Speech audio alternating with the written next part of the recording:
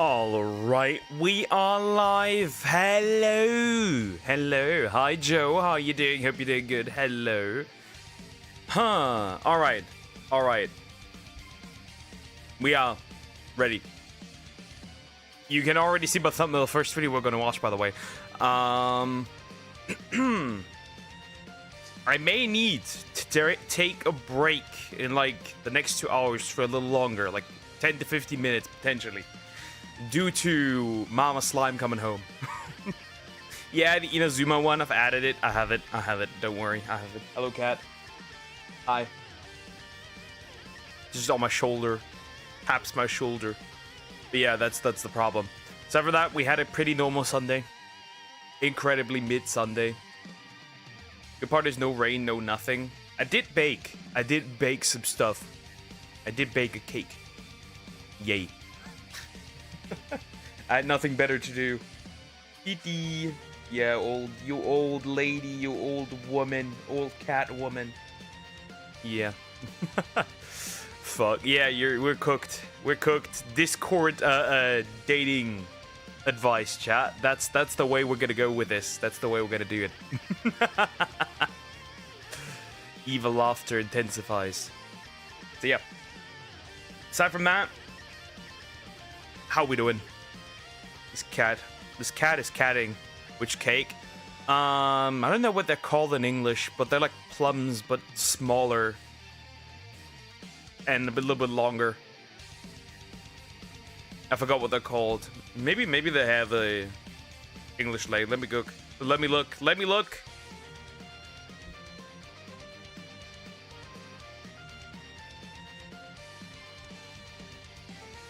Well, they're plums, but they're a separate species of plums. They're essentially plums, but they're a separate, not a different species, but a different kind of plum. I know the English term would be for them. But yeah, it's essentially a plum cake from our garden, because we have way too many plums. Many plums. Too many. I likely will put most of them into the freezer. Anyways, I think we'll just jump over and suffer the consequences. Not interested, it has plums in it. Okay. Wait, I don't like the way my model looks. That's better. That's better. This is better. Alrighty. Then we'll silence this. And then we shall silence this. And jump over here. Right. Plums are nice.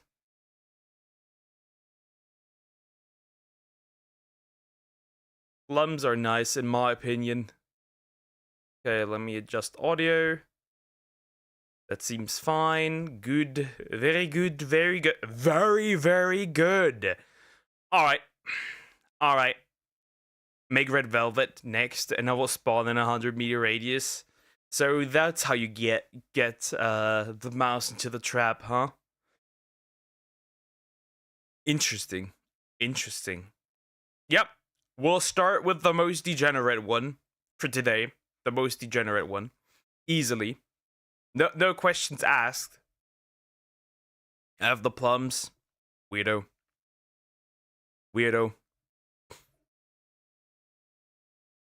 Alright. We'll start with this. Discord dating advice is horrible by Please David. We're gonna suffer. It's pretty clear that we're gonna suffer. We'll just jump in. We'll see how horrible this dating advice is. This is either gonna be as bad as Reddit or worse, by the way. Let's go. Why can't you adopt a child and raise it to be your wife?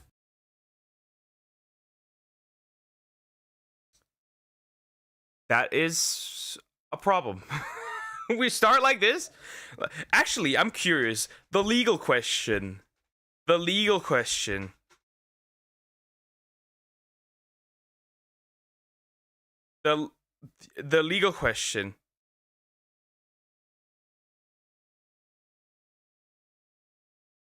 That's the legal question I have.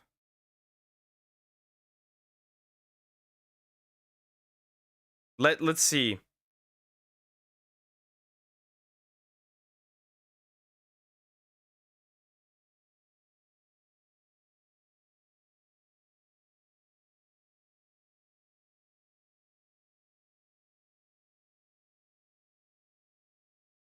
Nothing comes up. Nobody has tried this before.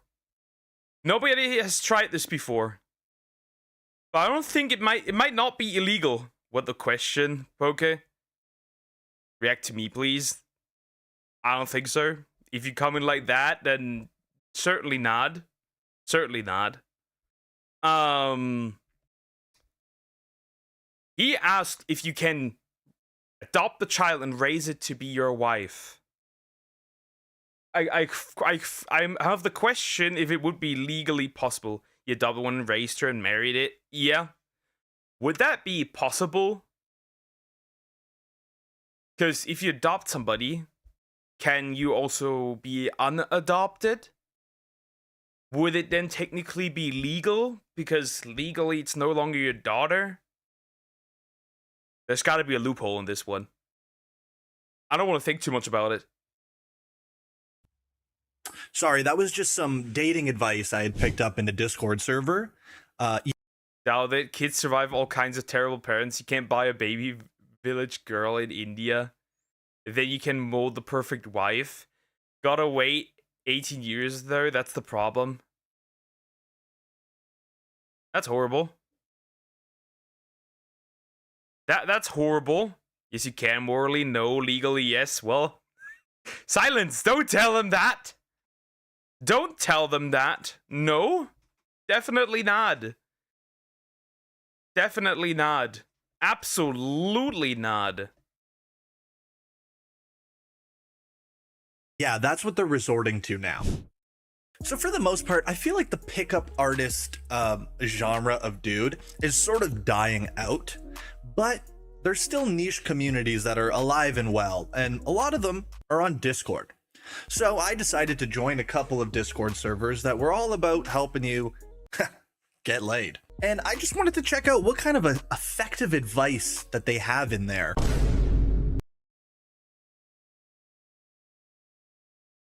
If you get your dating advice from Discord, you have much bigger problems.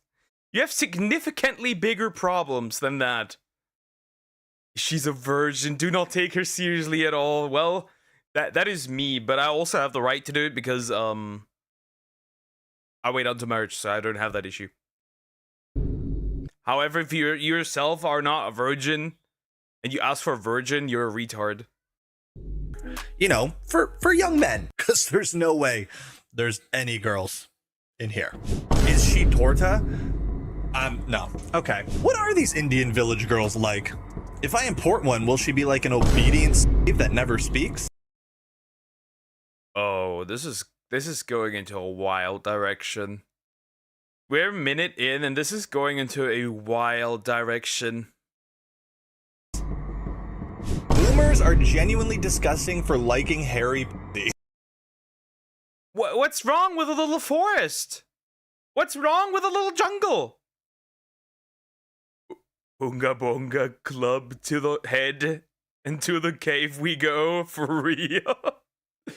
And yesterday's stream about Ryuga was hilarious. Okay. Hi Zach, how you doing? Hope you're doing good. Bro, what is this? Not like a little patch on top. They like a jungle mess down there. Oh yeah, bro?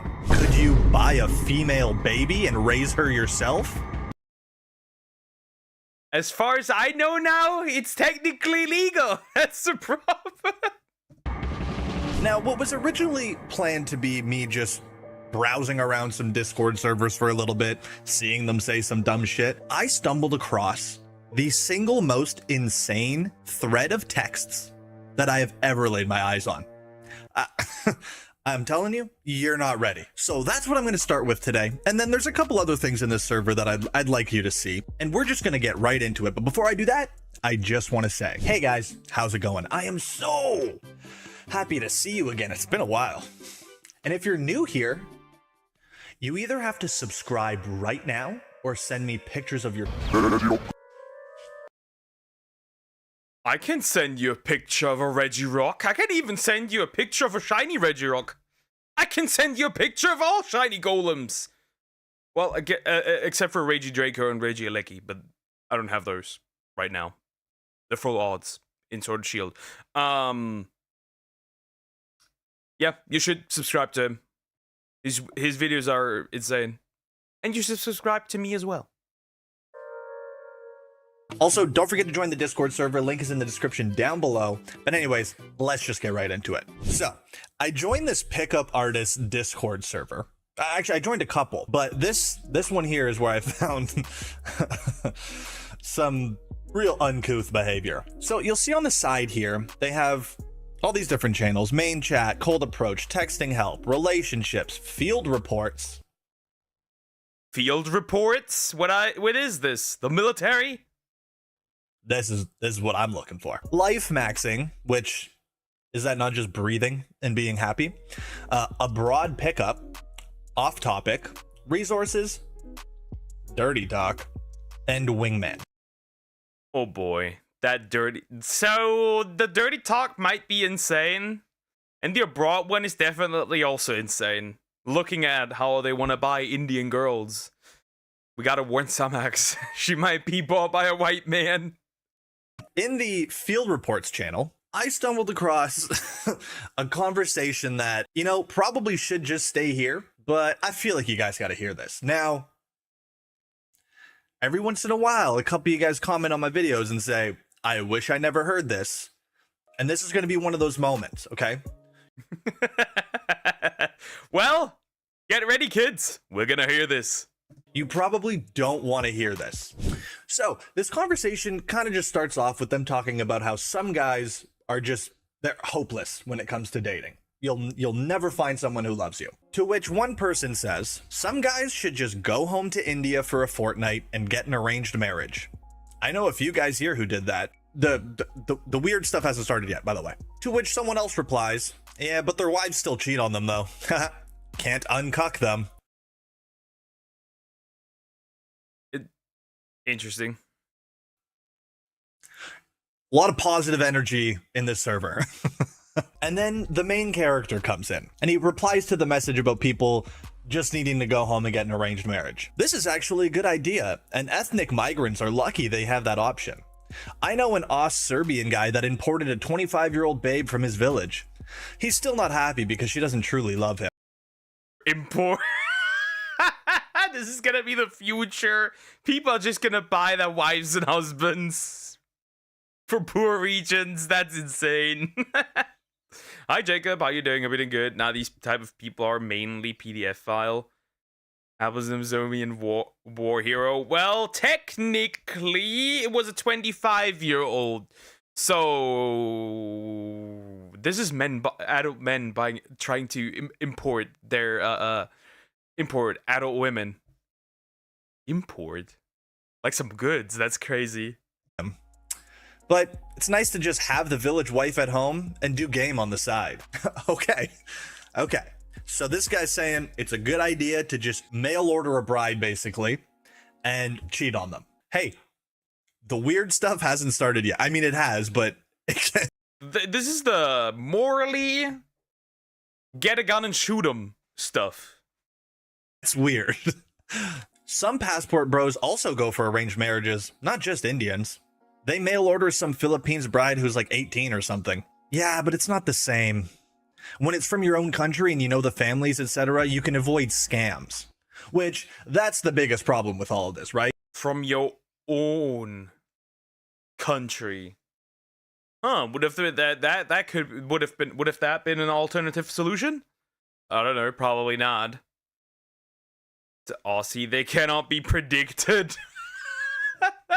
I know what you mean. I know, we have such an unpredictable person here. So yeah, I get it.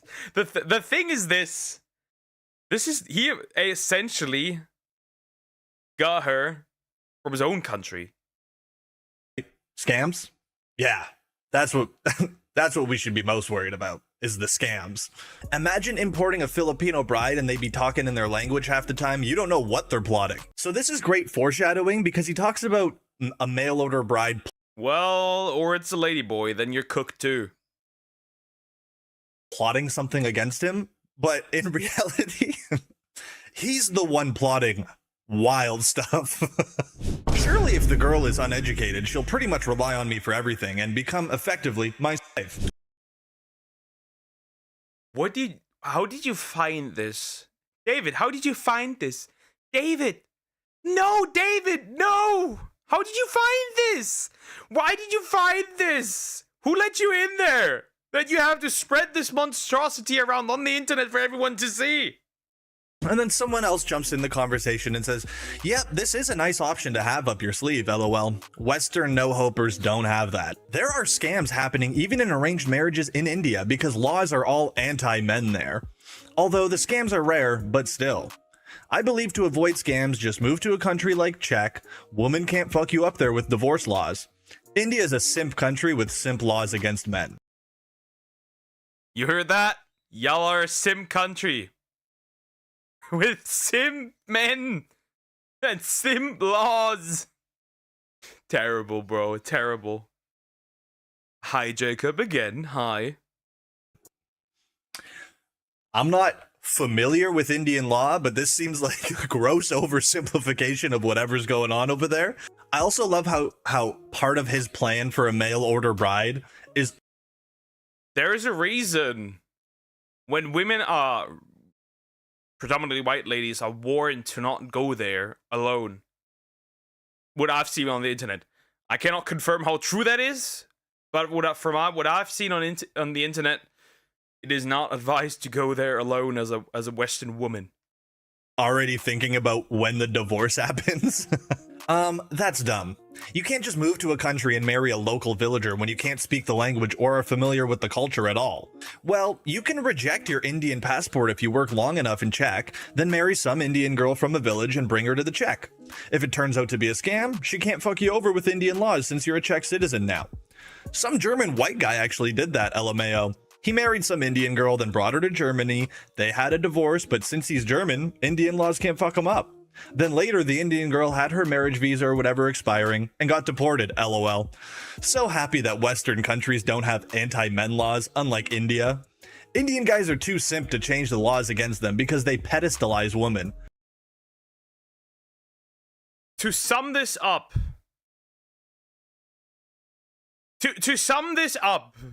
is this just Discord dating advice?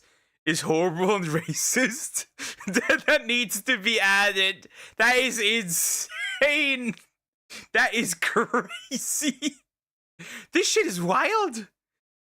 Poor Indians. Okay, bro brought the fucking thesaurus out for this one. Pedestalize? I didn't know that was a word. I'm assuming it means putting women on a pedestal.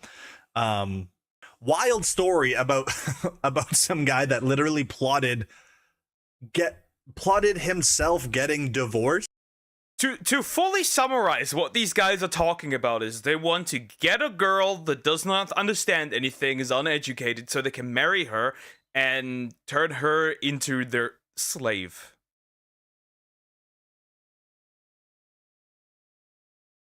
What do you mean? What is this? Hi Bryson, how are you doing? Hope you're doing good. India is one of the few countries that generally doesn't protect women well. Yep. It's just wild. This is just wild. This is just wild. And worked around it. Just don't get married. Maybe just don't do that. The reason why most of you guys feel so fucking hopeless with dating and shit is because you spend time in these places. Like, it's because they actually are hopeless. Like, this is definitely hopeless. This is definitely considered hopeless. I'm not gonna say anything. This is hopeless. They're cooked. How do you get to that conclusion that you have to do that? Check DM. They released VTuber Mega in this episode of Pokemon Horizons. Interesting. Okay, interesting. Very interesting. You aren't hopeless. You're just a loser. What are these Indian village girls like? If I import one, will she be like an obedient slave that never speaks? Bro.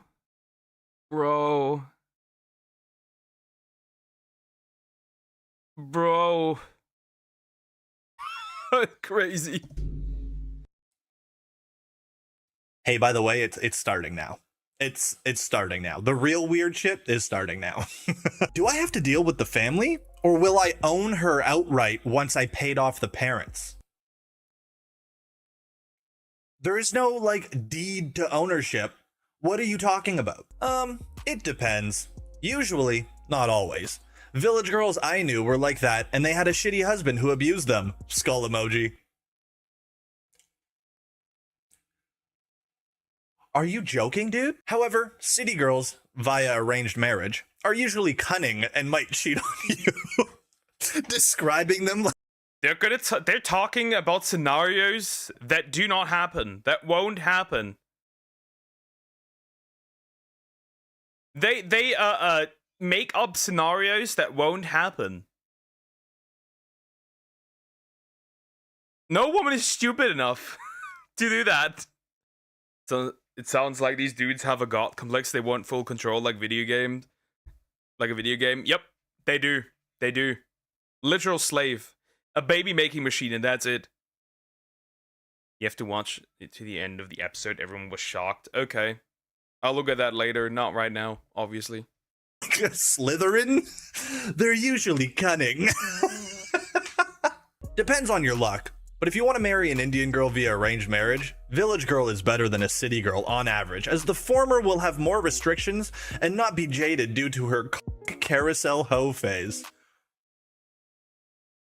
And this is where all of the insecurity stems from, is that other people are having sex and you're not. How can you I don't get it. I genuinely don't. Maybe because I was raised differently, maybe because I have really high standards, but this is what pussy does to a motherfucker, and it's much worse. And like, how can sex be that important?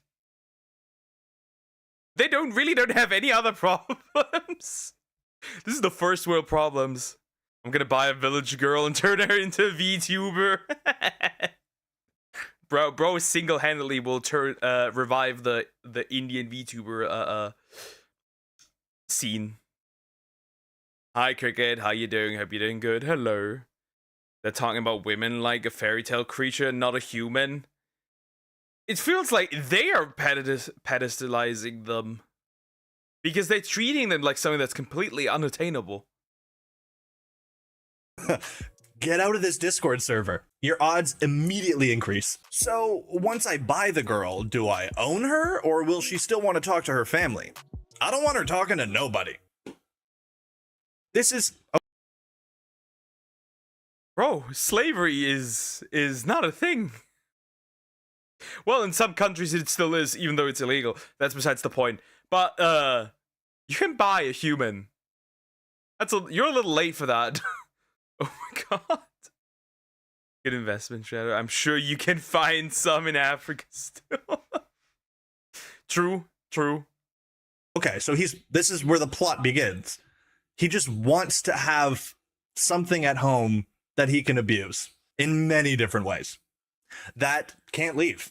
I don't think family matters much if you two live far away. Yeah, I don't want her relaying information to anyone, let alone family and friends.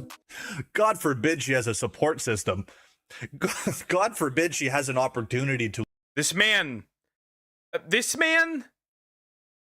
needs to be locked up.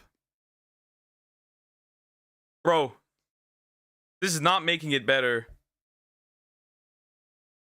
This is not making it better.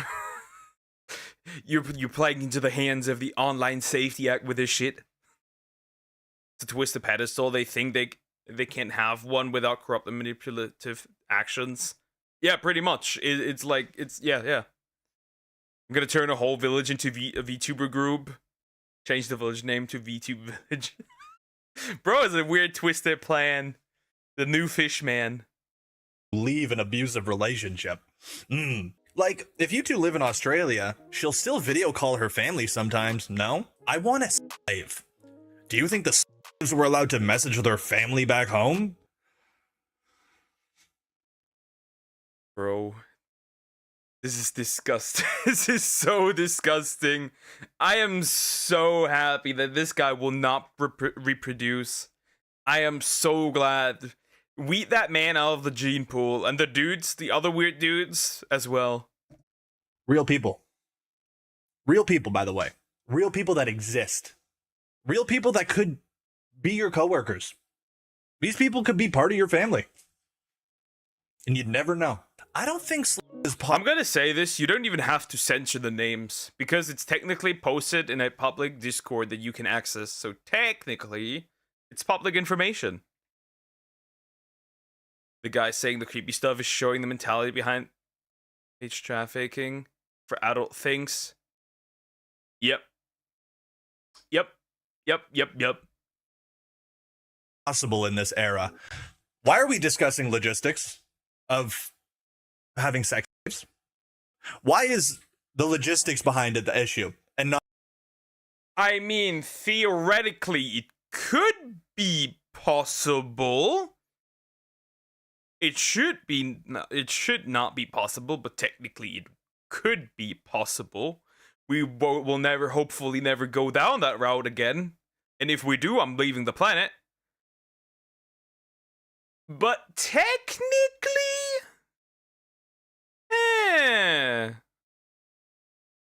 I just realized that a YouTuber that animals and how good they are as pets, such as frog, lizard, bugs, has a video on human children.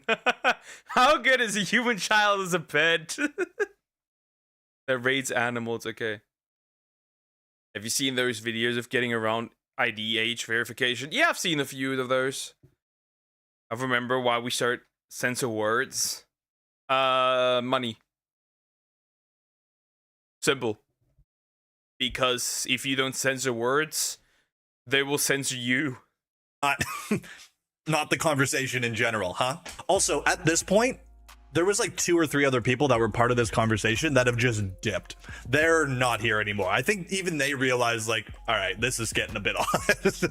It's just 2 guys going back and forth right now. Can't they groom her for me? How the fuck do these Afghan goat herders do it? Where are they where are they thinking up these random fucking things? Like, there's so many layers of dog shit thought that piles on top of. They could they could fix their actual life with the brain power that they're using to come up with this shit. But instead they're sitting in the Discord server talking about wanting slaves. What? Of your smooth brain for you to say shit like this. This is where it gets really weird. And no, it's. What do you mean really weird? Wasn't it weird to begin with? It was already weird. It is already weird. Human children won't work as pets. Too much stuff to take care of, regardless of age. True. Been really weird already, but it gets weirder right here. Surely if the girl is uneducated, she'll pretty much rely on me for everything and become effectively my slave. Dog, you are evil. Brother, that's evil. Yeah, that's true. But nowadays, everyone uses smartphones. Even village girls. Probably Afghan girls use smartphones behind their husband, too. Those naughty village girls using a smartphone. What would their husbands possibly think of this? That will be a problem. Maybe AI girlfriends aren't such a bad idea. Maybe that's the purpose of those, for those exact men. Because I'm not letting these creatures near any woman, ever. What the fuck? For me, then. Dog. Do they expect you to be faithful?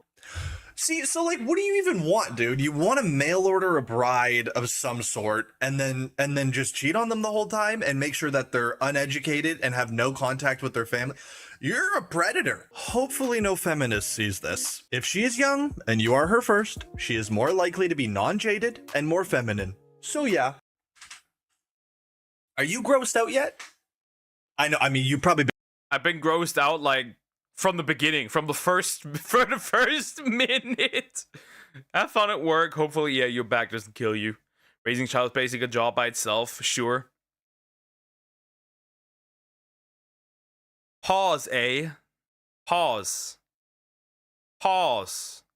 Hi, how are you doing? Hope you're doing good. Pause. Stop it. Get some help. Been grossed out for the past 5-6 minutes, but Jesus, dude. Relying on hope? This doesn't sound like I expected for a village wife.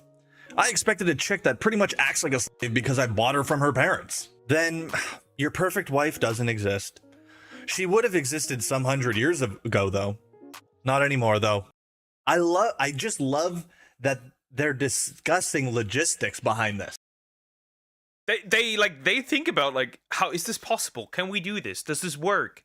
It's like a what, they think about like a what if. You talk about how they don't deserve to be around women. They don't deserve to be around a living being to begin with.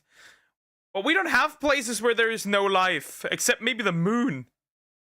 Let's not pause. Let's exclaim. Unpleased, you're David. Ugh, bro. Like, oh yeah, maybe a couple 100 years ago you could get away with something like that. You know, back when you could just freely oppress people and not have much repercussion for it. Holy shit. I need to talk to someone who... They technically aren't wrong. Fun fact. Slavery was so common worldwide on the entire planet that I can't say what word. I can't say that word. Smart people in the arts of smartness, philosophy, that's the one, considered it natural, and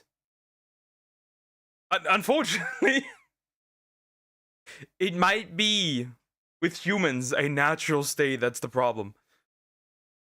There used to be a lot more sick men like this before the teachings of you-know-who about 2,000 years ago. Jesus, true. Very true. Philosophers. Exactly, that's the word. That's the word.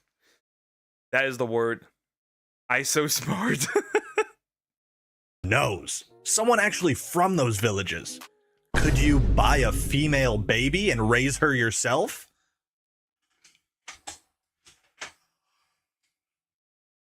FBI? My lawyer here told me that that's technically legal. Morally disgusting, but technically legal. The more you know.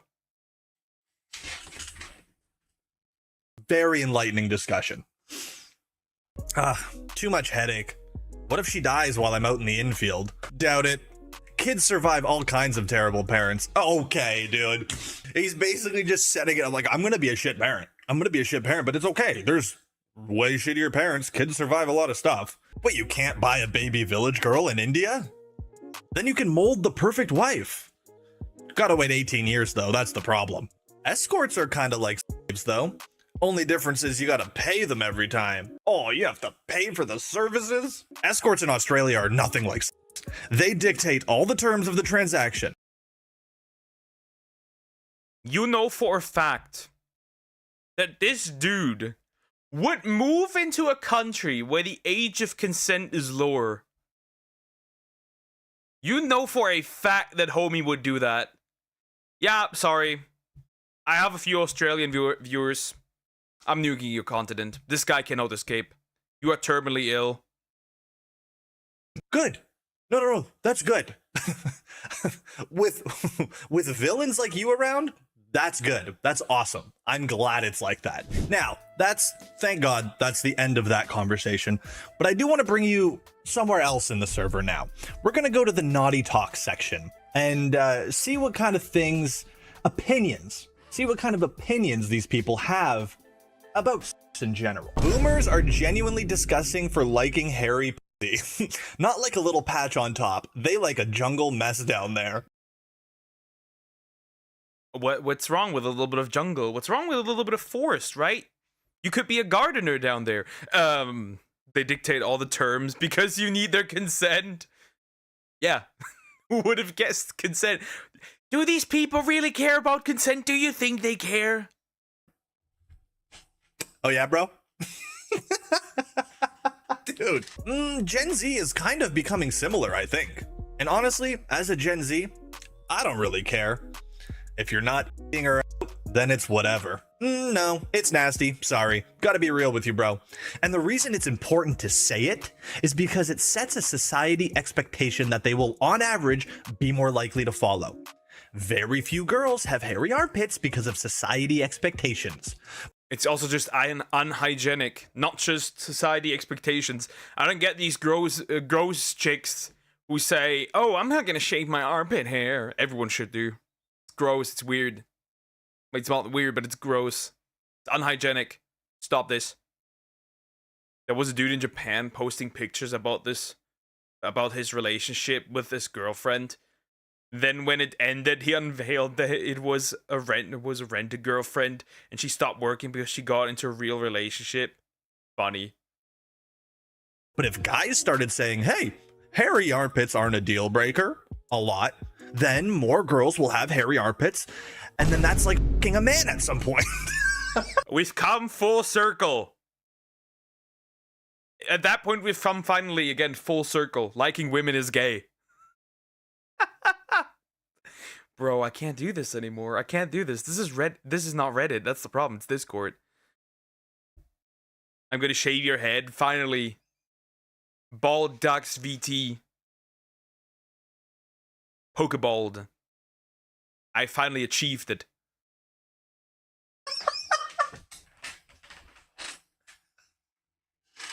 Is it really all come down to the fear of being gay? I'm gay as fuck then. Gotta let the girls know they need to keep it smooth, tidy, everywhere for us. Again, also societal expectations. Here's a neat little fun fact. A lot of the women, a lot of the things that women say are that they do because of men. Fun fact. Are because of women. And sometimes even gay men. And men. Just men who are in the industry of that stuff. Because men find thicker girls more attractive than thinner girls. Women like thinner girls more than thicker girls. The more you know. Tell that to a manga that was yaoi about the last two chapters. They show Yuri. What the fuck? Bro just went the wrong way. Wrong head. I'm giving you circumcision. Why do you want my foreskin? You won't get that. No. Jesus, bro. Says the guy who has never seen a vagina in real life. Holy fuck. This is where we're at. dude, this is the enlightening questions in here. Might be a weird question, but do girls expect you to shave your dick? Or how short do you trim it? Well, I'm glad someone answered him. Well, it shows hygiene, so it's never bad to shave or trim. Dude, somebody in here linked a YouTube video about how to fuck Mish. Well, you don't need that video. You don't need that video. It doesn't do you. Won't help you. It won't help you. You should try Repo. I just don't like multiplayer games. I don't. Man, they're learning in here. Oh, okay. So there's this guy in the field report section that also just like posts pictures of the girls that he like hooks up with. We can't know if that's real, but he does it. So he posts this picture of 3 girls and he goes, "It's the redhead in the middle." Finally, this girl after like 3 dates or some shit was on the verge of giving up. I think she sensed I was becoming distant and basically did all the closing for me. Watched a movie, went to the beach. My game was absolutely on point. I had her laughing at dumb shit, out of my head and strong leading the whole date. Then she's like, "Want to come back to my place?" Cuddled for a bit. Then she got on top of me and that was it. Little chubby, but amazing. Holy dude, what? Oh my god. This bro writing a review. Homie's writing a review. I'm glad. I'm glad I never got into this shit. Hell nah, dude. Hell nah, dude. Odd. Also, you could tell from the picture, like, this is a very normal sized person. Saying a little chubby is insane. That's because people no longer know what normal weight even is. This is likely an American. So, at this point, I don't know what they consider normal. I can't tell. Insane. Also, you don't need to say that when you're doing your field report. Also, why am I considering field report ethics now? Why am I caring? And then about a week later, he posts this. Latina doctor that I pulled from Night Game a couple of weeks ago. We just and now she's making me coffee and eggs. I love the Latina girls. They're so feminine and sweet. I don't want the white ones anymore.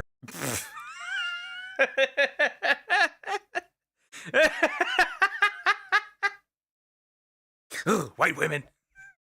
I mean, if she's liberal, I can't understand.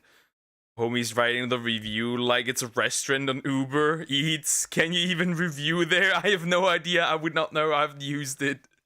But bro is actually writing a review on a woman. Okay, dog. And then he posts a picture of whatever she made him for breakfast, I guess. Oh, I guess that's her in the background over there. Hot take.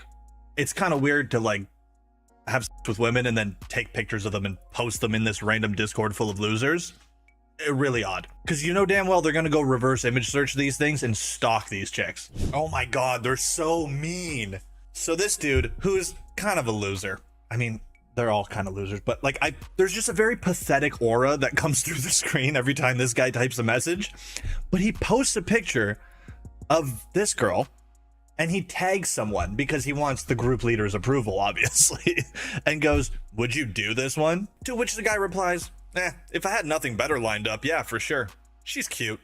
Nice feminine vibe. And then he goes, "Oh, I'm starting to think I'm just picky." To which the dude responds, "No, you've posted some girls I wouldn't touch in 1,000 years and you say they're hot?" God damn. I like femme. I can't do this anymore. I can't do this anymore. I don't even know what to say anymore. These dudes are absolute losers. These dudes are such losers. I'm so glad I don't have to go back dating. Though if this is my opponent, if these are my opponents, maybe my chances are better than I thought. I'm glad I'm engaged. Holy fuck. How did OP find these guys? He actively seeked it out. All his videos that he does, he actively seeks out these weirdos to find them. Feminine, submissive women. I get that vibe from the girl above. He also, like... he has, like... Tinder celebrities or like Hinge celebrities. Like he posted this dude's Hinge profile. Okay. And he's like, "Man, I just need to focus on getting bigger muscles and retake my pics in the future, and hopefully it'll work out very well. This is a profile of a black guy who got over 800 matches on Hinge. I need to get as big as him." Man, you are warped. Brother, you're warped. My man's got Hinge. First of all, chances are you will never get this big. Second of all, you're not black, so you won't look like the guy anyways. Third of all, there's a good chance that bro might be taking something. Celebrities that he's looking up to. Look, it's never over. It's never over for anyone. I think this is as close as you can get to over. It being over for you. Like, he just posts pictures, like random pictures of girls in here, like full on, doesn't blur the face, nothing, and goes, "Would you guys fuck this? Huh? Hey, do I have your permission to pursue this?" It's fucking weird, man. Is she torta? No. Okay. No, I'm done. This is so cringe. These dudes are losers. It's insane. It's insane. What is this? Remember, behind these accounts are real people. Real people, actual living human beings.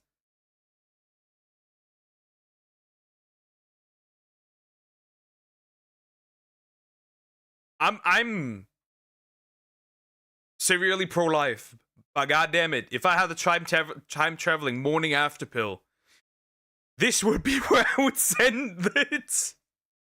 Sometimes I think that I don't have a chance, but then I remember that these fuckers somehow got it. Yeah, that's that's exactly what it is. Like, sometimes, if that's the competition, boys, if that's the competition we have, well, not you guys have. I don't have that issue, but you guys have. Then you have a chance. There is a chance. I just remember there's the woman equivalent of guys like this. Oh yeah, definitely. That does exist as well. 100%. Anyways, did you guys love that as much as I did? What an awesome place, right? I'm sure these people are going to lead very amazing lives and do a lot of good for society. My advice, get the fuck out of pickup artist spheres on the internet. Stop doing it. This is actively causing you to be weird as fuck, and it's part of your problem. Anyways, guys, that's gonna do it for today's video. I really hope you enjoyed it, or at least learned something. No, I don't even know. I probably just ruined your day. But if you at least enjoyed having your day ruined, leave a like down below, and if you're new here, once again, calm down, bro. That's the end of the video. Here's my take.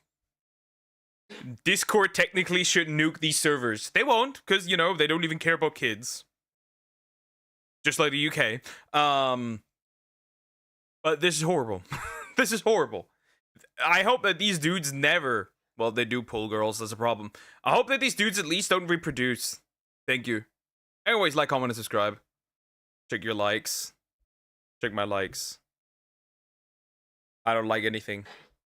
I'm like Sasuke. But yeah, there's the woman equivalent for sure. I've seen those. I've seen the woman equivalent, technically, thanks to sending Frog on a mission. Technically. So yeah, I've seen the woman equivalent. A little too much. Alright, next up. The next I need to do. I think we're gonna do this. We're not gonna do... I see a dislike. Yeah, happens. I don't see the issue. Not the worst. There's no need to take dislikes as serious. You know why? You know why? They help. Because the algorithm doesn't differentiate. That's the funny part. So if you really wanted to punish somebody, you would technically just need to click in and click off immediately. So yeah, these never really help. You know what? We'll do a goofy one. Hi everybody. We'll do a lore one again, or whatever this is again. The Goofy Gimmicks of Pepsi Man by Chopo. We'll see what this is about. I think I have a little bit of knowledge of Pepsi Man. I also think there were Pepsi Man games. I could be wrong, but I think that was the case. We'll just watch this goofy one. Hi everybody. I'm here in some middle part of America, like Utah or Minnesota or something. I'm not quite sure actually. Today is a very special Don't be in Mississippi. You might need to upload your ID soon. day. Today we're looking at arguably the most popular and high-in-demand thing you goofballs have been screaming and stomping at me to talk about. That's right. Today we're taking a nice and long 10-minute gander at Chutes and Ladders. That's right. Chutes and Ladders. A game that released in 1943 and in my opinion... Wait, what? Why is there music playing? Why?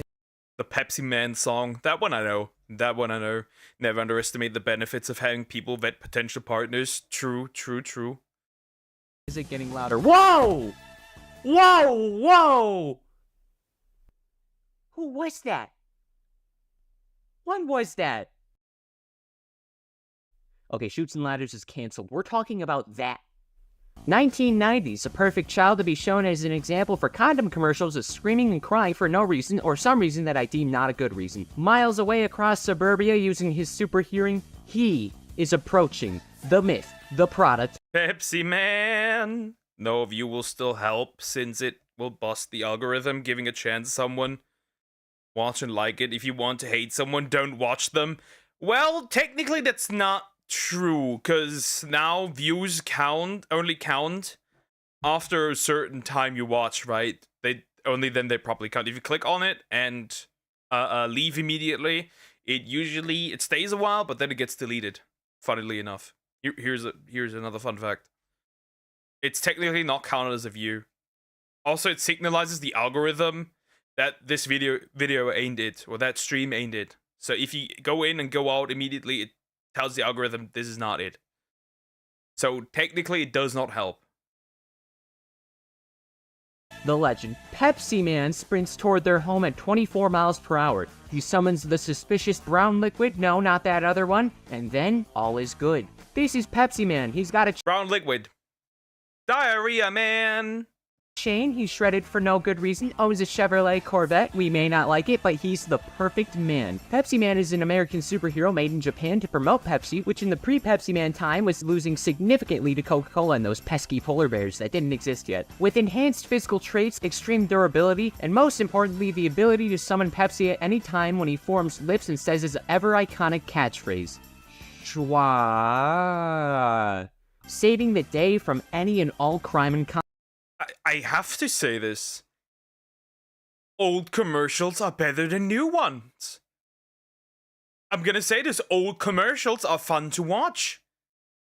They're actually fun to watch. Like, old commercials, they have humor, good presentation. What is this? What is this? I miss old commercials. Brown liquid, no, not melted chocolate. It's just like, I miss those old commercials. Like, I pop in a VHS, right? I watch, you know, since the ads are recorded on it as well, right? I watch it, and like there comes just an ad on, and like the ad is actually good. It isn't ass, it isn't simplified. I don't know. Maybe I'm blinded by nostalgia, but old ads are better. Pepsi Man. conflict, as long as it's related to a very specific drink brand. A regular Pepsi Man TV spot will open up with at least one person dehydrated or pissed about not having Pepsi. Like death, he rapidly approaches, pepsifies the situation, and in some way gets severely injured. Like sometimes it's so bad he gets hospitalized. All while this is happening, a sticky little earworm of a theme is playing. I wanna be him. I'm not even kidding, I would drink Pepsi for the rest of my days if they let me be in a Pepsi commercial with him. Come. I would do that too. I would do that too. Hi Samax, how you doing? Hope you're doing good. Hello, I miss old commercials with a twist or something. Old anything was better. It appears so. It appears so. At least media. It appears so. But man, old commercials were just it. Coming into it, I fully think this lovable lad is the funniest thing I've ever had the chance to ramble about. The mere thought of him makes me want to drink. What's really interesting about everything surrounding the character is virtually everything surrounding the character. There's commercials of people screaming about bottle caps, a Pepsi pusher pal, which they just edited over the original commercial. Like it's not very difficult. This is the same commercial with that little shit in it from before. He also seems to perform more outlandish stunts when the Pepsi is to be delivered for at least one woman. So fellas, if you see this man, he is going to steal every woman you know. I actually don't think my viewers talk to women. Besides the commercials and merch. Shots fired! Well, you're incorrect! You are incorrect. I have a woman. I'm engaged. Frick you. By far the biggest Pepsi Man thing to exist is the game on the original PlayStation. It's not called Drink. I felt really stupid looking that up and not finding it. The game starts with a guy raiding a vending machine for Pepsi when there's probably a grocery store nearby. He takes a Pepsi break from all the Pepsi and goes for a drink, and then music starts playing right out of the can, and he picks it up and justifiably goes, wait, what's going on? And sees an ever-iconic muscular spandex men running down a road in the void. The gameplay is relatively accurate to the source material. Someone tells Pepsi I should play that. I should stream that. Playing Pepsi Man on stream. I mean, usually was better. I'm not. Yeah, we don't talk about the painter. By the way, how have you been? I've been amazing. Man about an ongoing crisis. He makes his way there, running through whatever he needs to get to the location, like through homes, and stops halfway for a drink, even though he can literally summon Pepsi unless he's like trying to refill himself like a car with gasoline. He averts whatever the crisis was and then runs home, even one time ironically running from a giant Pepsi can, all while the theme is once again blaring in the back, but you probably maybe already knew that, I think. The first stage has you trying to stop a riot because a vending machine isn't working, and then you need to refresh some people. Yeah, not getting Pepsi causes riots. Hi Zoom, how you doing? Hope you're doing good. As an entire city is on fire. Then you gotta help people in a plane crash. I don't think he should be running from that one. But the final mission sees Pepsi City. Yes, you heard me. Pepsi City, because the Pepsi mega computer responsible for the world's supply of Pepsi stops working, because in this universe, water doesn't exist, it's only Pepsi, and there's no What? That's cool. That's kind of funny. They thought about a complete lore. There is no water. There are no other liquids. There's just one thing. And one thing only. Pepsi. Are you gonna watch Schleplay's video about Roblox with Chris Hansen? Yes, I will. employees actually working for Pepsi. It's just a robot and a Pepsi Man holding the world together because everyone needs it. And I guess here at least world peace is... Are the oceans made of Pepsi? Serious question. only achieved if everyone gets Pepsi, which sure is a dystopia. In between stages, we jump back to the guy in the intro, and I really do believe he's simultaneously hilarious and depressing to watch. Pepsi has absolutely ruined this man. He grabs like 15 bags of snacks and Pepsi for about 45 minutes of watching someone else play a sponsored video game. And consistently, every time he shows up, he ends up trying to tell you to drink Pepsi while eating garbage. I don't want to indulge in your garbage. I want to play Pepsi Man. No disrespect to the actor playing this. I need a sequel for Pepsi Man. Come on, Pepsi. You have enough money. You can do it. Pepsi City. Try say it 3 times without turning into Pepsi. Pepsi City, Pepsi City, Pepsi City. Should be fine. Bro, I'm not kidding. I'm literally watching this while drinking Pepsi. The timing. Character because he probably got paid in Pepsi as well, but that doesn't mean I don't not unhate this character, because I really do. Imagine being on a diet and playing this game, and then you see this middle-aged dude talking and moving around like he's looking at himself in a bathroom mirror of a trampoline park, spending his life savings on an extremely specific niche of junk food of only PepsiCo products, and then telling you to indulge in this food in order to be as joyous as he is. This is the first time in history that a severe drinking problem is objectively funny. Like, sorry Billy, you can't have a birthday this year, and your college tuitions are gone because your father went overboard on Pepsi night again. Fun fact, the average person will die after drinking about 5 2-liters of soda, which... Nah, I don't think so. Otherwise, Asmongold will be dead by now. I don't... I think I've never, ever actually had Pepsi before. I could be wrong, maybe like back in my childhood, potentially. But I think I've never properly had Pepsi.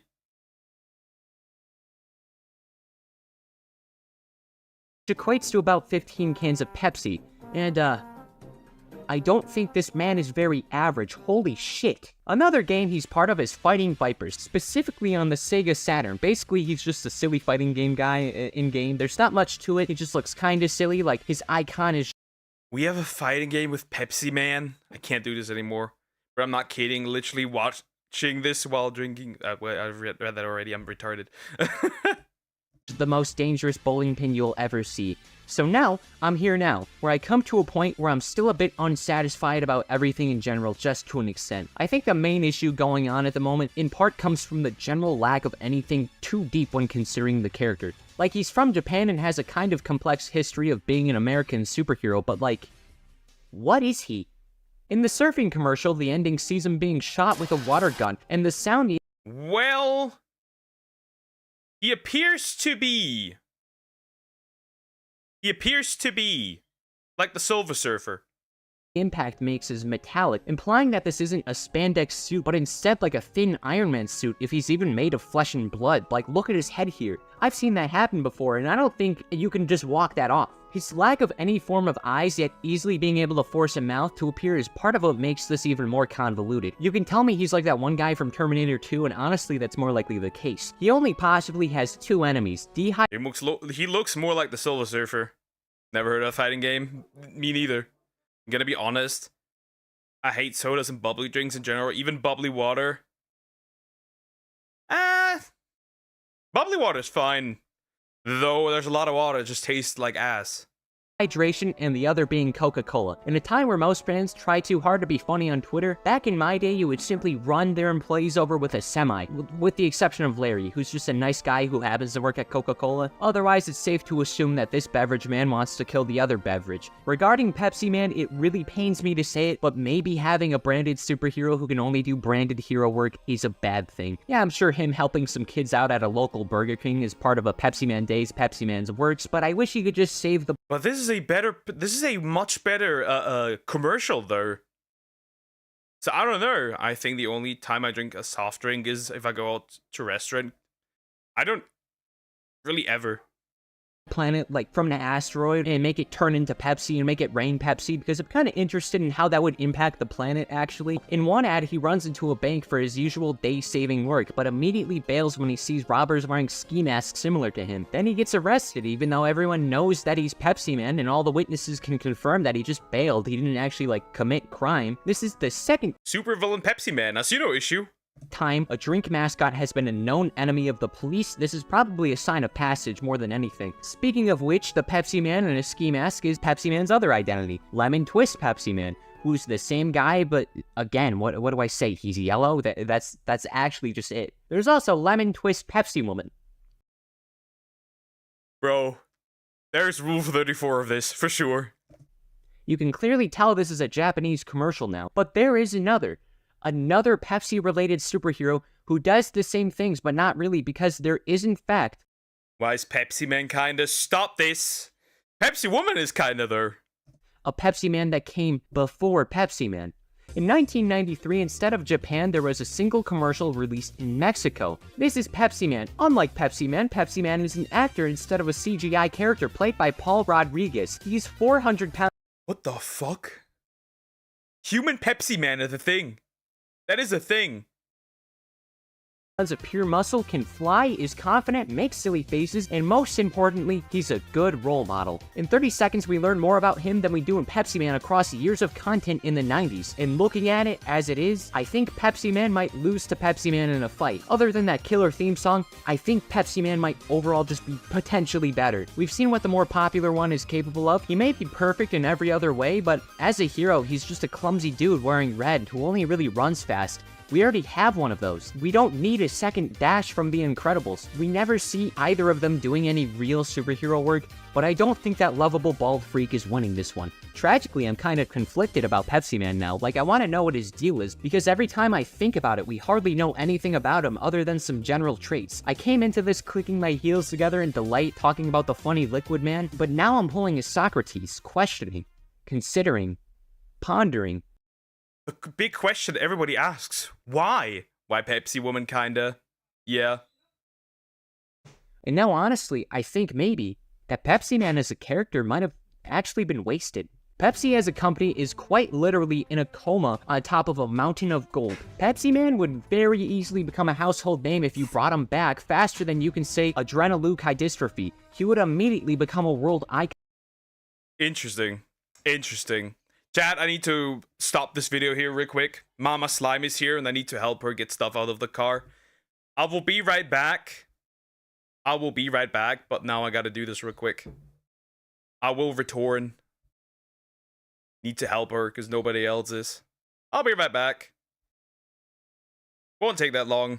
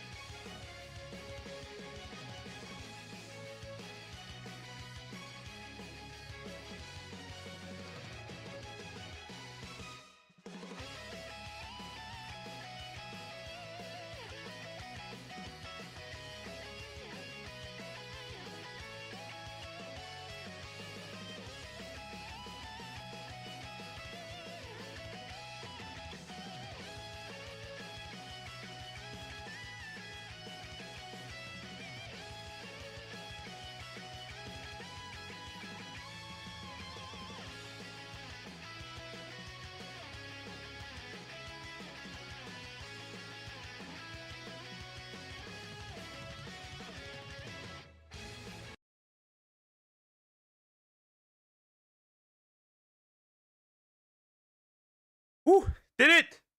Fast enough! I'm fast as fuck, boy. I am fast as fuck. Huh? Okay, did it. In time. That was annoying. Yeah, just get the stuff out of the car, that was it. Dude, I feel like all her stuff got heavier in the Netherlands, I swear to God. No name. Mama Slime is married. Mama Slime is married. Alright. We can't continue with this. We can in fact continue with this. Alrighty then. Let's continue with Pepsi Man. I want to see a 24-season soap opera following the life of Pepsi Man. The life of Pepsi Man. Pepsi Man in the NDC. Pepsi Man in the Avengers. That's what I need. A proper open world Pepsi Man game. Yeah. He should be up there with the most iconic superheroes ever. The face of a cinematic universe, not stuck between 24 commercials and an honestly lacking 25-year-old game. Bring him back, or just make him a movie. It would outperform anything Marvel's making. It would outperform The Flash in 7 minutes, even if it had a budget of 74 cents and a screwdriver. If you're looking for a lead, make me Pepsi Man. I know how to run. I could... Bro just wants to be Pepsi Man. Nothing else. We need the mother debut for Poke's mom. My mom can't speak English, so that'd be rough. Rumor saying Henry Cavill is playing as Batman DCU. Is this a good thing or a bad thing? I do not care. Superhero movies can get fucked. Drive his iconic Corvette? I'm not even... I want a Pepsi Man movie. Even making this up. I would genuinely never drink anything asterisk besides Pepsi, and I mean it. And the worst part is I don't even like Pepsi. It's weird and chalky every time I have it. You know what's better than Pepsi? Coca-Cola. You know what's better than Coca-Cola? Dr. Pepper. You know what's better than Dr. Pepper? Water. His water is good and good for you, and you should always drink it, with some exceptions. Don't drink water before or right after getting your wisdom teeth pulled out, and especially not if it's poison. That is definitely probably bad. In conclusion, the word Pepsi has been uttered roughly 60 times in this insightful discussion, and it's going to be said about 4 more times. Yet the most important question of all still remains unanswered. What happens in this universe when someone doesn't like Pepsi? Like, are they ignored? Does Pepsi City attack them? Surely they have to do something to the fellow anti-Pepsi goobers across the planet that definitely exist, I hope? Unless they don't, because I never see anybody going out of their way to go against it. And where is Pepsi City exactly? It's supposed to be on Earth, but that's ridiculous. How is there just a city of a below-average drink? Below... Wait, below... Did bro just call it below average? Alright, everyone. Wait, that one. Alright, everyone. I know this is going to sound weird coming from me, but everyone no gooning. That is weird, because you are the goon king in this chat. Even better, she will be innocent to all the fucked up shit we say in this chat. Yep. Oh, wait, what's going on? Ah! What is gonna happen to bro? What is gonna happen to homie? Did bro just get kidnapped by the Pepsi truck?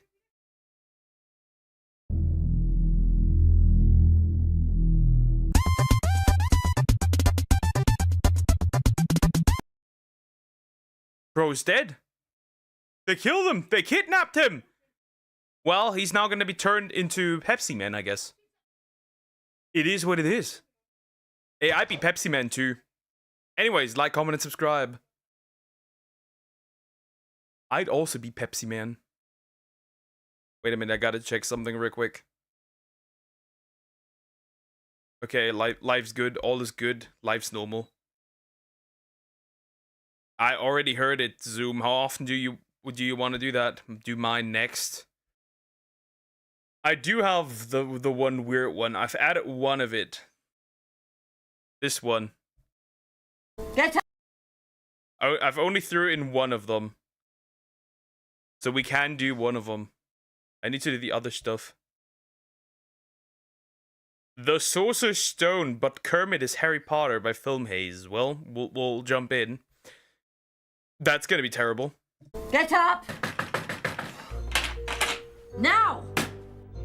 Okay. Let's just hope I won't get copyrighted.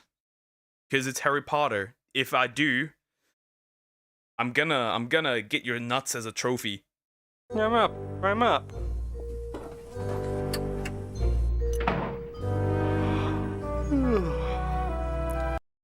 He looks kinda good.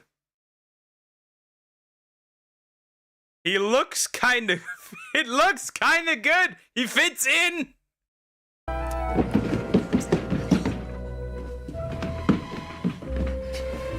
Wake up, cousin! We're going to the zoo! It fits. It fits really well. It fits really well! It fits incredibly well.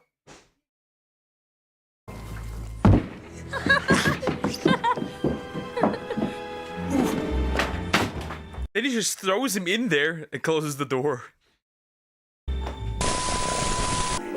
Dad, come here! You don't believe what this snake is doing!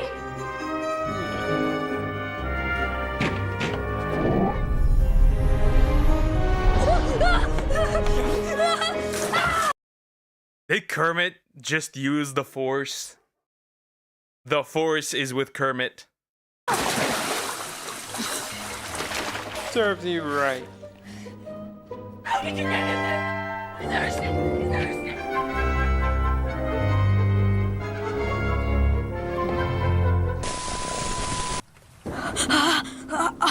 I'm not Harry. I am. Mind, I haven't seen you since you was a baby, Harry, but you're a bit more along than I would have expected. Particularly round the middle. I mean... When he saw him as a baby, so like, when he was really, really small? What is he called? I forgot what they're called, but, you know, the first stage of a frog. Thanks. Afraid I may have sat on it at some point, but You sat on it? Actually, I'm on a diet. well, of course you are. Sorry about that. You're a wizard, Harry. I'm a what? A wizard. You're a wizard, Harry. You mean Darth Kermit? True Darth Kermit. You're a wizard, Harry. You have I'm what? A wizard. And a thumping good one, I'd wager. Once you trade up a little. No, you've made a mistake. I can't be a wizard. Okay, No? Blimey, Harry. I'm Harry. I'm Mr. Frog. Well, of course you are. Bit behind schedule. Let's be off. Wait, can I still come with you?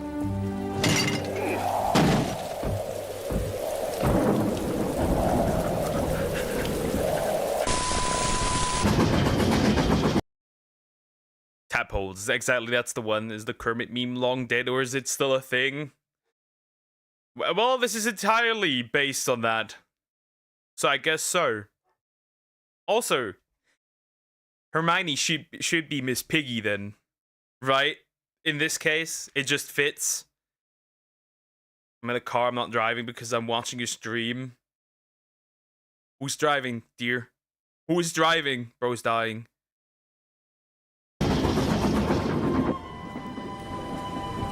Excuse me, do you mind? Everywhere else is full. Oh, actually, I'm waiting for Piggy, so... Maybe it's actually gonna be Miss Piggy. Hold up, that's cool. You know who's Kermit's friend? Yeah, the Perfect Cell videos. Yeah, Devil Artemis. Yeah, I know what you mean. Yeah, he does that. And Shallot. But Harry gets with Genie. Should be Miss Piggy. I'm Ron, by the way. That's Piggy's seat. Could you please leave? Ron Weasley. Listen, I've tried to be nice, but if you don't leave, I'm gonna call Animal in here. I am not bluffing. Anything off the trolley, dears? Let me check. No thanks. I'm all set. Yeah, me too. Lay's chips. The Lay's chips. Okay. I get it. Okay. Whoa. Right then. Right. This looks oddly good. I'd watch this. I watch a full movie of this. I'd do it. I don't care. Okay. Griffin Puff. No. Huffledore. Mental, that one. I'm telling you. No. Then again, maybe some of you have come to Hogwarts to not pay attention. Damn, it's Hermione instead of Miss Piggy. I'm disappointed. Mr. Potter, Yeah? our new celebrity. Thank you.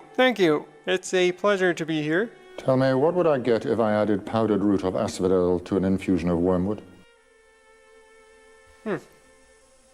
Isn't that what you're here to teach me? I think Hermione might know. Click here for another video by Film Haze. That was not bad. These are funny. I like these. These are funny. I watched an entire movie of just of Kermit being Harry Potter. It fits. It weirdly fits. I like it. It weirdly fits. All right, let's do the big one. Let's do the big Roblox one so Deer and Zoom both shut up finally. I zoomed into it. Or I went into it. We'll do it. There's a second one. Yeah, but I'm not interested in it right now.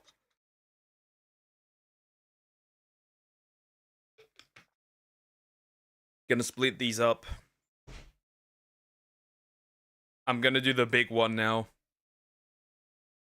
The big Roblox one. So these people, be silent. Roblox Take a Seat featuring Chris Hansen by Schlep. We'll see. Hey, maybe I get to cease and desist if I react to this. What does that? What are the chances of that? We'll just jump in. At the end of the day, Roblox is cooked. Roblox isn't a place where we filter all the text and the voice, where we monitor for critical harms, where there's no image sharing or any of the things that might happen from that. I want to start off by saying that we all want to keep Roblox safe. We share this view, and we know that there's members of our community who feel strongly about that too. And you know what? We welcome them as part of. What a weird intro. What the fuck? I am surprised by this weird intro. What the heck? The dialogue about how to keep Roblox safer. I want to highlight we have always had safety as well. Yeah, we're keeping Roblox safer by being caught in 4K in a condo game. One of our top priorities, and we're not waiting for the law or legislation. We've innovated with age estimation on our own because we want to keep people on our platform. This whole situation is kind of crazy. Everybody go donate to this boy Schlep. This is probably the worst decision this company has ever made. Hashtag free Schlep on God. Yeah, the existence of real Schlep implies the existence of fake Schlep. True. I mean, yeah, this entire situation is the peak definition of the Streisand effect. Didn't they want to add dating? Yes, they wanted to. This is literally the Streisand effect at play, because by banning Schlep, they made it bigger than it could have ever been. They actually need Schlep. I'm wishing Schlep the best. Roblox, you need to do something. There's got to be something done. Nobody at Roblox listens. Ooh, even the side scrolls are in here based. to us. I'm frustrated, man. I'm frustrated. Why should we support a platform that is taking steps to prevent predators from getting caught? Roblox has just... Yikes, that hurts. Yikes, we make Roblox safer by protecting the predators and catching the people who help us. Yeah, the worst part is when you say that the people catching the predators are predators themselves. There's so many votes to get David off as CEO. At this point, just make the entire thing open source. Just lost $12 billion. $12 billion? That's big. Market value following their response to their cease and desist letter against me. Just for context, I'm someone who's gotten 6 predators within their community arrested in real life. That loss, though, isn't on me. It's a direct result of Roblox's own response to its child safety crisis. Instead of addressing the real issues, Roblox has doubled, tripled, even quadrupled down. They've put out statements after statements painting me and my team as reckless vigilantes while claiming that their platform is safe, when it absolutely is not. People are just seeing through this, and that's why a huge movement has started online called Free Schlep. It's been trending everywhere. Multiple members of Congress have now called out the company's child abuse problem, and the Attorney General of Louisiana has filed a giant lawsuit against the company. Yeah, when a state files a lawsuit, you're kind of cooked. That means Flamingo lost a lot of money, so he had a lot of money in Roblox stocks, is what you're telling me.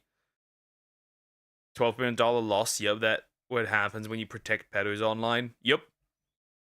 I finally posted a suggestion. Okay, GT. For, and I quote, prioritizing user growth, revenue, and profits over child safety. The day after the Attorney General's lawsuit was filed, Roblox's market value dropped by $12 billion. In response, the company scrambled to roll out new policies targeting the very not safe for work.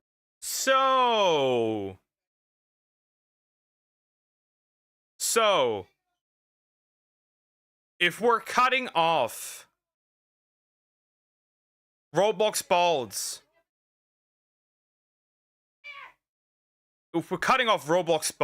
can we do the same with Discord right after this one? Because Discord is not better in any way, shape, or form. Games featured in the lawsuit and my videos, like for instance bathroom simulators. Mind you, the community has been calling out these games for years now, but still, even after everything, instead of removing these blatantly inappropriate experiences, Roblox simply slapped a 17+ label on them. They also launched a ban wave against some of the— That doesn't help. Why don't you just... I've said this before and I say it again. If you somehow, for some odd reason, wanted an 18+ version of Roblox, just do a new platform.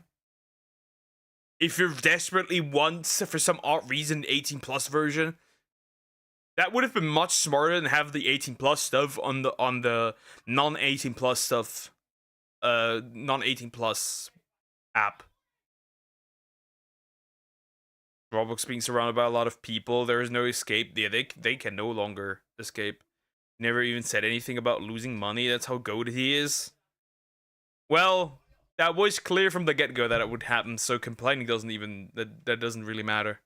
Worst games they've knowingly hosted for years. Games that have led thousands of children to getting extorted, and worse. Roblox's actions are nothing more than damage control for the problems they've allowed to fester, when the entire community was screaming at them to fix these problems. And the community saw that killing the messenger was an act of war. Shortly after these changes, Roblox released a video so bad that it was community noted on Twitter twice. David Baszucki, the CEO of Roblox, Matt Kaufman, the Chief Safety Officer of Roblox, and Eliza Jacobs, the Senior Director of Product Policy, did a 45-minute tech talk. Most of this is just corporate jumbo, but they go ahead and respond directly. It's not just corporate dog shit, right? There's things... There have been cuts and things that are not supposed to be in there. Yeah. Isn't VRChat 18+ Roblox? Not really. Because VRChat isn't really games, right? 18+ on a kid game. Better just make a new game. Yeah, literally just make a new platform. If you really, for some odd reason, want to get revenue for 18 plus stuff, why don't you just straight up create a new platform? Directly to their vigilante policy. Before I show this, I want you to remember, I'm the only person that Roblox has targeted with this vigilante policy that they just created. Not even my team was moderated or given any legal letter. I begged for a clear line and even offered to keep much of my work private to help, and I'm no way obligated to do that, but instead, they went straight after me, moderating my accounts and sending a cease and desist before I could even react to the policy. And let's be clear about one thing, I'm not a vigilante. That means I'm taking the law into my own hands. We work with law enforcement, which is why we have arrests. Roblox refuses to say my name because they'd have to acknowledge those arrests. But make no mistake, they're responding to the outrage, which is about me, and this is what they had to say about it. They first start off the interview by talking about how vigilantes started out as a good thing. Both inside of Roblox, and I think that there are lots of people outside of Roblox who really have the best intentions and the welfare of our community at heart. We all want to keep Roblox safe. And you know what? We welcome them in part of the dialogue about how to keep Roblox safer. And we have members of the community in these vigilante. That's so rich coming from the dude that has been spotted in condo games. That is rich coming from the same dude. Also remember the sexual skins for Roblox showing one off. Yeah, and the animations, especially the new things that they drop, which doesn't help their allegations at all. That doesn't help them whatsoever. Groups that started off in a really good place. They started off by saying like, hey, they're reporting on issues on Roblox. They're talking about how we could do better. And you know, we paid really careful attention. This statement is just laughably hilarious. If Roblox is really paying attention, then what about when my mom emailed you guys about my own gaming case? What did you do then? Nothing. Actually, you kept paying the guy for years afterwards, until you were literally forced to do something about it. If what Roblox was claiming was actually true, them listening to the community, why are the biggest content creators leaving your exclusive YouTuber program in protest of how you're moderating your platform? And I'm gonna actually bring up something later in this interview to show you how much of a joke this is. This here is Meep City, one of the most controversial games on Roblox. Pre-craft. Yeah, I've seen a few things. I've also seen a few things when Asmongold was playing it and bro was just confused as fuck. Yeah, moderating Schleb instead of pedos on their platform. Such a good employee. These people are amazing. Police, I consent. User, I consent. Roblox, I don't. Did you forget to ask someone? One of the largest Roblox YouTubers joined this game and within 4 seconds was exposed to not safe for work content. The community has been complaining about this game for almost a decade now, but Roblox has still continued. This shithole exists for a decade? 1 million plus members were on the platform. To leave this game up and platform it. But CEO David Baszucki mentions this game by name, and here's their philosophy on this. You know, I can see some of our community naming experiences on Roblox and just say, take it down, take it down, take it down. I'd say examples could be Meep City, for example. Can you share, like, why should that be up? Should that be down? Like, what's up? I think one thing that's really challenging on this global immersive interactive platform is that we have content created by developers and creators and content created by the community, by the users that are in that game. And one thing that we really try to do is be fair to our developers and to not moderate them for the behavior of their users. How is this a crazy math problem? This is so simple. The creator of this game wants these people in their game. How is this even controversial? The developer is giving the tools to the player to make this inappropriate content. And that is the problem with Roblox. Roblox turns a blind eye unless the developers are blatantly making not safe for work games. And even then, it is still on the line if Roblox will take action.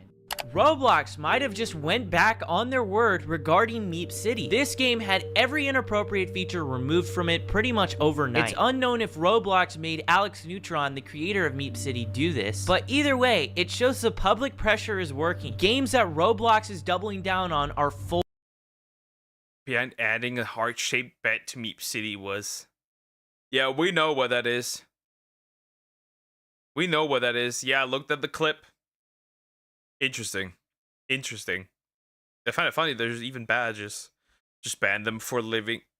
For leaving the game unmoderated. Like when Reddit can do it, why can't you? I think Reddit should be banned itself. Anyways, they don't do that. Again, you need to realize this. This 18 plus stuff makes them a lot of money. Unfortunately, even though it's a game for minors, the usual thing applies here, which is that sex sells. Even though I'm questioning how that, again, that's the problem. And as long as they make money of it, it does not matter. That's the reason. So that's why it's really important to keep speaking up about this. Then we saw something change. What we saw is that some of these groups started engaging with the community in ways that violated our policies. And so let me explain what that means. They would go and create accounts on Roblox claiming to be a child. Roblox keeps repeating this same talking point, that I'm impersonating and pretending to be a child. But here's the reality. You have to pretend to be a child because if the predators knew they were talking to an adult, that wouldn't even be a crime. You guys seem to be more upset that I'm pretending to be a child than predators are decoys. And if it wasn't our decoys, it would be a real person. It's also worth noting that the FBI, ICAC, and local law enforcement all use these same exact tactics. Would Roblox be willing to send them a cease and True. Why aren't they doing that for them? Why are they not doing that for them? True. That would be the next step. We're banning the FBI from accessing Roblox. too, and their claim that I'm impersonating children is flat out false. Impersonation means I'm stealing the identity of a real child. From the very beginning, we've never used real kids. We don't send pictures of real children, and we create totally new identities where every single photo that's sent is of someone that is of age. The only difference is we tell these people that we are underage. This is flat out a lie, what they're claiming. But what happens next is so wild that the CEO of Roblox cuts off the chief safety officer. And then they would enter into game servers and they would go and start asking everybody around them, how old are you? And they were seeking out adults. If you said that you were, move on. But if you said that you were 25, then they would start engaging in conversations and they would try and use those conversations to simulate. Matt, is this anecdotal? Because I know we have chat logs for all.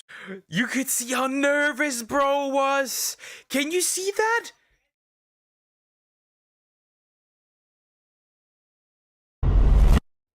And then they would enter into game servers and they would go and start asking everybody around them, how old are you? And they were seeking out adults. If you said that you were, move on. But if you said that you were 25, then they would start engaging in conversations and they would try and use those Look at bro, be like, oh fuck, shut the heck up.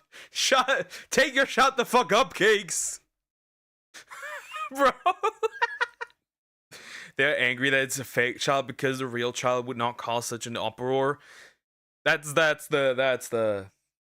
I wonder what it's weird that these people, for some odd reason, always have a problem when it's a fake child. When it's a fake child, a fictional child, or something that looks like a child but isn't a child. I always wonder, and they always crash out over that, but they never take care of the creeps going after actual living human beings. I find that weird. Silence, man. You got exposed, play a condo game. You think AI-generated speech can save you? Nah. Conversations to simulate. Matt, is this anecdotal? Because I know we have chat logs for all chat on Roblox and historical records. Are you able to kind of... David totally derails that conversation. That statement is probably the most wild made by Matt Kaufman in this whole interview. To simulate what, Matt Kaufman? Because it's not simulation. These are predators thinking that they're talking to someone that is real. And they a lot of times want to show up in person and do stuff to them in real life. And in my opinion, this shows how little Roblox actually cares about this problem. They can say whatever they want, they can talk about all the new safety features that they're rolling out, but it means nothing if lawsuits are being filed every single week against the company and headlines are making the media about a new Was that just Kim Kardashian as a Roblox avatar? Looked like it. People keep calling Grok a child, which is also insane. That is also insane, bro. If an adult woman looks like that, I don't know what adult women these people have. On the reverse, it's also bad because in the reverse we have women who are, you know, smaller. And if you don't have massive honkers, you're not a woman. We have like both sides of the coin right now. Horrible situation happening because of this platform. I also want to say how they totally mischaracterize how I run my decoy operation. We are never the first to engage with any of the predators. They always contact our decoy account first. So we saw these actors, they're pretending to be kids, they're trying to find adults, and then what they're doing is they're trying to move the conversation as quickly as possible to other platforms that don't have the type of monitoring and policies that Roblox has. And then they were using that activity that happened on other platforms to create situations that they would then video, they would report to the police, and then only after would they let Roblox know. Roblox is accusing me of encouraging adults to talk inappropriately to people they shouldn't. That is not true, and if it was true, I wouldn't have a single arrest. We present ourselves as a naive kid who doesn't know about these topics. Crimes like this should obviously be reported to law enforcement first, not Roblox. If Roblox is notified before the police, they can delete accounts, tip off the predators they're being investigated, and give them a chance to erase valuable evidence that the police need to prosecute. The fact that these predators are on the platform to begin with shows that their safety systems have failed. If Roblox did their jobs, there wouldn't. See, the thing is, you won't ever get rid of predators in general, right? That won't happen, right? Any game has that, right? You can't, if they're shelled on there, right? That's just the cold-hearted truth. But the problem is that when people report it, they don't act on it. Roblox. They don't stop it. They only get rid of these dudes after they're being mass reported. And Schlep makes a video. And all the weird shit. When the police actually gets involved. Other stuff. They don't do anything. Second of all, while Roblox is definitely a shitty company, we have to also grab parents by the throat, so to speak, or by the neck, whatever you want to use, and shake them, shake a brain out of them, because the parents aren't innocent. There are parental control functions. Those parents don't pay attention. They just let their kids do what they want. If Chris Han's involved, you know you're cooked. Yeah. People keep, they called Uzaki child-coded. Yeah. Yeah. Because the average child is a short, big boob woman nowadays. Because, you know, mentally ill people think that, apparently. Or they're schizo. So these predators are so hungry for evil that they find the decoys like fish grabbing bait. Essentially, they just brush it off all those reports. That's what they do. But Discord, for example, isn't different. I would even say that Discord is partially likely, potentially, even worse when it comes to their moderation and reporting. Be anybody for us to find. Roblox also claims that I'm moving these players to other platforms, but those platforms are linked directly on Roblox's own site. Roblox has actually even partnered with some of those platforms. They even own a bot on that other platform. Anyone can make an account 13+ and see social media links on Roblox, and unsurprisingly, people in real life have been abducted because of this feature that Roblox allows. And when they say I'm creating these situations, that's just insulting. I'm not creating situations. These predators are trying to grab people within your community. And there's a bunch of issues in here. Number one, the violation of our policies about being honest about how old you are. Number 2, moving conversations off platform. And number 3, waiting to tell Roblox when they identified violative behavior to come and tell us so we could take action. In Matt Kaufman's own words, in articles about vigilantes, he said law enforcement officials are best positioned to investigate potential crime. So why is But he's working with law enforcement, so this doesn't even apply here. But we said that before in the previous reactions. The thing is this. I think that vigilante law, rule was also newly added. That wasn't in there before, as far as I'm aware.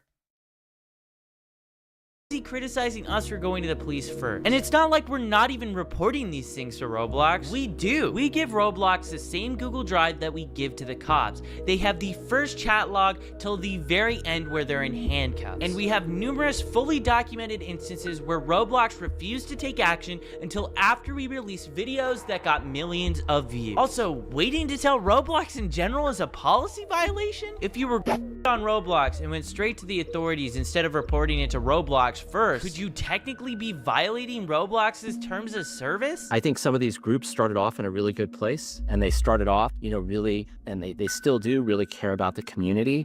The actions that they were taking were putting our community at greater risk and were violations of our policy. He needs to logically explain to me what risk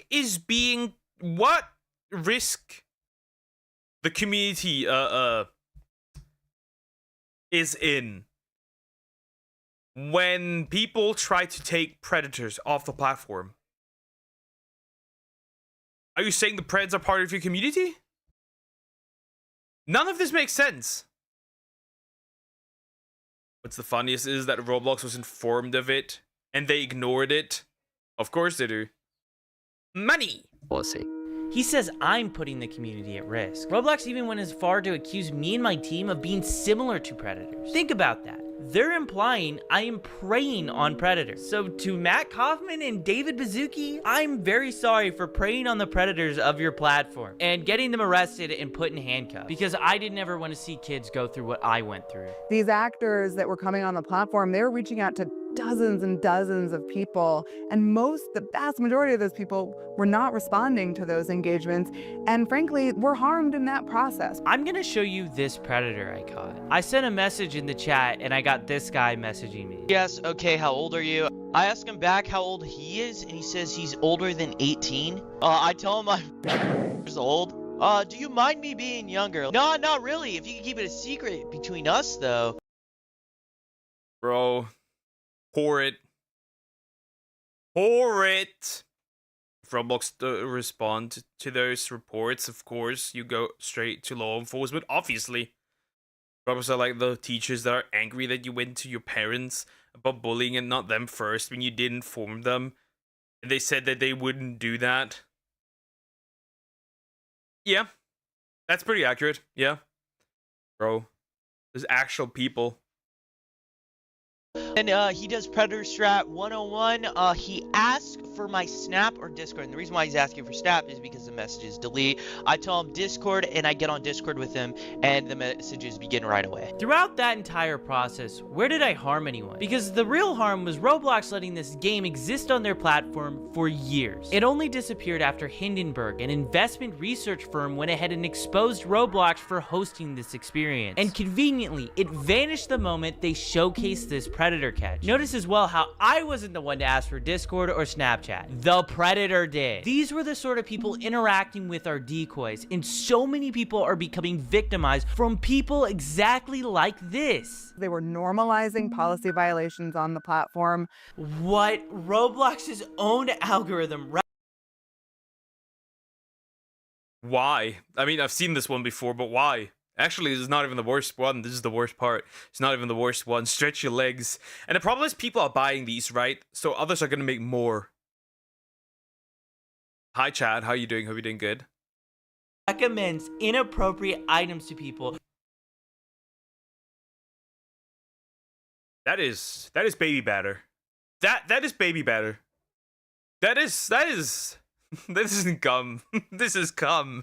What the heck, bro? What the fuck is this? Why is that a thing? Roblox actively hosts not safe for work games for children. Roblox themselves in this interview doubled down on one of the most infamous instances of inappropriate behavior that they've allowed for nearly a decade, and they're really going at me for normalizing policy violations. Absolutely unbelievable. And the other piece is oftentimes the sort of evidence that was collected, the video evidence, was really difficult to verify, really difficult for us. And if law enforcement had to verify it, then they're talking about subpoenas. And so I think something that sometimes seems obvious to folks in the community really is just much more complicated on the back end. I'm not sure how the evidence that I was sending you guys was hard to verify. I sent you guys screen recordings of us scrolling through the entire chat on mobile, and a lot of the stuff that happens is happening directly within Roblox. Like, for instance, he is literally sending them video evidence, and they do not care. And also, they didn't bring the convoy off platform. The Preds did. The pedos. Yep. That's the funny part, right? He sends them actual video evidence of what's going on, and they'd be like, okay. Anyways. When Roblox refused to ban this predator, we got arrested in Hawaii, and he was literally talking in-game about planning the meetup in real life on Roblox. With all that being said, I wanted to ask someone who's been working with law enforcement and has been doing predator catching since before I was even born. So I decided to take a seat with Chris Hansen to the GOAT catch some answers. I'm Chris Hansen. I'm co-founder and correspondent reporter for the True Blue Streaming Crime Network. We do a lot of crime and investigative reporting. Our Takedown series, which exposes predators trying to exploit children online. And we also work on a number of documentaries, including this particular project, exposing the sort of thing that goes on Roblox. I wanted to ask you about some of the comments that Roblox has specifically stated about like predator catching. One of the main complaints is pretending to be a child. I want to know your answer. It's kind of obvious, but the importance of using decoy accounts to just find different predators. Well, we couldn't do it without using decoy accounts. In the very beginning, we had a... Right, that makes sense, right? That makes sense. You can catch these guys if you're not what these guys are looking for, right? You can't say, yo, I'm 25. I want to catch a weirdo. That's not how this works.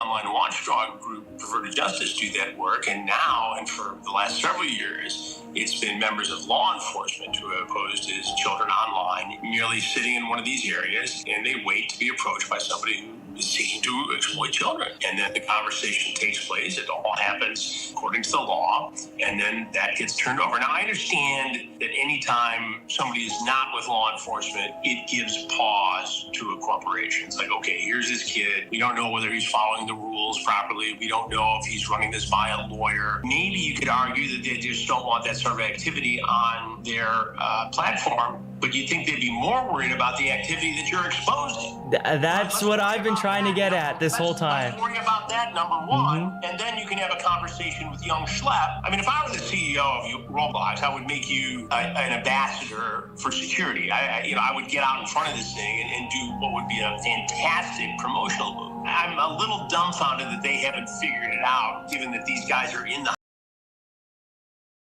That is the problem, right? That's what I'm questioning. That's what I'm questioning. How do they think that this is a smart decision?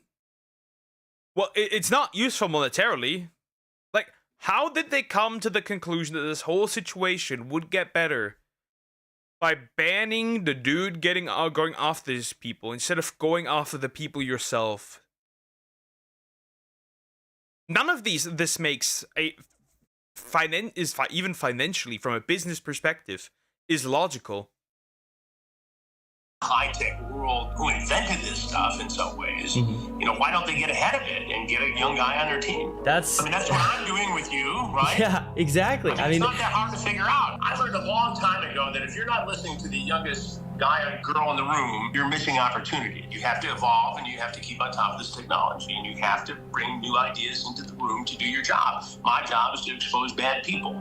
You are helping. I mean, the thing is, I've made it very, very clear to Roblox since the beginning. Give us a private line. We are open to communicate with you. We want to talk with you guys. We know a lot of these really bad actors, and the first official contact I had with them was the cease and desist letter. It's horrible from a public image standpoint. I mean, you're killing the messenger, right? It's not like you're out there tracking these guys down with, tasers and smoke guns. I mean, you're providing information to the platform to do something about it. One of the major complaints that Roblox had about me was that I was actually going to law enforcement first before sending their report, just so that they would have a start to finish conversation of everything that took place. Did you guys ever reach out to social media sites before this sting goes down? No, we always go to law enforcement. We work with law enforcement in everything we do. Yeah, that makes sense. At that point, it's no longer an issue on the it is an issue on the platform, but at that point, it's no longer something that the platform can handle. At that point, it is a crime, and it must be reported to law enforcement.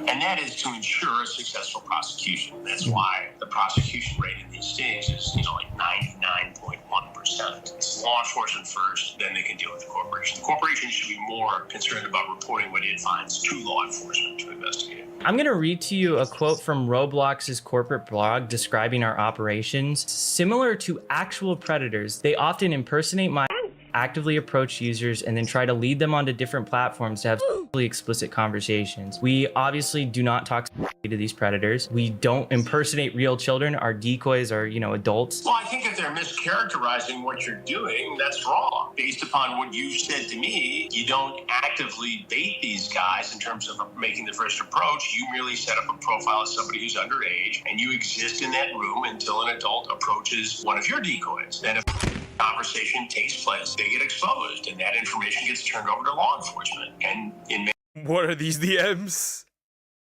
What are these DMs, bro? Get these fuckers out of here.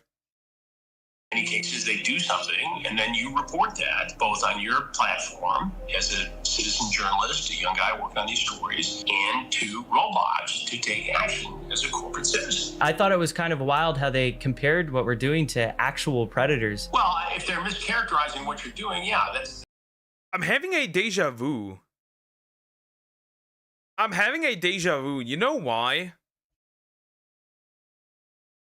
You know why I do have a deja vu? Because there's a UK politician that said the exact same thing. If you are against the Online Safety Act, you're a predator. If you go after predators and you're a vigilante, you are a predator yourself. I find that weird. Just the connection I'm drawing here. They want for them to be contact first, so the user's banned and allowed to make another account, so paying players don't disappear. Yep, pretty much that could be it. Yeah. This entire project is going to be healthy for Roblox, and it's going to be especially good for users of Roblox, because anything that creates awareness and a dialogue is important. And you need to tell parents that this stuff exists, that these dangers are out there, and that if your child is approached by a predator, they need to come to the parents. I mean, that's the first line of defense. It's great what you're doing. It's great what I do. And it's really great that law enforcement and the National Center for Missing and Exploited Children does all this work every day across the country. It's great that Roblox has a department that takes a look at some of this stuff. What's not great is the lack of connection here that could make it even better and safer. Until that happens, we have to show parents what goes on here, and they have to have the discussion with kids and say, hey, be careful. What made you interested into getting into Roblox? I was personally getting communications on social media saying, you need to look into this, you need to look into this, you need to look into this. And then we saw a big case down in Florida where a guy was arrested in Central Florida for and actually giving them Robux and having them exploit siblings and other. It made headlines down in Marion. Sibling as well? What the fuck, bro? A lot of parents complain about it, and Roblox do nothing. Yeah, makes sense. But a lot of parents also fault that shit happens to their children as well. The parents, like I said, in this situation, the parents are just as much at fault. County, Florida. And so I started digging into it. We had good contacts with that sheriff's department there. And we actually, ironically, just did a predator sting, a takedown sting down there. So we started with an interview there. And it turns out that in the same jurisdiction, there was a 10-year-old girl who was exploited on Roblox by a man all the way over in England. And so we interviewed that victim's mother. And, you know, all of a sudden, all these cases started developing, including the weird art dedication.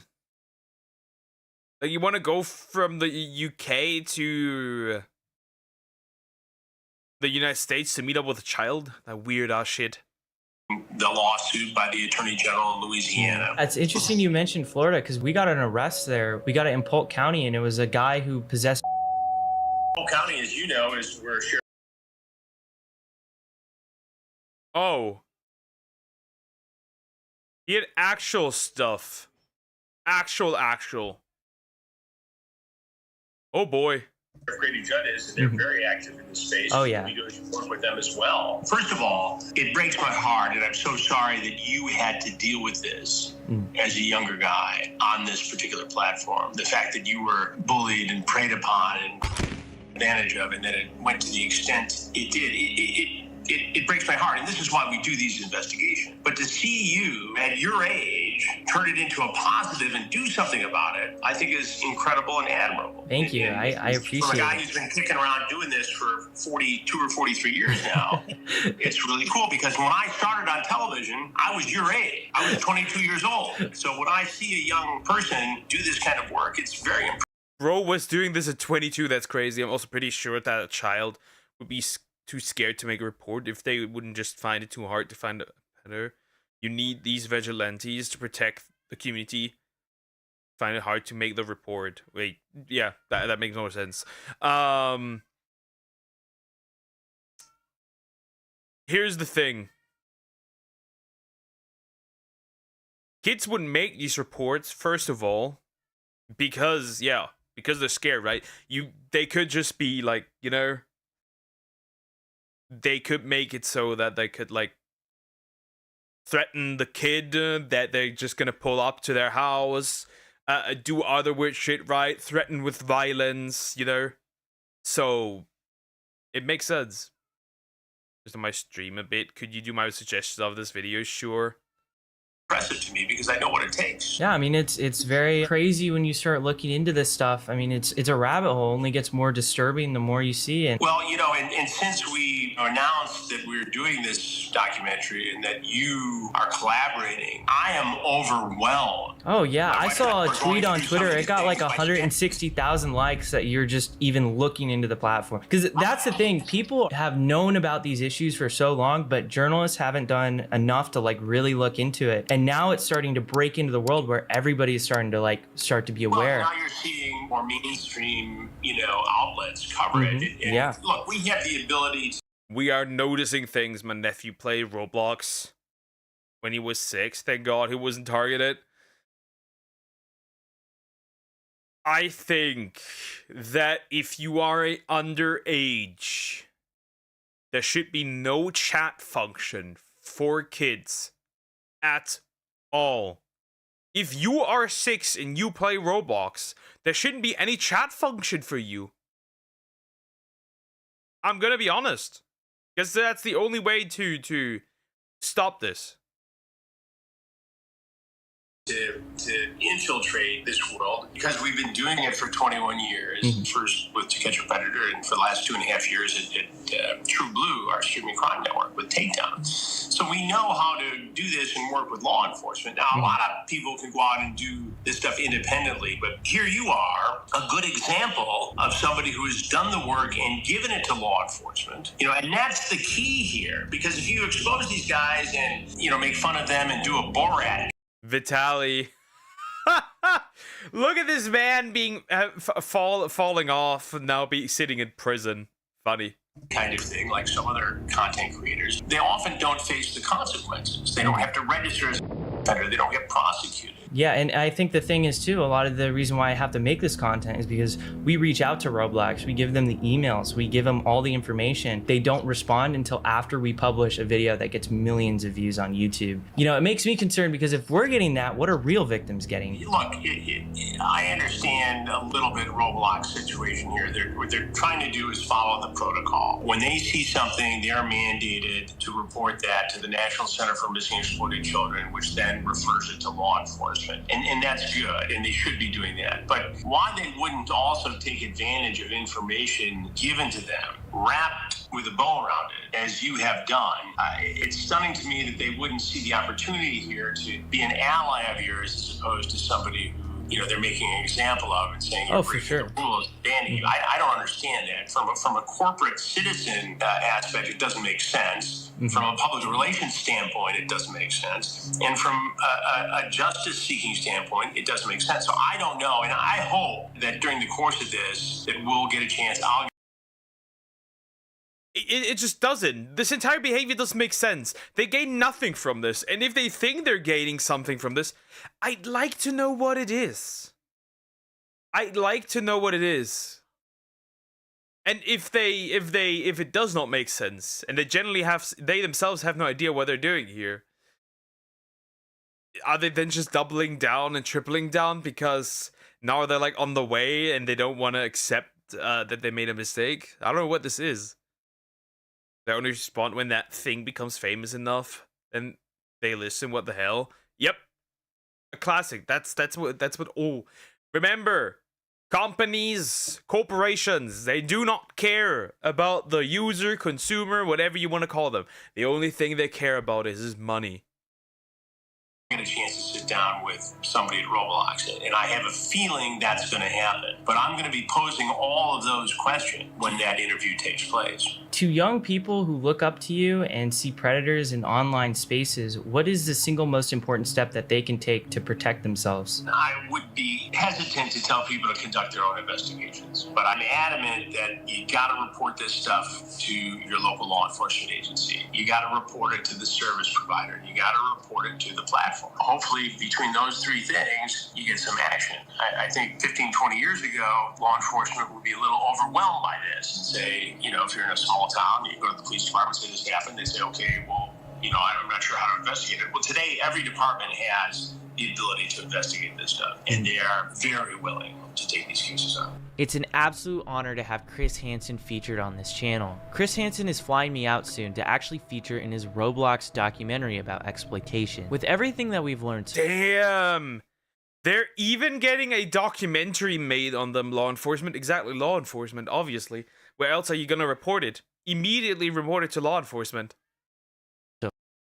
Like, there's no other thing you can do. Far. One question persists. Why did I get this cease and desist? I'll let this alleged former Roblox employee answer this question for you. You have to make a decision, right? You keep your players safe, but then it would be less of them on the platform. Or you just let them do what they want to do, and then all the numbers look good, and investors will be happy. You might just be thinking this is one alleged Roblox employee. Well, Bloomberg is claiming that 8 Roblox employees told a very similar story to this in 2024. Roblox actively forces victims... 8 essentially said that you would rather keep them on there so the numbers look good instead of getting rid of them. So investors are happy. It is really just all about money. Of the platform into arbitration, a tactic so unethical that platforms like Uber and Lyft actually have policies against doing this. The reason they're doing it is even more outrageous. Because this person received so many benefits from using the platform, he cannot now complain that Roblox is trying to prevent him from seeking justice in court for the life-altering... Wait, is he here saying that people that were harmed just get compensated for in Roblox? Crazy. Report it to law enforcement unless you live in England, in which case you are screwed. Yeah, true. Schlep, Creekcraft, Steak, Chris Hansen and the entire state of Louisiana after you Roblox, it's game over. It's probably not game over. They're gonna recover. I'm gonna be honest. Harm he suffered. Here's why I personally care so much about this problem. Who's been offered free Robux to do something that was inappropriate in the game? Or someone has said, I'll give you some free... Look at these hands going up! Look at these hands going up! Bro. Robux if you come and follow me on Snapchat or TikTok or something like that. Who's had that happen? Okay, loads of you. I've seen a lot of corruption in big tech, but I've never seen a company harm this many young people at the scale Roblox has. They can say whatever they want about safety or try to discredit me, but the arrests and their response to those arrests... I think Discord is bigger. I'm gonna be honest, I think Discord is bigger. If someone genuinely went down the Discord rabbit hole, I think Discord might be worse. In general. Not just kid stuff, but in general. Speak louder than any PR statement that they could possibly make. This isn't just about moderation. The rot goes all the way up to the CEO, a man whose vision includes adding dating to this platform and defending predatory games like Meep City. It's not even negligence, it's his literal philosophy. The narrative around Roblox needs to change. People have to understand what this platform... Dating, and then finally the last step, e-sex. Dude, just if you wanted to have an 18 plus Roblox, why didn't you just make an 18 plus Roblox? Ah, yes, that would have cost development time. That would have costed money. Huh.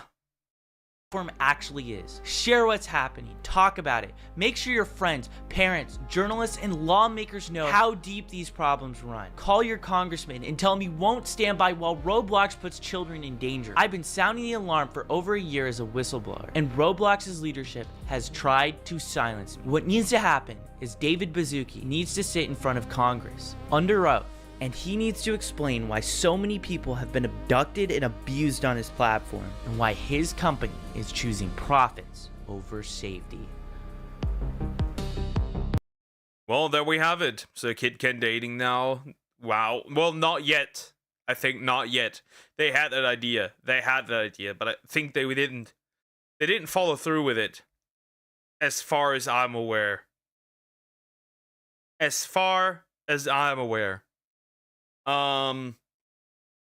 The problem isn't that kids are dating. The problem is that kids are doing online dating, which is the problem because everyone can impersonate anything.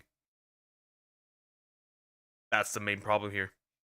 You cannot make that safe. In no way or shape or form could you make that safe.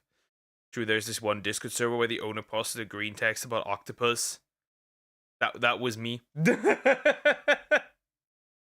I'm sorry you had to suffer. But I needed to share this. Puggy, you heard about Greece hardening against immigration, building walls, and push out some.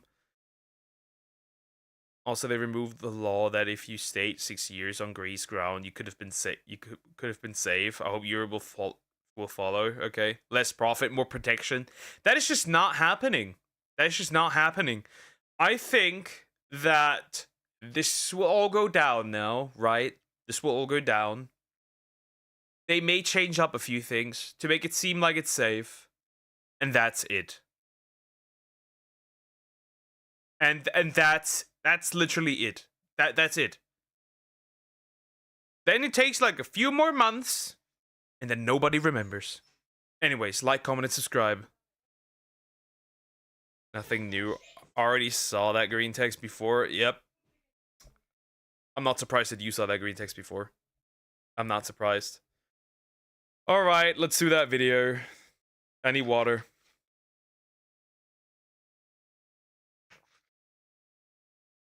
Let's do GT's video. If bro's still here even. If you've been on TikTok. I just clicked that so this doesn't reload. It did. Me next. You're like a little child. Anyways. Embarrassingly dumb ways people died. Darwin Award winners. Part 20. By Be Amazed. Let's see how amazed I am by these. By the way, these people met Jesus. Let's go. Also, I think a lot of these might not look good on a tombstone. From the flat earther whose experiment left him fatally fried, to the streamer who ate so much she literally burst. In this extra special episode, we're chronicling our favorite submissions from you, the fans.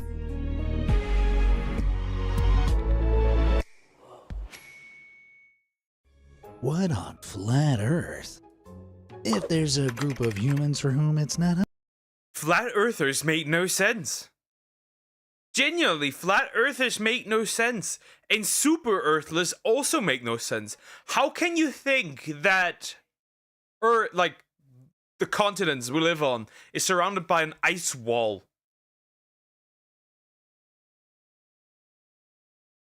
And then there's separate other holes.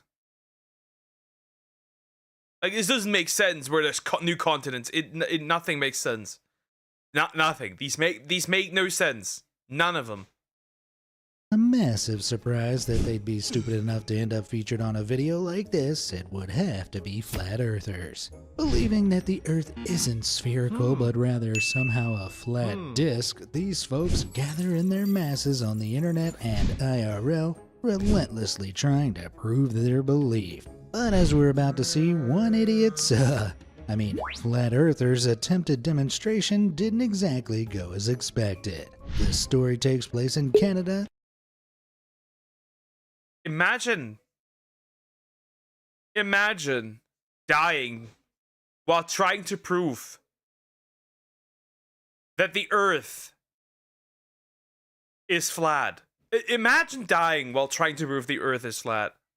That would be... You would go to hell alone for that. 2012. Thomas's neighbor, who for simplicity's sake we'll call Bill, was an out and proud flat earther.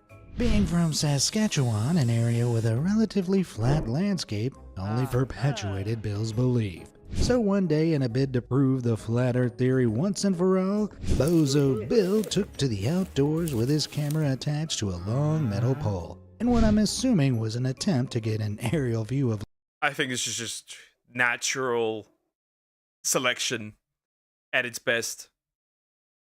It truly is peak natural selection at this point. I think he's going to say the guy who tried to rocket himself without an intelligent landing plan.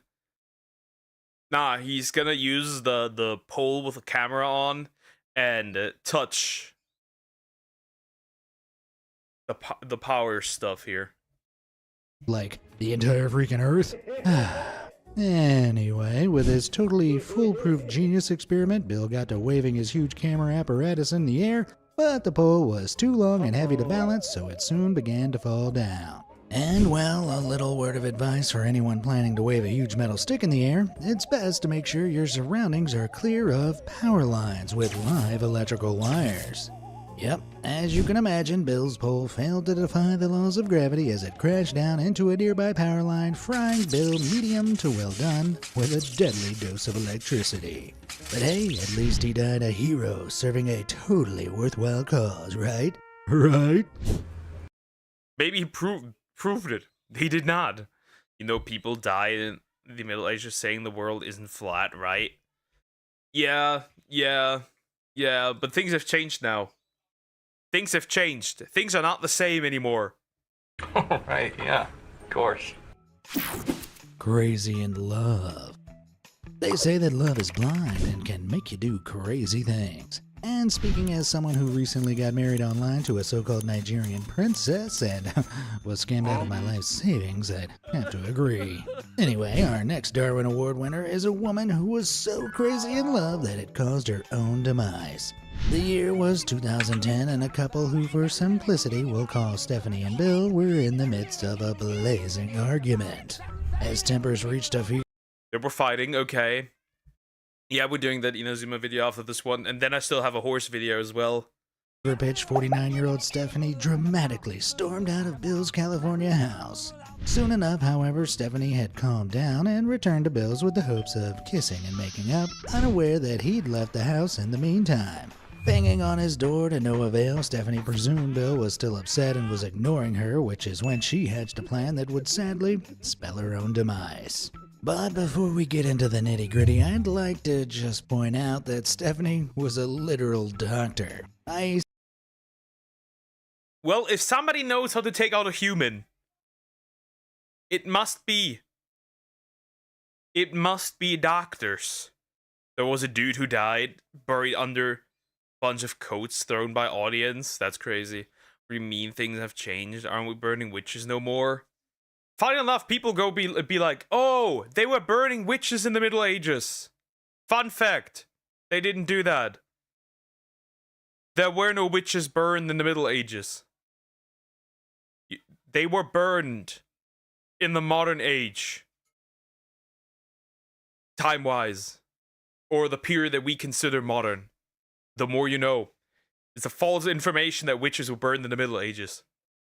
Someone you'd expect to be intelligent and sensibly rationalize situations. And yet, even with a medical degree, the maddening power of love made Stephanie think it'd be a great idea to break into Bill's house via chimney. Yep, climbing up. This ain't Christmas. It's too early for Christmas. You're not Santa. To his roof with a ladder, Dr. Stephanie plopped herself down the chimney and shimmied her way down feet first. Though shimmy as she might, it wasn't long before she reached the end of her life's proverbial tunnel as the chimney narrowed near its base. Working against gravity, Stephanie's chest quickly became so compressed that she was unable to breathe and she soon succumbed to suffocation. Of course, with no one suspecting that ex-Dr. Stephanie was wedged in the chimney, she remained there. That would be smelly. It's gonna be smelly. Huh, interesting. There for 3 days. That was until Bill began noticing a pungent stench and leaking liquid, alerting him to the real-life horror story that lurked in his chimney. Pretty horrifying, right? Just desserts. Originally gaining popularity in South Korea around the early 2010s, mukbang is a popular internet trend where people film themselves eating food. Yeah, but here's a fun fact. They eat that food, but usually it doesn't stay in there. They usually vomit it out afterwards because, you know, they would get fat. For an online audience. But while mukbanging might seem like harmless, if not slightly unusual fun, believe it or not, it can actually be deadly, because it often involves indulging in copious amounts of food. Our next Darwin Award goes to a popular Chinese influencer who made her name from her extreme mukbang videos, regularly spending.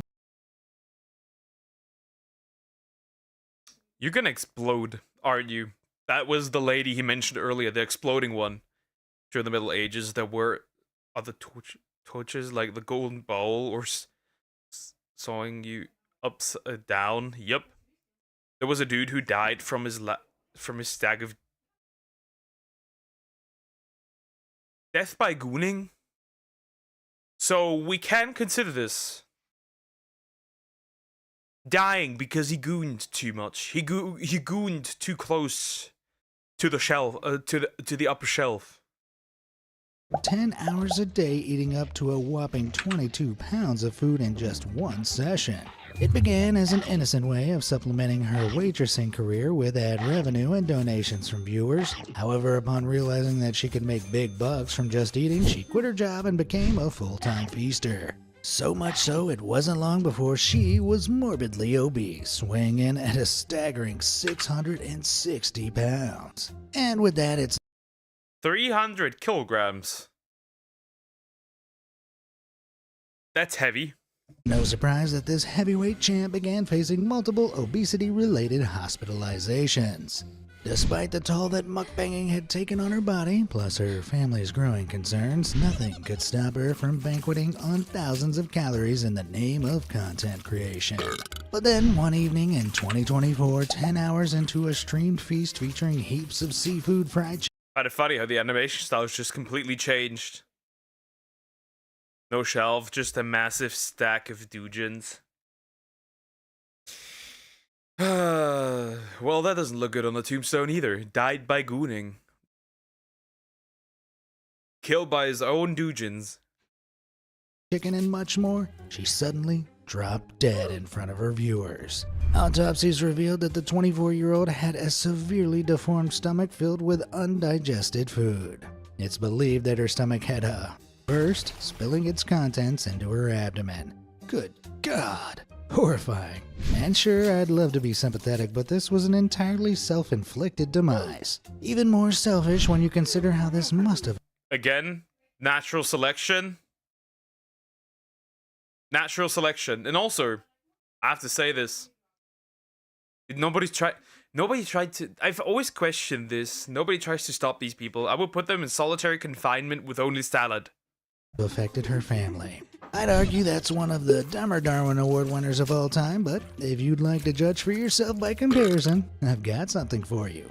Head over to the BMA's merch store or click the on-screen link to check out this natural selection and action poster we recently released. The hilariously detailed original illustration features 75 of my favorite stories from my Darwin Award series over the years. Brimming with hidden surprises, you'll find something new every time you look at it. And why stop there? With collectibles and even apparel, there's something for everyone on my merch store. Please, buy my stuff. I can't bear living in my mom's basement any longer.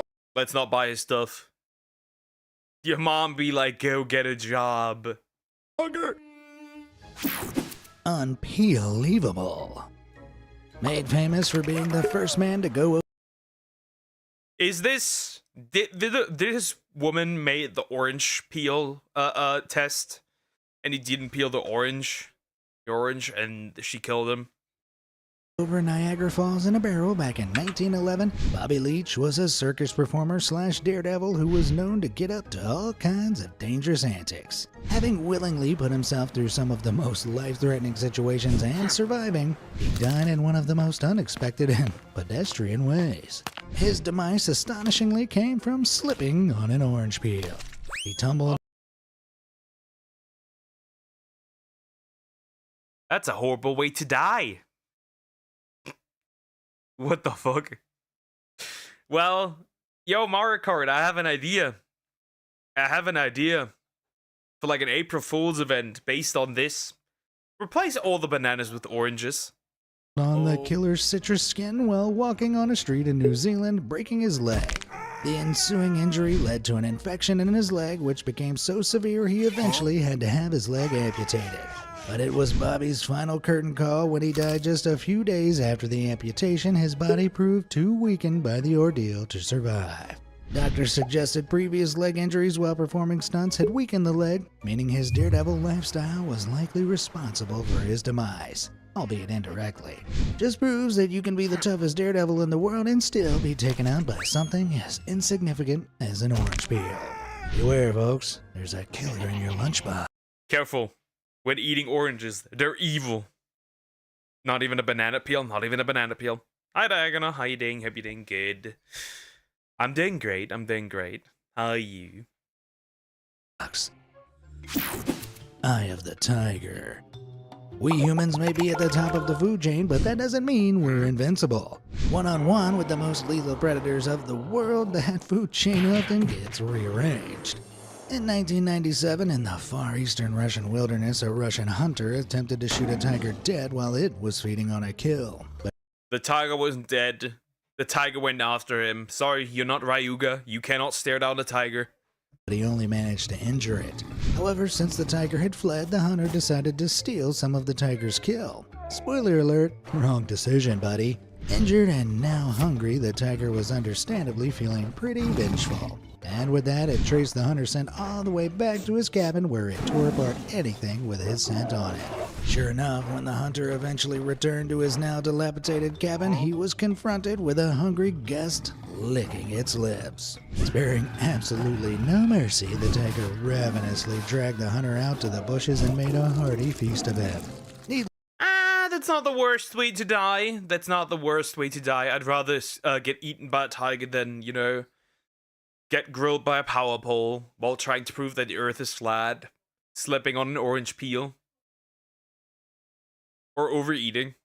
Needless to say, the instant karma tale hit the papers when the hunter's bones were later uncovered and this astonishing story was pieced together. Moral of the story, don't steal a tiger's food or else you yourself will become the food. Or make sure you end the tiger. Cash Crash.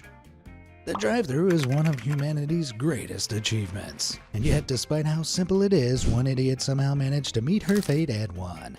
While at the drive-thru at a coffee shop, the woman in question was paying with cash when she reached through her car window to hand over the money. She accidentally dropped it.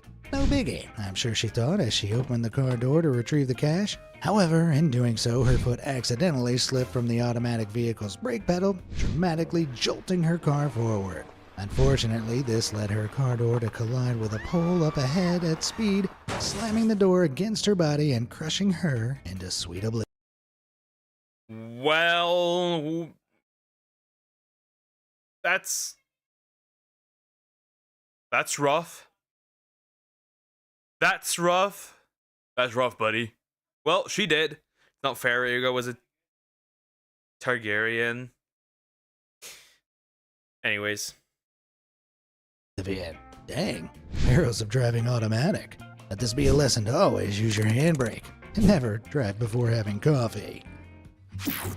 Highway to Hell. Ah, don't you just love road trips? Snacks, songs, car games, the beautiful scenery, your friend. And car accidents. Never been on a trip with a car, to be fair. That much. Like, not in that way, at least. Not a road trip. Flying out of the car to certain doom. Wait, what? Yep, turns out road trips aren't all that fun when you and your pals are idiots. Back in 2020, a college student who we'll call Becky and her pals were driving through the Great Smoky Mountain National Park in Tennessee. Being on the passenger side, Becky strangely thought it might be a good idea to perch herself on the... Are you 10? Because you're the only 10 I see. window with her legs in the car and her hands holding on to the roof rack. Because you know what could possibly go wrong. With the wind blowing through her hair as they cruise down the road. She's gonna fall out, or she's gonna get touch a pole or something like that. I'm doing alright. I have the day off again. However, tomorrow is gonna be very unpleasant as far as work. It rained yesterday.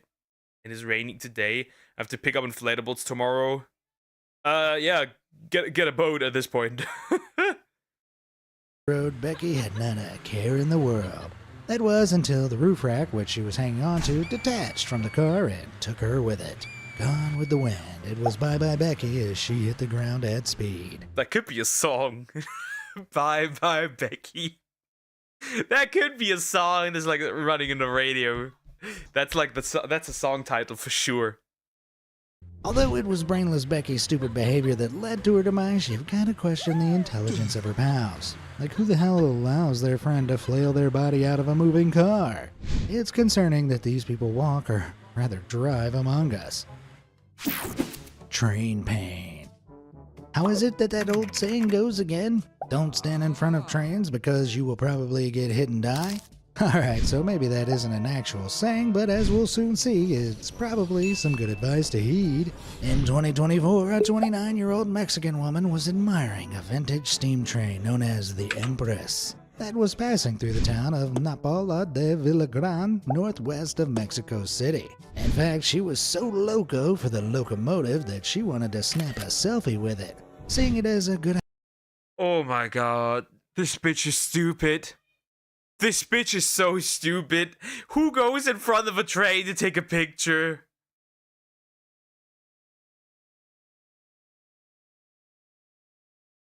I can't do this anymore. Idea to get right up next to the train track with her phone in the air and her back turned to the oncoming train.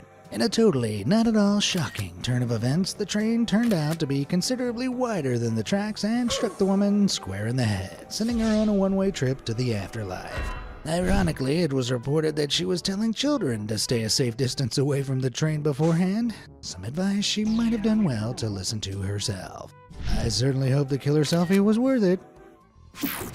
Don't play with fire. Up next, we have a story from one of my viewers, Jay Schurenborn, who actually encountered this Darwin Award winner in real life. Not long after graduating high school, something pretty insane happened to one of Jay's ex-classmates, who we'll call Tony. You see, Tony was known to be a bit of a bad egg. So much so, one day he decided that he would take up the art of arson. That is, burning things. If you commit arson, at least don't burn yourself while doing it, bro. How can you die of the same crime that you commit? That is insane. A boat won't help. It will sink under the weight. Get a good boat. Trouble is, this fire-starting fiend had no actual experience in starting fires and, as we'll soon see, was also clearly deficient in brain cells. To cure his fiery appetite, Tony schemed to go up to the 3rd floor of an abandoned house and start a fire, with the hopes of burning it to the ground. But here's a tidbit of advice for you. If you're gonna start a house fire, you'd better have an escape route in mind. Yep, after starting the fire, things rapidly got out of control. Very quickly, Tony found himself surrounded by flames which blocked all escape routes and soon engulfed him, burning him to a deathly crisp. Well, for this... But why wasn't he able to get... Let me get this straight, right? Does that mean he started the fire in front of his escape?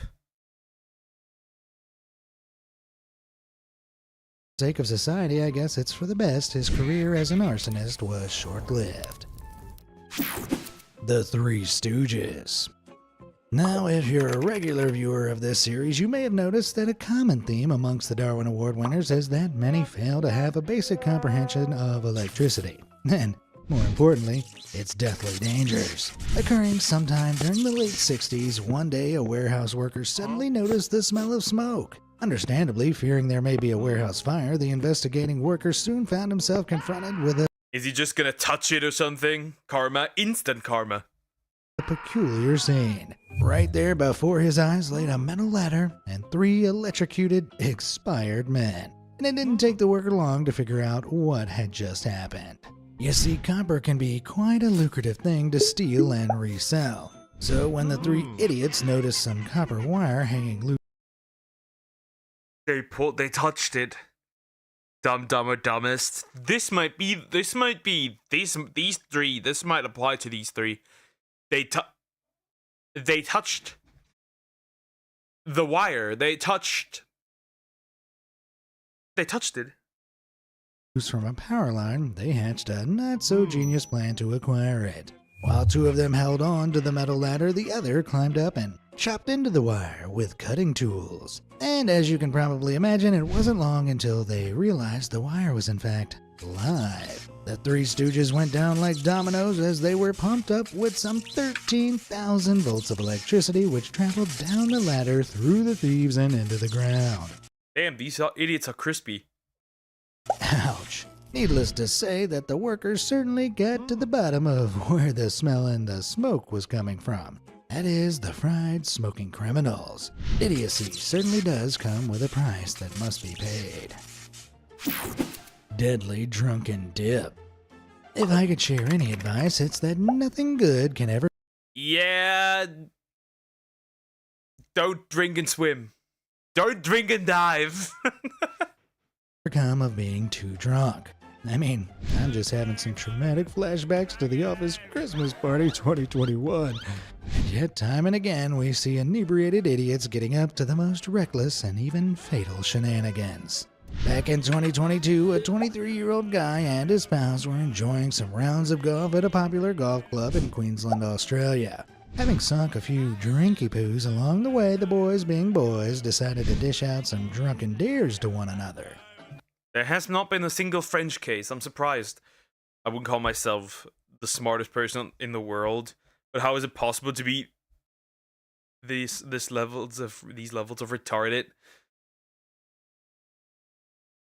That's a good question. I don't know. I think it's time to perform brain surgery. It was then that our next Darwin Award nominee was dared to swim out to a fountain that was in the middle of one of the golf club's lakes, all the while being very intoxicated. Admittedly, it really wasn't far to swim nor very deep, but that didn't make much difference for our Darwin Award winner. As we all know, alcohol can severely impair one's judgment, reactions, and overall agility, so it's not massively surprising that this fella's dip in the lake resulted in him drowning. And you think you've had some bad hangovers? Remember, if you know of any Darwin Award worthy nominees, then please do let me know by either commenting on the video, emailing stories@bmas.com, or my preferred option, carrier pigeon. Dropping the ball. Now, you and me, we know that hurricanes are very dangerous, and therefore we should stay inside when one is raging outside. However, in Jamaica in 2024, one soon-to-be Darwin Award winner decided to play soccer with his pals during Hurricane Beryl, a Category 5. How, bro? Playing soccer, playing football in a hurricane is only that is stupid. That is genuinely stupid. Like you gotta be that definitely is. I think the worst thing you could do probably. Probably worse than being a storm hunter. Hurricane, aka the most dangerous kind. What could possibly go wrong? As Hurricane Beryl did her worst, wreaking devastating havoc in parts of the US and the Caribbean, some dingbat and his friends grabbed a ball and headed out. To paraphrase the great Albert Einstein, the difference between stupidity and genius is that genius has its limits. Anyway, the fellas kicked off until their ball landed in a flooded gully. Proving Einstein right, Dumbo Prime exceeded science's previously understood limits of stupidity by going in after the ball to retrieve it. This is levels of stupidity that are incomprehensible to the normal human brain. You cannot be this stupid to pull that off. No way. No way. No, nah, this can't be. Pretty much no one's surprised the man was sucked into the gully's hurricane-driven currents, pulled under, and, well, you can imagine the rest. It took more than a week-long search to find him when he was eventually found bobbing along the sea. Never thought I'd actually have to say this, but folks, playing outdoor sports during a Category 5 hurricane is definitely a bad idea. Now that is a shocking revelation. Burger Buffoon. What did he do? Salmonella. That's my prediction. Salmonella, because these look like that. As we've seen throughout this series, there are many dumb and embarrassing ways to bow out. In 2024, some guy managed to activate death mode whilst cooking himself a burger using some frozen patties. Annoyingly, the icy patties were stuck together pretty firmly, struggling to pry them apart barehanded. Our hero made the bold decision to try using a sharp knife to separate them. Oh yeah, I'm sure you can probably see where this is going, as I'm sure we— Those fingers are gone. That's my prediction. You're telling about stupidity. Poga had continue throwing trash during Hurricane Irma, or I would have lost my job. Whoever you worked for at that time is a piece of shit. I'm sorry. We all know ice can be pretty slippery, so it's hardly surprising that when the man tried to aggressively jam his knife in, pointed towards himself, he stabbed himself. He stabbed himself. Patty separated and the knife glided through beef and man alike. Being all alone, it wasn't long before the man met a similar fate to the cow, and he never did get to eat his burger. Headlock. Ever since being a child and watching Scooby-Doo, two things have stuck with me. The importance of criminals getting their comeuppance, and of course, Velma. Anyway, this next Darwin Award involved a criminal getting his just desserts on account of his mind-blowing stupidity. In 2024, an Indonesian thief was attempting to break into a residential building by prying the sturdily locked door open with a garden hoe. Using all his strength and all 7 of his brain cells, the fool still couldn't quite manage an entry.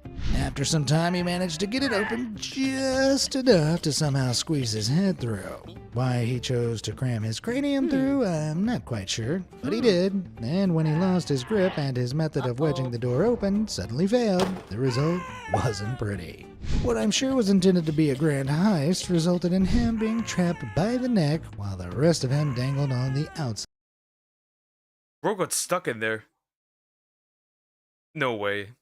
side of the door. Needless to say, this wasn't a particularly healthy pose to strike, and unable to breathe, it was lights out for this brainless burglar. So I guess this is the price you pay when you're a jerk who breaks into innocent people's homes. Darwin Award royalty. This next Wait, we're getting a, either is this the best one, or we're getting an actual king or prince or whatever dying in an embarrassing way. story was submitted by viewer Krishnavini Medita and inspired me to develop an entire section I'd like to call Darwin Award royalty. You'll soon see why. Humayun was a Mughal emperor who ruled over India during the mid-16th century. His life story was one of epic proportions, and while his initial reign was ended when he was ousted and forced into exile, Humayun eventually managed to reclaim his throne and once again ruled what is today India and its surrounding lands. Though it was a short-lived victory. And while you might expect that he was once again overruled or even assassinated, the reality is he actually just tripped over his robe and fell down the staircase leading to his library. He fell down a staircase leading to his library. Nah, dude. This is embarrassing. For royalty, that is extra embarrassing, right? I'd rather just die in the war. What is this? Or poisoned by my wife. I'd rather have that than this. God damn it, man. One evening and died from the injuries. And that was the end of Humayun's story. Pun fully intended. So, what have we learned? Well, don't be a little nerd and read books. Nothing good can come from it. But as I... Reading kills, chat. Reading kills. Never read. hinted at a little earlier, there's more to this section than just one story. King Bela I of Hungary ruled from 1060 until his untimely death at the age of 43 in the year 1063. How did he die, you might be wondering? Well, it wasn't through some noble war or even a deadly disease. He simply sat on his throne and it collapsed. Now granted, What, bro? That is such a stupid way to die. Imagine you just sheer right. Is this the equivalent of like going to school, sitting on a chair, the chair just breaking? Is that the equivalent? It was reportedly a very elaborate throne with a heavy wood canopy, which fell on top of him, causing grave injuries. But still, killed by a chair? Pretty lame, right? On to yet another embarrassing royal death, and King Alexander of Greece suffered perhaps one of the most humiliating deaths that a king could. That is, death by monkey. Yep, in Death by monkey? Bro, he's getting killed by monkey. I'm back. I took a quick cat nap and now this. Yeah, people are dying in stupid ways here. Now monkey.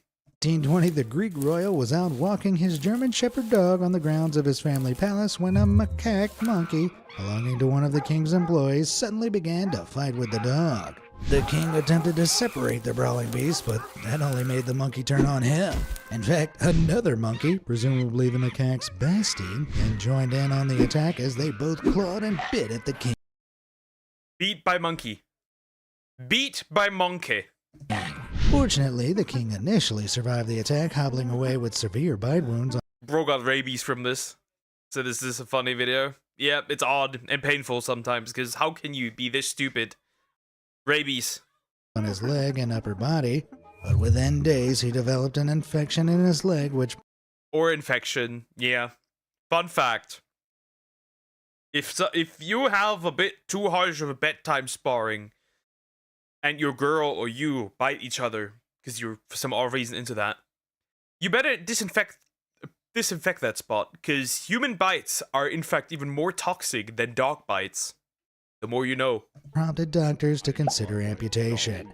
However, no doctor was willing to bear responsibility for the risky mutilation of a royal. And well, over the following 23 days, the infection spread throughout the king's body, eventually causing his demise at the age of 27 years old.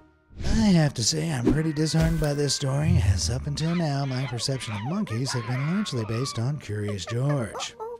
Elsewhere in the Hall of Fame for dumbest royal deaths, we have King Charles VIII of France. Now, for the most part, King Charles was known to be pretty pleasant and likable, so much so he was dubbed Charles the Affable.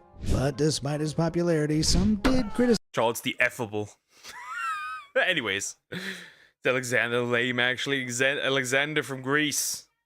Says his impatience and impulsivities, which arguably caused his demise. You see, one evening the king was so eager to go watch a game of tennis that he clumsily bashed his noggin on the doorframe on the way out. He was initially completely fine, went about watching the tennis match, even socialized with courtiers, until suddenly he collapsed comatose. 9 hours later, he permanently bowed out. While the specifics of the injury to his noggin have never been determined, it likely involved some trauma to his brain, possibly coupled with some pre-existing conditions. But at least he got to enjoy his final game of tennis. Gotta look on the bright.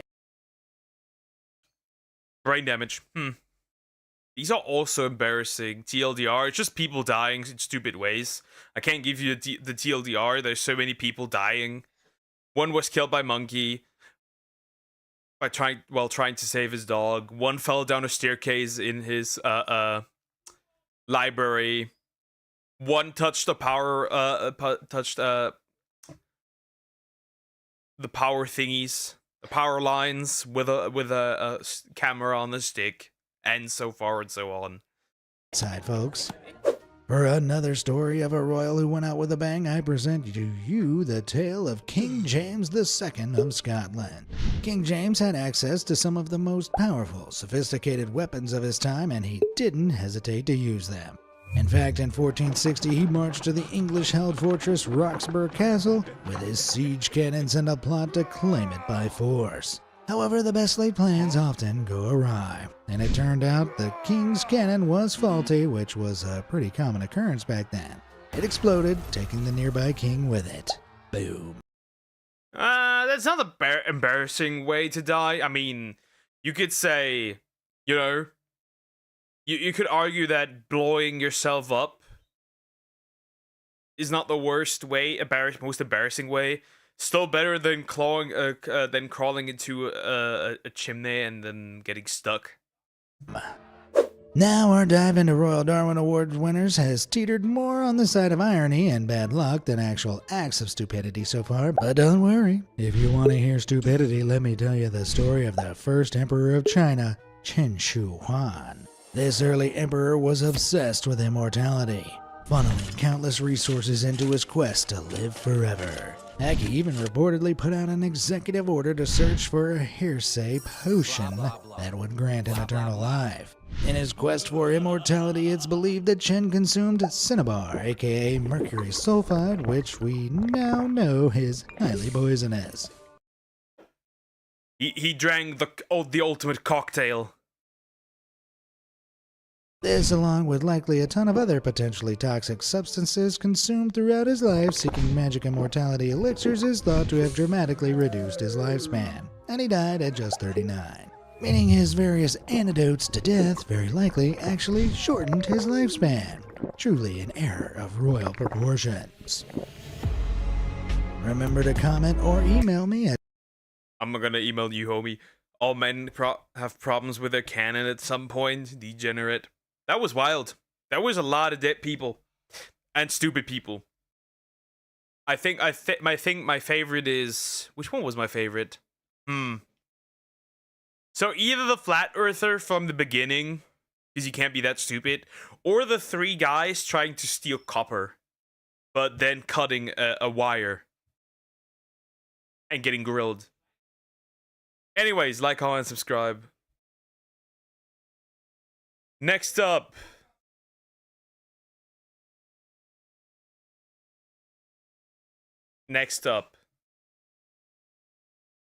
We'll do this. Are we doing this one? Are we not? You know what? Let's do something terrifying. We'll do the Inazuma one first, and then we'll do something terrifying. The book talk one. Aye. Anyways. What is Inazuma 11 even about by Senshi? To be fair, I only know that it's about football. That's all I know. That's all I know.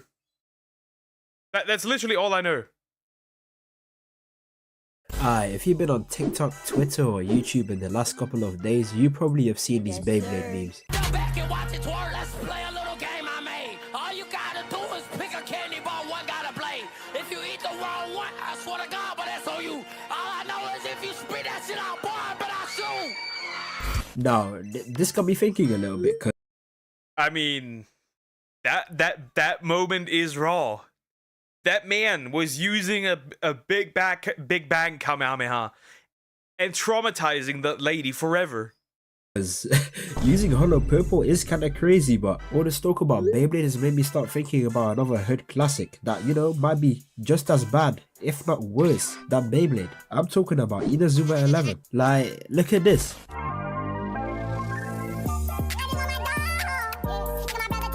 What the fuck? What? I thought this was about football. Huh?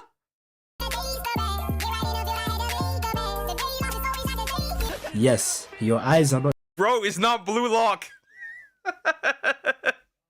Bro, it's not Blue Lock. I am sure of that. Deceiving you. They just summoned a mythical phoenix in a game of football. Why did they do that? Who the fuck knows? All I know is that this shit used to go hard when I was a kid. I play football, so best believe any time an Inazuma 11 episode pulled some crazy shit like this, I was already in the back garden trying to replicate it, talking about some fire tornado. Inazuma 11's description says that the show is about a talented young goalkeeper that tries to revive his lackluster school football team. Alright, you know, that's cool.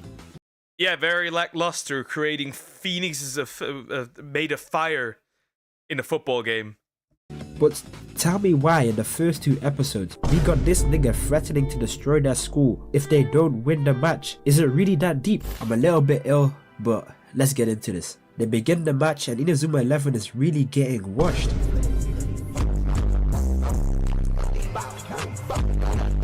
What the fuck is going on? What is this? They're creating the Hollow Purple with a football. And 3 people. Nighttime, I'm up at the right time. like fam, what do you mean they summoned an entire pocket dimension just to score a goal? These niggas cannot be serious. Look at the way Mark ate this shot. It's like he aids Vegeta's Gallic gun. He's out here trying to stop the Kamehameha. This is crazy. This entire match was. Does that even count? Would it even count? I feel like it wouldn't. Would that even count as a goal if you took the goalkeeper with you? Sometimes always question that. Straight up violence. This brother just kicked the air with so much force it created a cyclone. My nigga, are you an airbender? The entire point of the match was basically to get the flame striker Axel Blaze to step on the pitch. Now you're probably wondering, what type of talent does this man have to be called the flame striker?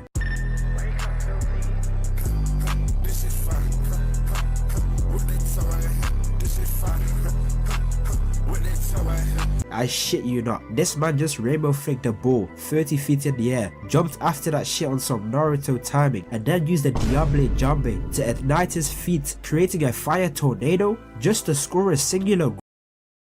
It can't be that serious. But then again, Beyblade is literally literal base. But it can't be that serious. Yes, what is this? What is this even about?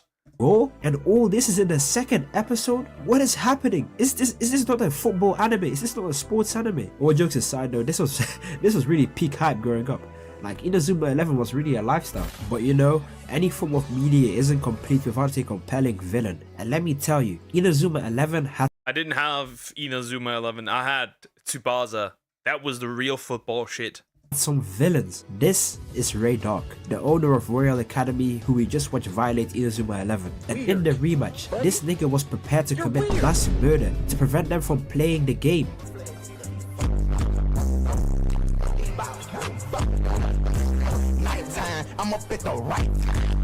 You cannot make this shit up. It can't be that serious. They wanted to kill this man. Bro is 14. This is a game of football between 14-year-old kids. Look at the size of these pipes. These pipes are big enough to murk an elephant. Why is this sick menace to society trying to murder kids over a game of football? It's not that deep. And the crazy thing is, this isn't even close to the worst thing he's done. Alright, fast forward a couple episodes and they go into that tournament arc. And you know, tournament arcs in sports. Bro, that's not a 14-year-old. What is that face? If the 14-year-old has that kind of face, there's a problem. What's anime are like bread and butter. You gotta have one, like it's almost mandatory, but this ain't your regular tournament arc. In this Inazuma 11 tournament arc, they go up against indigenous tribes, AI generated players, sorcerers, otakus, and actual literal ninjas. But the one I want to talk about most is when Inazuma 11 had to play in a final against Greek gods. We are in heaven's time. We got time stop? What?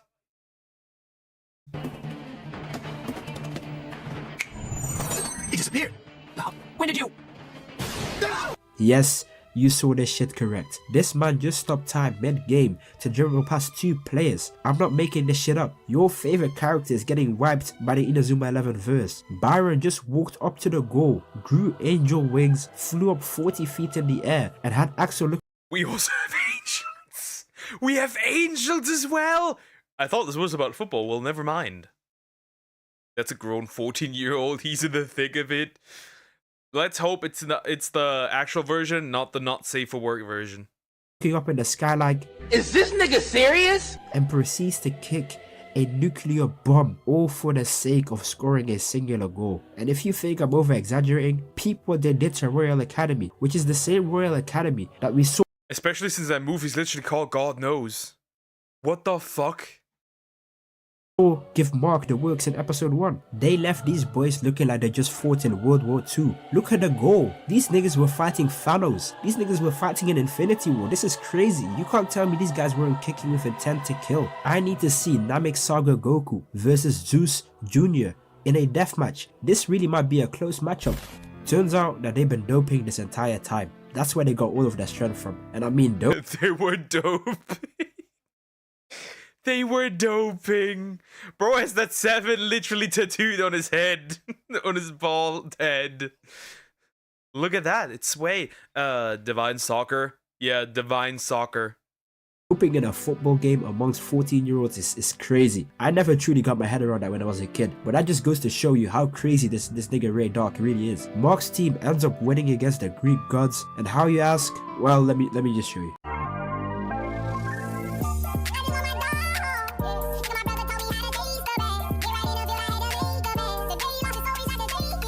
Yes, your eyes are not deceiving you. Mark must have got hit by a stand arrow mid-match and awakened his stand to save this shot. Either stand or bro was ready to awaken his Susanoo.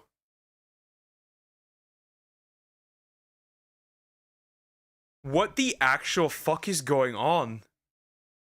Because how can bro call upon a whole other power system just to stop this atomic bomb from going into the net? After they win the Football Frontier tournament, they go back to their schools to celebrate a W, but lo and behold, some more out-of-pocket shit happens because they ended up coming back to their entire school being absolutely destroyed. Now you're... What? Who shot a football in there? Who just dropped a missile football?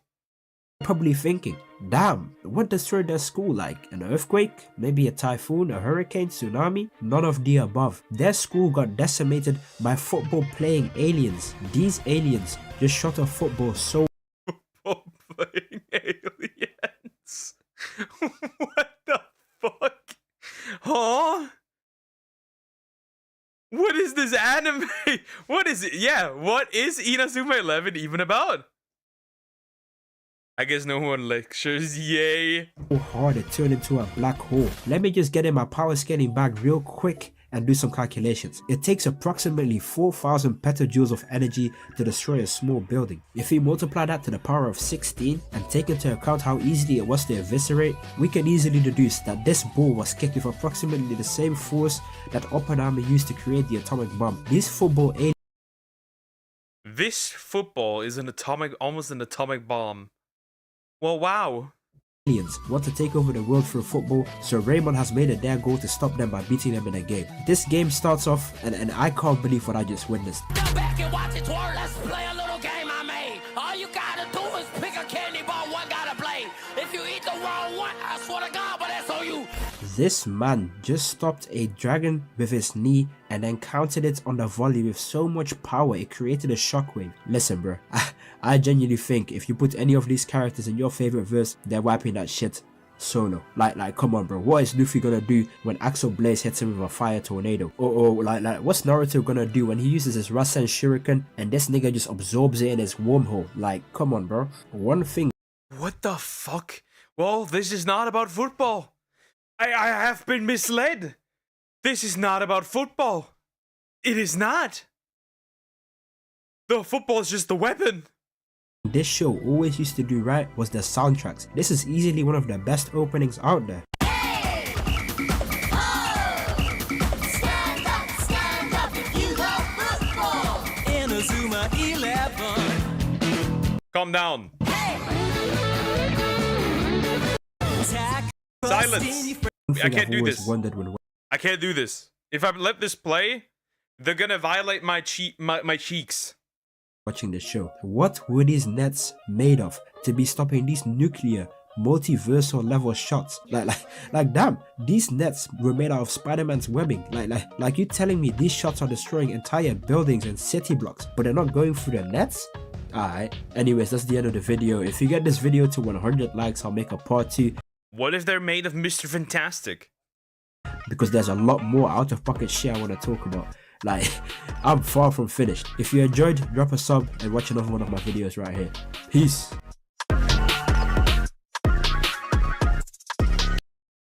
That's it for the video. That was insane. Well, now I know that Inazuma 11 is not. It's just not about football. The football is just like a gun, just a weapon. That's crazy.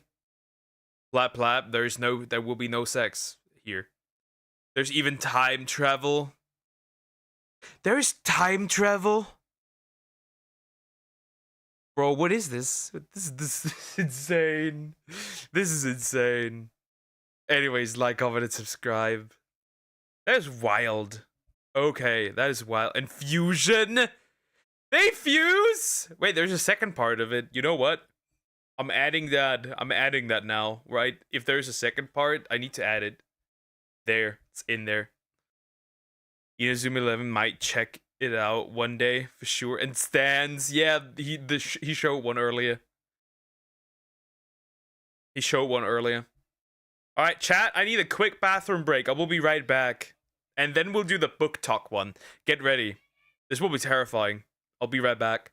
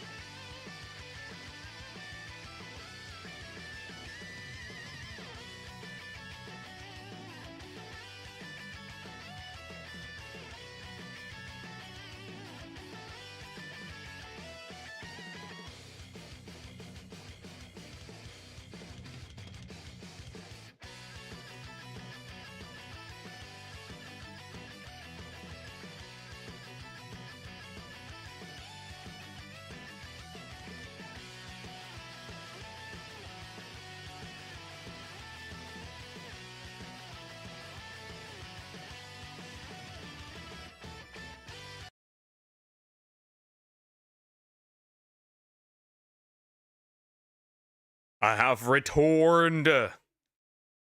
I have returned. Alrighty. Alrighty. Perfect. Well, we're doing the worst one, I think, of today. My name This is. might be worse than the Discord dating one. This might be worse than the Discord dating one. It might be. Hello, Doug again. Hello, Samex again. Well, a classic. Some would say a few months ago, a staple on this channel. Book talk. 38 minutes of book talk. Let's talk about Book Talk by Funky Frogbait. We'll see. This cannot be fun. You know, this one is a long one. I'll put that on 1.25 times. That works. Anyways, let's jump in. My name is Ambrosia Starlight, and I'm the youngest of 7 sisters who are all way prettier than me. My father, the king, has declared war on our neighboring city, Centauria. It was the night of the royal ball, but I was reading alone in the garden, as usual. Suddenly, a tall, muscular centaur appeared with one Horse fucking. Of course. The centaur dick. hand. He grabbed me by my tiny waist and carried me off into the night. My name is Hoofword. My captor said in a deep, husky voice, "Your father is actually..." No, do 1.15 times. Can you even do that? Okay, happy now, you nuisance. A super not cool guy. We centaurs are peaceful. He just wants our delicious fields for real estate development. Wait, was I falling in love with my enemy? We heard soldiers shouting in the distance and ducked into a cave to hide. We will wait here for the night. But oh no, the cave only had one bed. How does a centaur even need a bed? How does a centaur even need a bed? That makes no sense. Word looked deep into my emerald eyes. Ambrosia, you are the only one who can stop this war and save both of our worlds. Then he shoved his pulsing into my flipped me upside.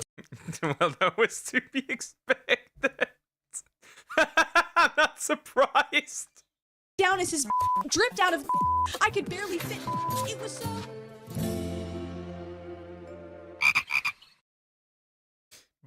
The problem is that all those these books are written by women, right? Which in this case it is in fact a case of let's stop talking about women's rights. Let's talk about women's wrongs.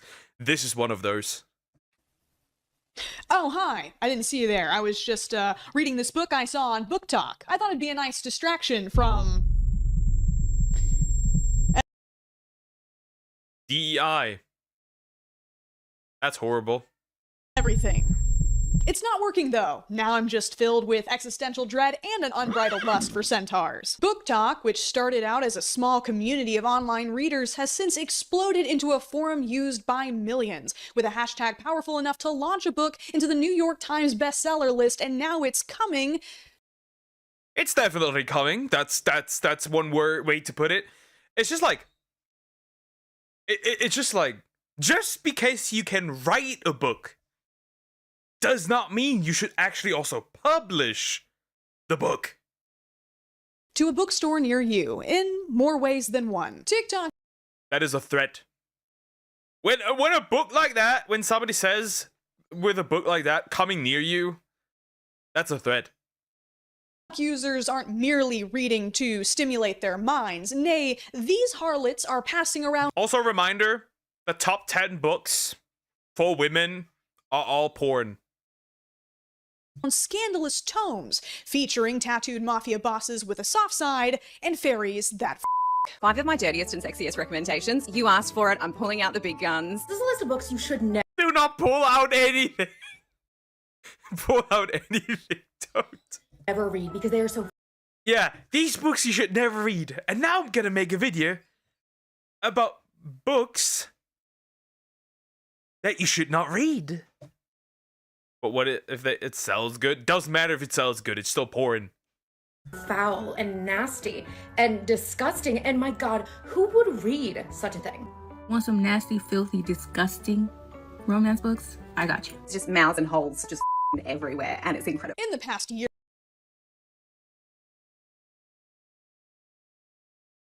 I'm going to say this. I'm going to say this, and it's correct.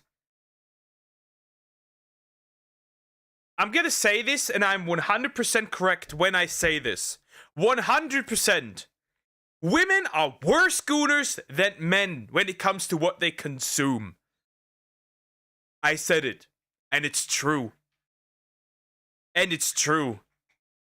Edging for 9 to 10 hours reading a book is funny. Sounds like you have some experience in that. I didn't need to know that you do. But, interesting. The poor cute guy. Or so, adult romances or spicy books have rapidly gained popularity online. Book Talk has gone wrong, gone sexual even, with many reading recommendations centering around the amount of spice a book contains. These are the top 10 spiciest books that I've read in my entire frickin' life. Everybody wanted the spicy fantasy recs. Stop reading. Stop reading. And get a permaban on all bookstores. Physical and online. You're not even denying it. I knew it. You're not even denying it, and that's the problem.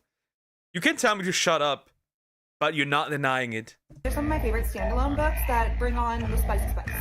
They do. Does It Have Spice seems to have become the rallying cry of a growing subsection of seekers who have begun to infiltrate other areas of the app. You might have stumbled across Book Talk girlies self-identifying in comment sections, slick with their own fluids, summoned by the presence.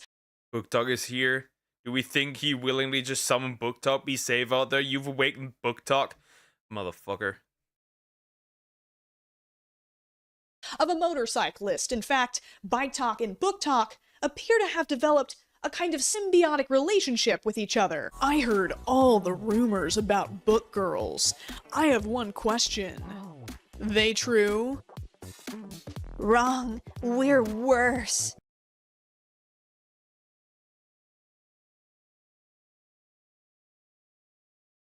I'm summoning the meteor. I'm summoning the meteor. Get out of here, bro. Stop. This is Goon talk.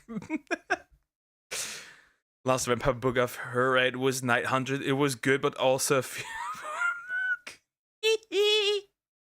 Night Hunter is interesting. How did you find it though? Why do you find that interesting? I know what you are. I know what I'm gonna pull it out again. I know what you are. I just can't prove it yet, but eventually I will.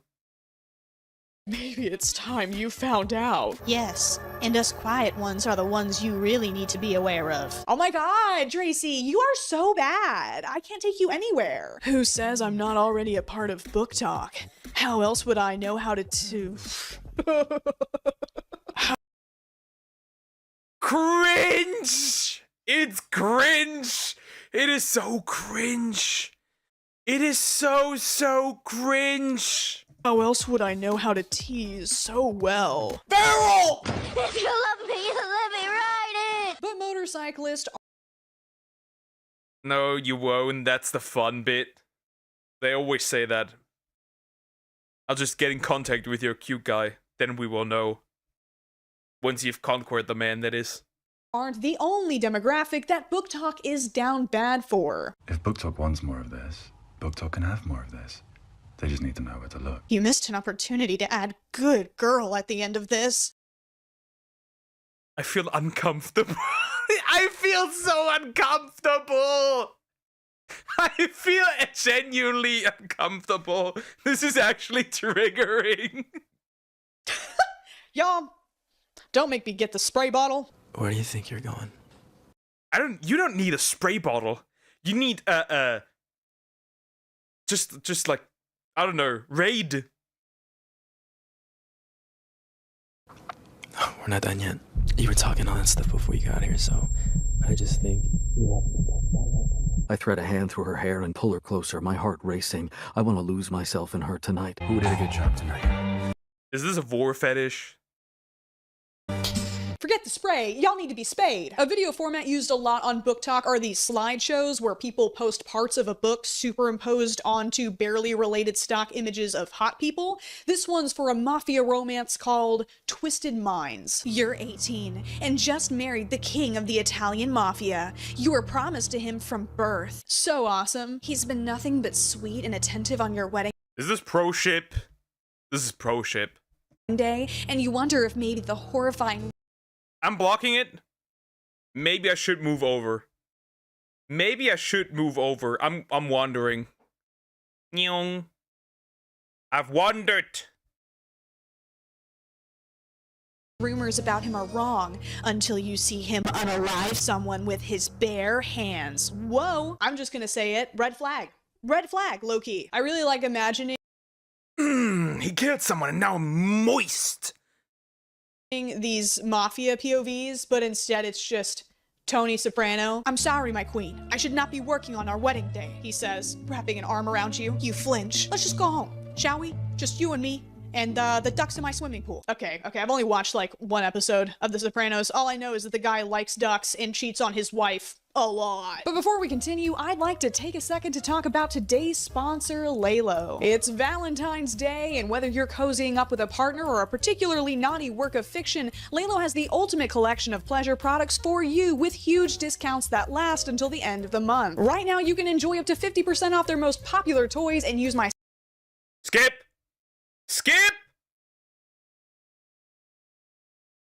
rank the spiciness of the recommendations with enough of these innocuous-looking peppers to make a sultry salsa. Others have proposed more I never skip ads, but here I'm skipping ads. creative methods. This new scale that we like to call the Widometer, because we know we definitely want to be reading all the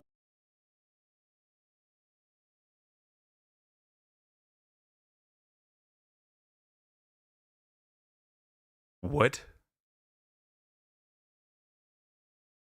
Literature's weather meter. I flooded my basement. OF.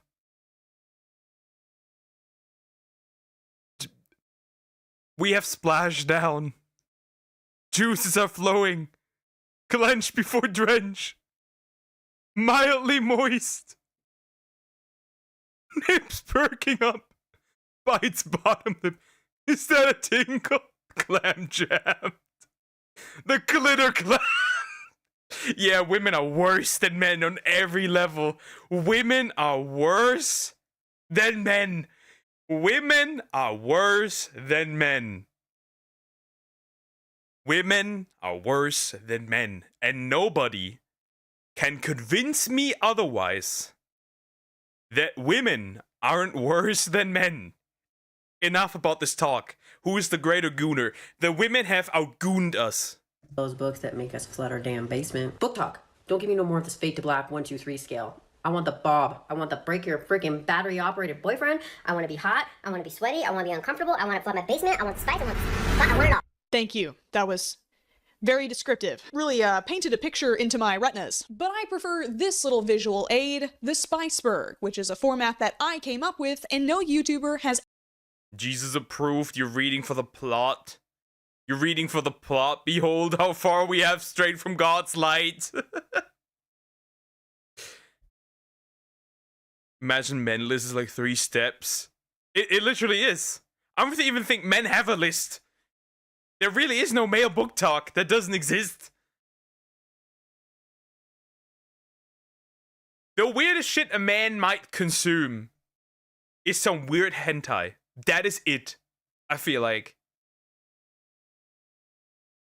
Ever used before. At the very tippy top of the Spiceberg where the sun shines, there are no references to places where it doesn't. This is the type of book you could tuck under your arm, skip merrily to Sunday school with, and give Jesus a high five. A little lower, we have books that feature a limited amount of sexual content, but that isn't the main focus of the narrative. Another layer down, we have our adult romances. Her palms are sweaty, knees weak, things are getting hot and heavy type. Below that, we have what are called dark romances, which is where things get sticky both physically and ethically. There's on her sweater already, arranged marriage, Italian mob wife spaghetti. Now, personally, I tend to bob near the surface with my floaties on, but today I venture out into the deep end, purely out of academic interest, of course, to ask the question, is book talk ruining reading? I'll just come out and say it. We need to stop book talk. We need to completely eradicate. We need to neuter it. We need to neuter it, eradicate. Bro, my friend used to bring the third one to class.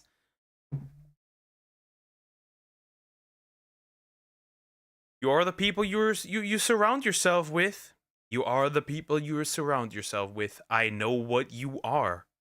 You're looking for recommendations of some good shit to read. Turns out the only thing they're reading is 450 pages of shit. We gotta talk about book talk. Women are all collectively gooning on a level that nobody has ever seen. I told you before I was searching for The Sun Is Also a Star on Google, and like one of the top questions is it spicy? Does anybody on this godforsaken app read a single book that isn't just straight up?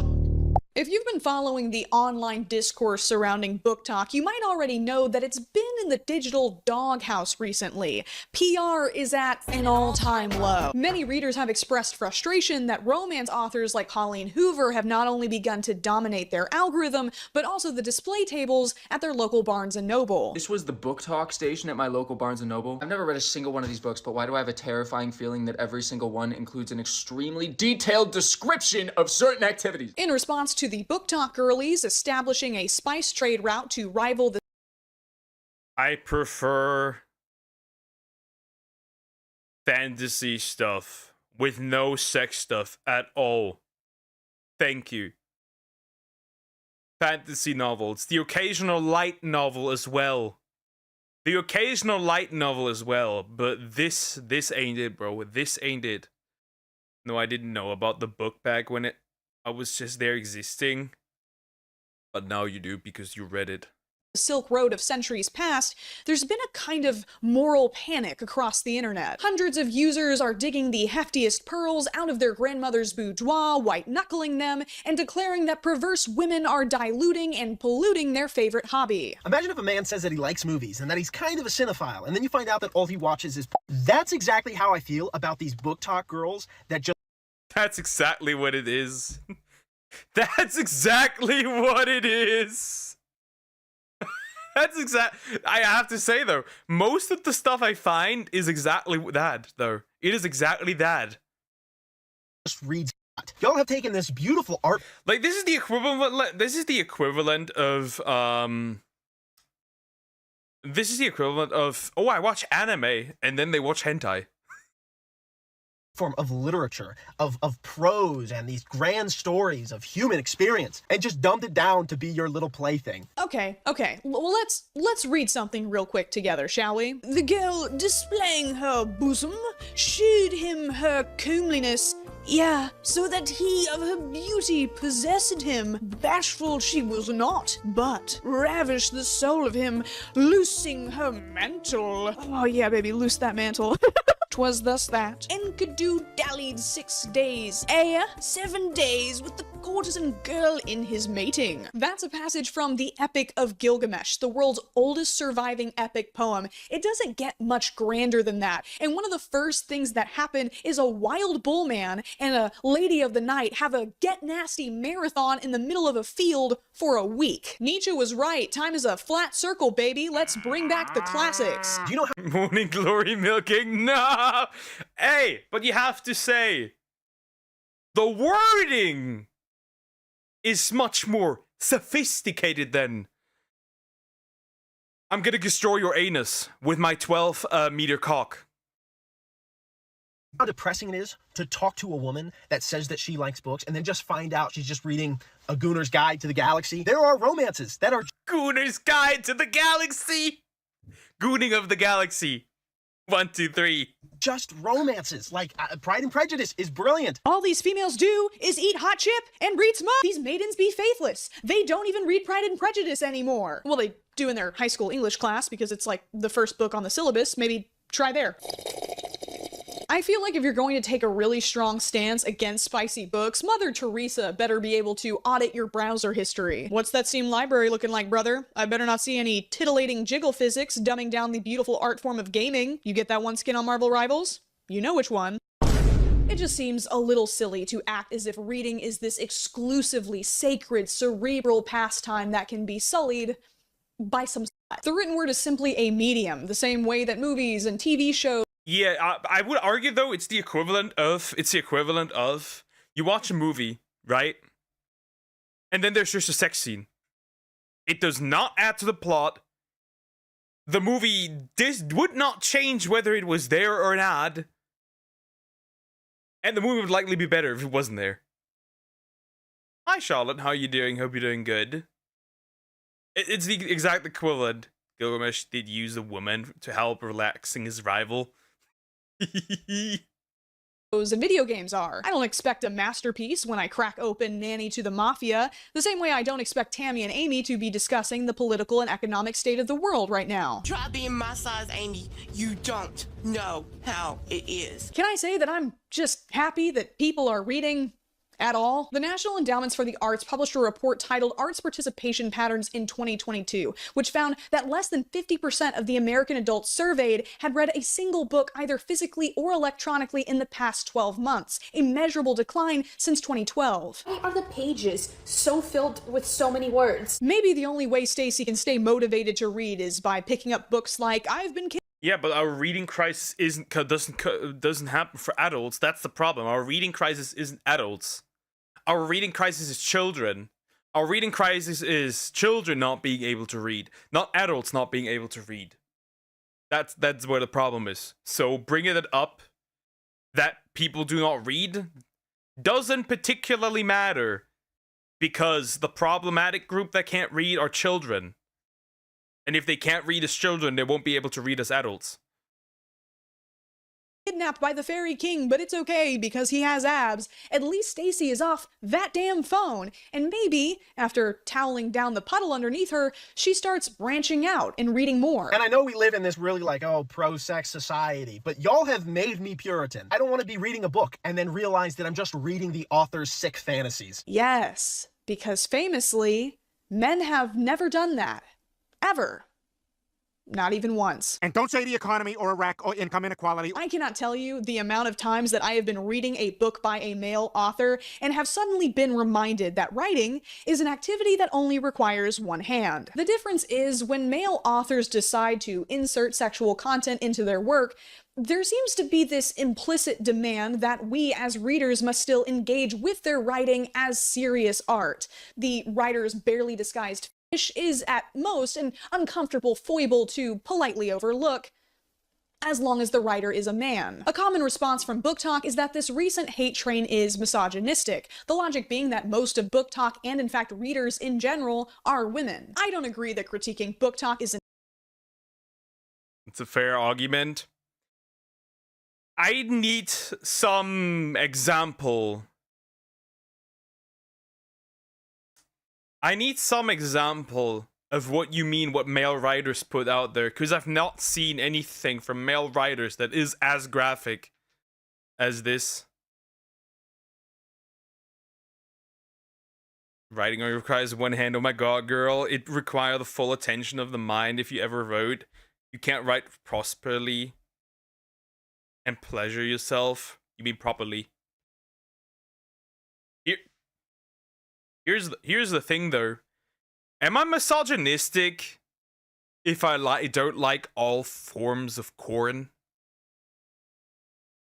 Or does that make me just universally a bigot towards men, women, and anything between? I can live with that. Inherently sexist, but I do think there is an obvious gender bias in the way that we're evaluating these spicy books. Romantasy titles such as A Court of Thorns and Roses have been lumped into this conversation as examples of filth invading the fantasy section. So imagine my surprise when I found out that aside from a couple of eye-roll worthy descriptions of jawlines and some Omega-verse-esque sniffing scenes, don't ask, there were only about 4 chapters that contained anything explicit at all. Where was the unleashed hedonism corrupting chaste female minds? Where was the debauchery I was promised? Hello? I'd like my debauchery, please. If women are only reading these to goon, they are being incredibly inefficient about it, okay? That's like 4 goons per 46 chapters. Well, that is the occasional, well, it got lumped into it. That just happens. That just happens. That just happens. On the other hand of the writer, Steven is behind hers. And with this hop sentence, I'll go back out. Yeah. Wait, back out with your hand out of your ass. Terrible. Reader of Healer. Yeah. Yeah. Though the plot was more about revenge. Which we can calculate to be a gooning rate of about 8.69, nice, 6%. Why am I doing math? Isn't it funny how a fantasy book is no longer a real fantasy book if it's written by a woman and has a romance subplot in it? This isn't happening for 100% of the book. When people are reading a spicy fantasy book, Depends on if it is the subplot. Depends on what the subplot looks like.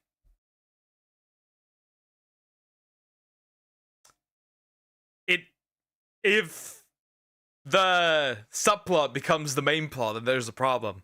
we are reading a book that has probably about 80 to 90% plot, character development, story, emotion, whatever, and like maybe 10 or 15% of spicy material, which is the same that you would get from a show on Netflix. Books on the upper end of the Spiceberg are being treated as if they are far beyond a clench before you drench and in the Mariana Trench, despite having a comparable amount of explicit material to male authors of the same genre. We can have interesting discussions about the quality of this book, which meh, but why this pressure to dismiss it as frivolity unworthy to be shelved next to the Witcher series or Also, I don't think that it depends on how the spice is... I think it also depends on how the spice is depicted. There's a difference in romantic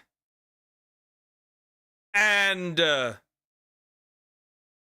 macaroni in the pot type levels. There's a difference between romantic and after the act you look down there and it looks like just like a beaten piece of meat. There's a difference. And how do you get his revenge, Duck? Physical and sexual abuse. And emotional. Game of Thrones. Am I to believe that men only ever have pure, plot-motivated reasons for indulging in countless dirty descriptions of damsels? That Mr. Martin was never straight-up jorking it? Why do you think Winds of Winter is taking so long? From what I can tell, the only difference is the perspective and target audience, in the same way that a movie centering around men and male experiences is just a movie, and a movie centering around women and female experiences is a chick flick. I'm thinking about this because I'm about to finish Pride and Prejudice and I'm looking for a new book to read. Why do these guys keep bringing up Pride and Prejudice? Okay. Now I made the mistake of looking up books to read on TikTok. Every single book has... That's also the problem, right? The truth is that reading is mostly targeted towards women. We are not the main audience of this, right? We're not the ones that are reading that much, realistically. Women usually read more, so that's what you're gonna get.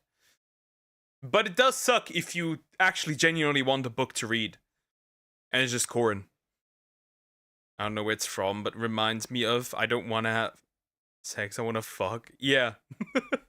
Spice. I don't want spice. It's weird. I saw somebody reading It Ends With Us on the train at 10 in the morning. It's gotta be an addiction at that point. I want to focus on the word addiction. Now, I'm pretty sure this guy is just making a joke, but I have seen the term addiction used as a sincere accusation multiple times during this whole book talk debacle. Many users are equating any interest in spicy literature to a dependence on the hardcore adult content hosted, for example, on a certain black and orange site. I wouldn't know. It's banned in my state. And also, I'm too busy getting laid in real life. Now, I'm a big proponent of moderation when it comes to this kind of thing, no matter what form it's in, especially if you notice it has begun to negatively impact your relationships, the way you perceive other people's bodies, and the way you perceive your own body. But let's not pretend that a moist mom in Minnesota writing about sexy werewolves has anywhere near the scope of harm that a billion-dollar industry preying on countless men, women, and children for decades has. Regardless of our personal convictions, adult content is going to exist. It's the forbidden fruit the masses have the munchies for. That cat is out of the bag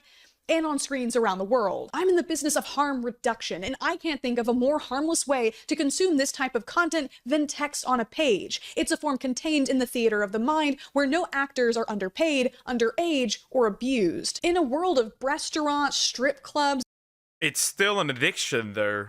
Then no matter how addictions are still harmful. Consider this, right? Consider this. If corn warps the minds of men of what they want and what they desire in a woman, then it's reasonable to think that what a woman consumes in this case, when she reads this stuff, is going to affect what a man should provide.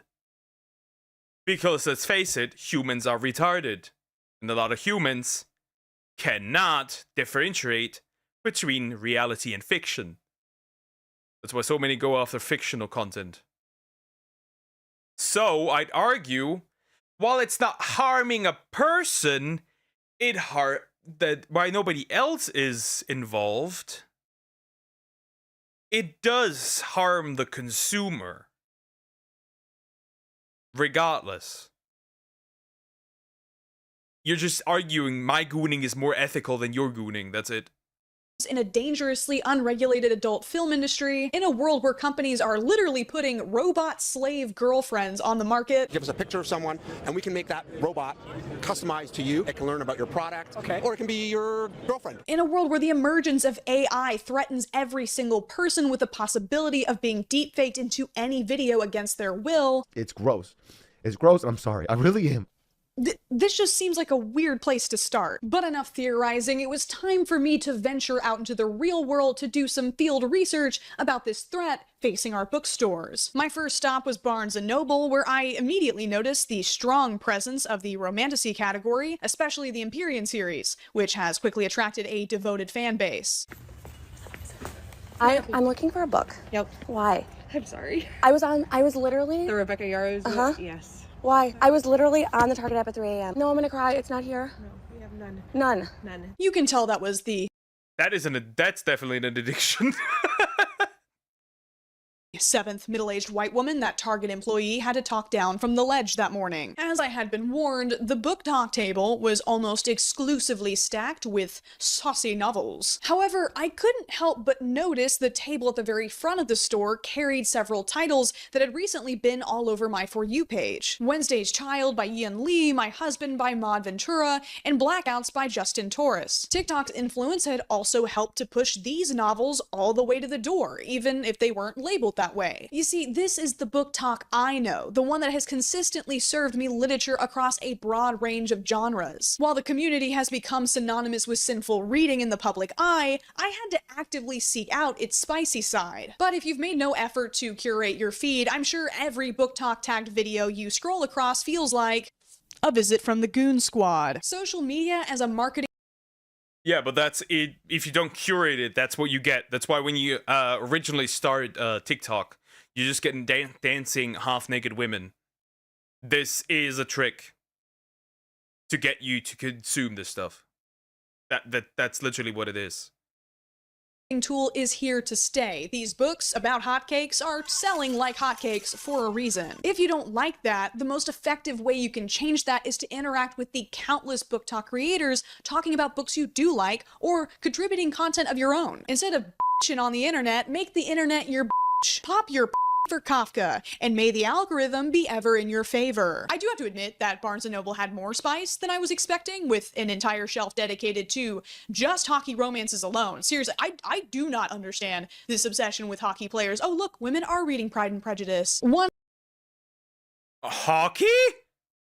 Hockey? Bro. Hockey romance in particular has been receiving a lot of attention lately. Icebreaker has a much higher goon to chapter ratio, sitting at a whopping 22%, but its pastel illustrated cover has been accused of being misleading and even dangerous for children. This is the cover of Icebreaker. If you show this to most parents, like if a kid walked up to you and was like, "Hey mom, can I get this?" It kind of looks like a normal little romance.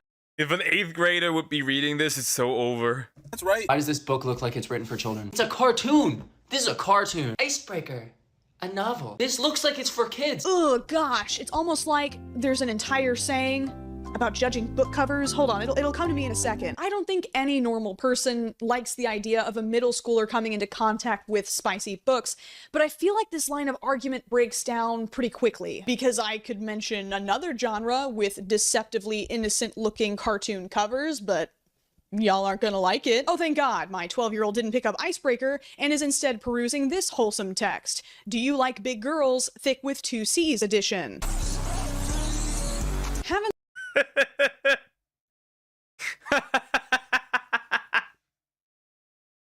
Accurate, sure. The last couple of generations fought so hard to break the stigma here in the West that animated media is only for children. Are adult cartoons like Rick and Morty, Family Guy, and South Park also on the chopping block? What does an adult book cover even look like? Does it have to have photorealistic people on the front doing number 17? The spread eagle.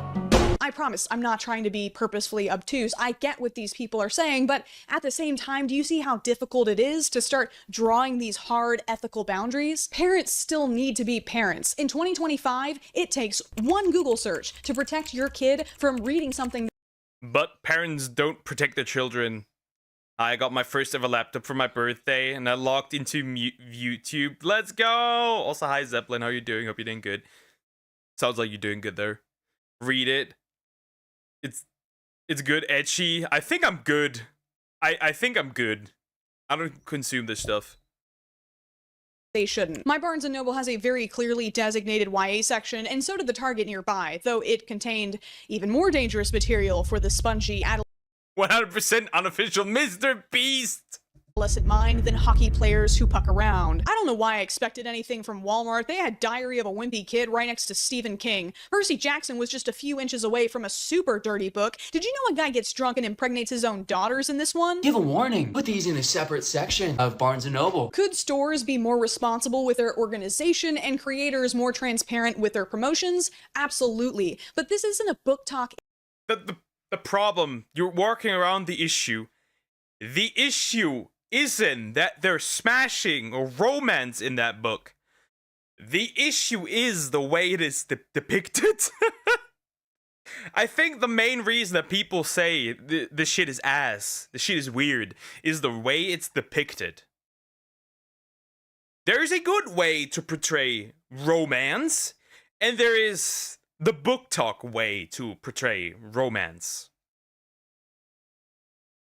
I want to read about love. I don't want to read about the Pussy Annihilator 5000. Thank you. To make that clear. Exclusive problem, and when we start talking about regulations, logistics get messy. Who determines what books are inappropriate and where they're allowed to be, and what criteria do they use? To be clear, you don't have to like. And I think that the main reason is, I think the main problem is also, when this discussion comes up, is that the consumers of these books want to act like they're superior. You know, I read, so my gooning is superior than yours. When at the end of the day, you're just both consuming corn in a different way. Like Icebreaker. I didn't. It's an unbearable approximation of what a woman in her 30s thinks young, hot people do in college. The sight of emojis printed upon bound paper legitimately knocked the air out of my lungs. The book wanted to be an enemies to lovers story, but was so eager to jump to the juicy bits, it forgot about the enemy part. There have always been books that are not appropriate for children. This is not a new thing. I lived at the library growing up. I knew the exact geolocation of the shelf of bodice rippers I had to pass on my way to reread the same 3 dinosaur books every Tuesday. Why are we suddenly getting our collective panties in a twist over a genre your great aunt has been flicking through since the 70s? Reading another one of your dirty girl books? Did you think? Accurate. She's been physical with my toe. That's what he said, bro. That's interesting. Bro, wait, is she a feeder? That's interesting. This thin line between romance and corn. I think there's a pretty big difference in they had sex and I turned her inside out.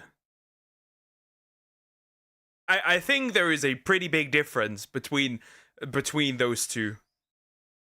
Those jacked, oiled-up gentlemen with billowing open shirts on the covers were there to politely help heroines file their taxes. We seem to have a very sanitized view of our 4 readers that doesn't seem to match up with reality. Much like the characters in these books, it's time for us to do some busting. Myth busting, that is. And as everyone knows, it's always more fun to bust with a friend. That's gay. Or straight, depending on the situation. Myths, that is. You may know her from her The History series on TikTok or her book by the same name. She's here, she's queer, and she's not afraid to talk about rears. Please welcome a very special guest, Dr. Esma Louise James. Thank you. What an intro. I am obsessed. Hi. Hello. So lovely to be here. Can you tell the folks at home a little bit more about who you are and what you do? I'm a sex historian. I specialized in the history of graphic novels. Dr. Professor Goon. To summarize, she's specialized in professional... She's a professional gooner! It's the first time I can finally say this. She's a professional gooner. She's a goonerologist. I'm done. And more broadly, I look at the history of sex, identity, and gender from the ancient world until now. Let's get down and dirty. Can you tell us how long spicy books have been around? Spicy books have been around for hundreds of years. So erotic writings date all the way back to the ancient world. We have always had a fascination with putting writing pieces together that are meant to be titillating. But the birth of the novel happens in the 18th century. So it's like the 1700s, so it would be like a bare ankle would get like 5 pepper emojis on TikTok, right? Is that how that would work? Do you know what? It's really interesting because I think this is one of the most dominant conceptions, but in reality, some of the pornography that was written in the 18th century is not allowed to be published today because it is so explicit. Yes, there are some pieces, you know, I'm thinking of photographers like the Marquis de Sade, that his works will not go to print today because they are so explicit and controversial. Like all of the spicy stuff we have today, just everyone stank a little bit more. A little bit more. I want to talk a little bit about something that you've said recently. You were on a podcast called The Briefing, and something you said really stuck out to me. You said fantasies are not a reflection of how we act in real life or what we want in real life. I think that this becomes very relevant when we talk about the controversy surrounding book talk, especially what we now refer to as the dark romance subgenre. The idea behind it is that if you engage in... I disagree. I know plenty of women that had partners whose partners wanted to do stuff with her that they seen in adult movies that those women just could not perform physically. I disagree.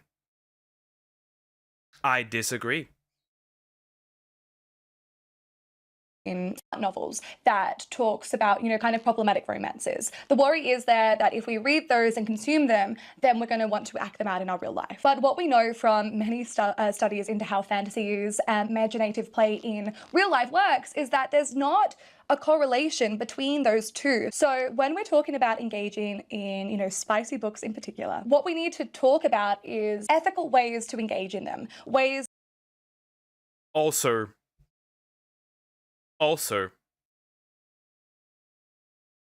you can't act it out. There are no centaurs.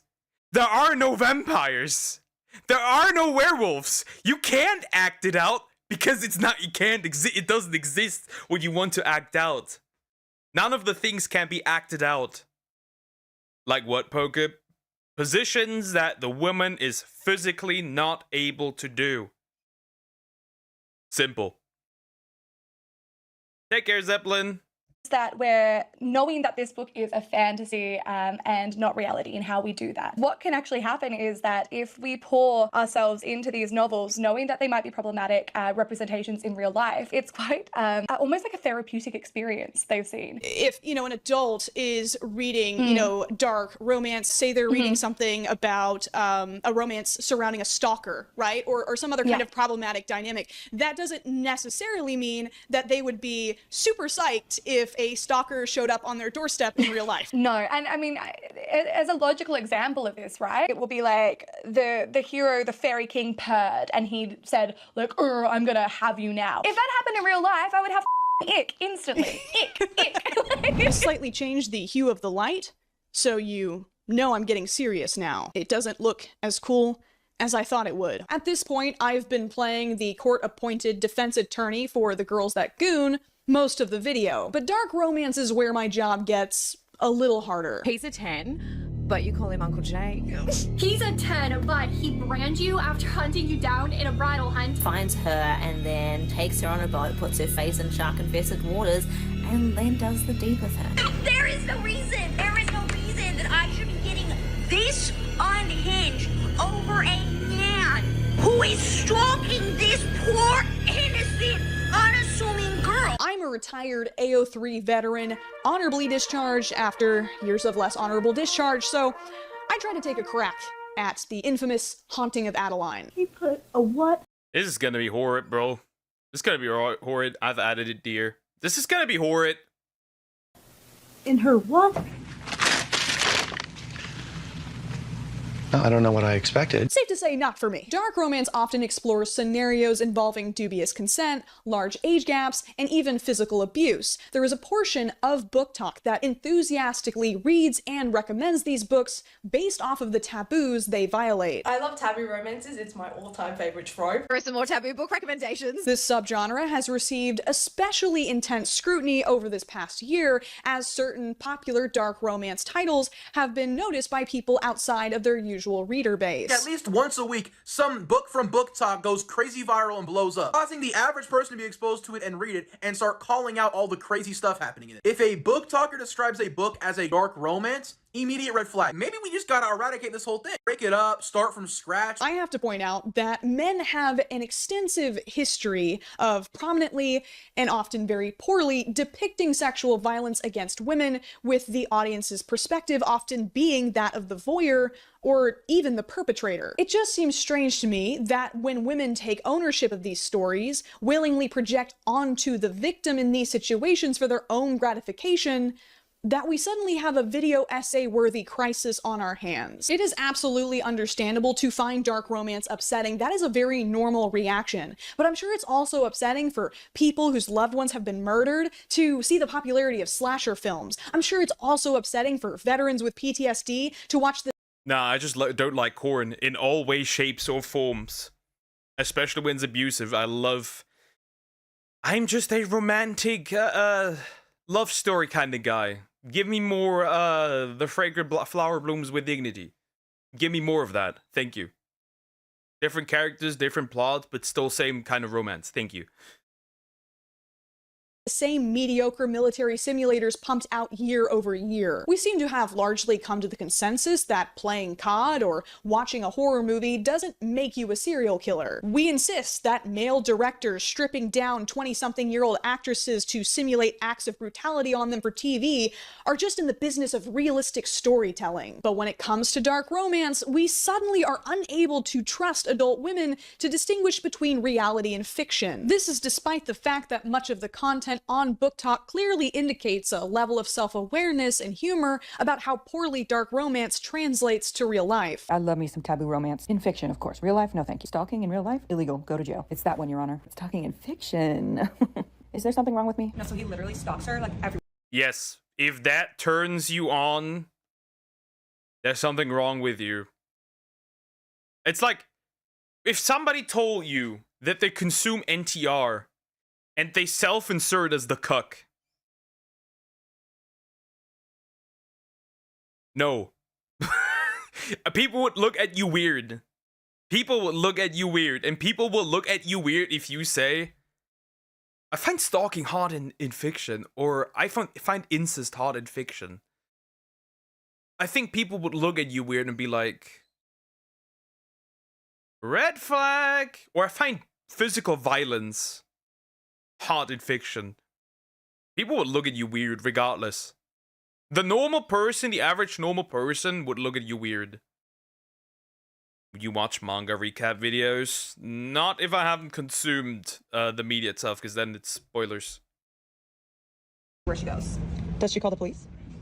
No, because he counts her freckles and makes her waffles in the morning. If you're someone who struggles to understand why any woman would be attracted to this type of book, that's okay. I would just highly recommend that you check out ContraPoint's video on Twilight. Not only is she capital M mother and able to keep me entertained for 3 hours straight despite my Kentucky Fried attention span, but the video is a masterful breakdown of the historical context of darker plotlines and romance and how they often operate as a reaction to purity culture rather than literal wish fulfillment. The ravishment of a hesitant self-insert character by an aggressive male love interest basically provides women with an emotional loophole where they can safely explore their fantasies without guilt, maintaining control because they can always just shut the book. But of course, there are always going to be people who push the envelope a little too far. Definitely check content warnings before going into them, but you know what? The more trigger warnings, the better. I want all the trigger warnings. I want all the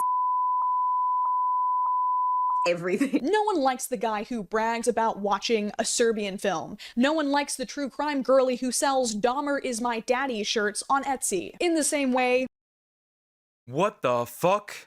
A minor gets raped, but the graper is a hot guy, girls. She lives a dream, oh my god, based on true words of real females. Ew! Ooh! Bro, ugh. That's crazy. We got fascist people around, most of them are females.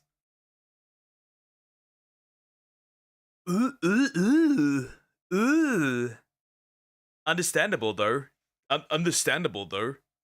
I think there are a lot of book talk creators who could approach this category with a lot more sensitivity. I mean, do we really need to get tattoos of the "my step uncle and step cousin snap, crackled, and popped my back like a glow stick in the woods" book? Come on, y'all, let's dial it back some. Every few years, the general public stops in its tracks to examine something that women like and then have extended debates on whether or not they should be allowed to. This happened with 50 Shades of Grey. Before that, it was Twilight, all the way back to, of all books, Pride and Prejudice. Erotic literature, when it started, was quite elite, well-educated men who often wrote pretending to be a woman, which I find fascinating in itself. That's, you know, really how the novel starts. And what always happens is that when women get involved in the conversation, we see it as something that's like really dirty and stupid and frivolous. Weirdly enough, Jane Austen is almost like the connector between these two things, because when Jane Austen comes on the scene and writes romances like Pride and Prejudice, critics believed at the time that at best her work was light and frivolous, and at worst it was a danger to the imagination and intellect of women and would drive their erotic fantasies crazy. And therefore we would have like all these women who couldn't control their libido because they were reading about Mr. Darcy. Which they were kind of right. They were kind of right. That hand flex, I've seen the edits on TikTok. The hand flex. If I can be the friend who's too woke for just 1 second, I don't think it's a coincidence that we're seeing yet another cycle of this intense scrutiny towards what women read during a rise of conservatism in politics and media. That's not to say that any and all scrutiny towards book talk is motivated by conservatism, don't get me wrong. It's entertaining to Again, I don't think it's that what women read is the problem. I think the depiction of it.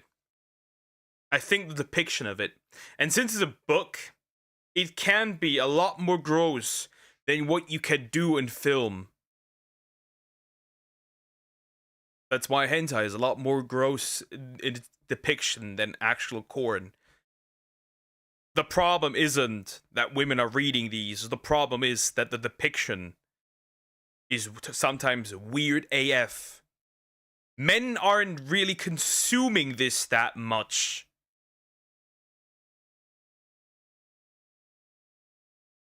She says while complaining about man's books. Kinda, yeah. She's kind of shooting herself in the foot. On book talk recommendations, a lot of them are badly written or rely on shallow tropes and probably belong on Wattpad instead of in a bookstore. But some of y'all are going full on Fahrenheit 451 over some freaky fairies, and NGL, it's kind of scaring me a little bit. If you're gonna read something, read The Room.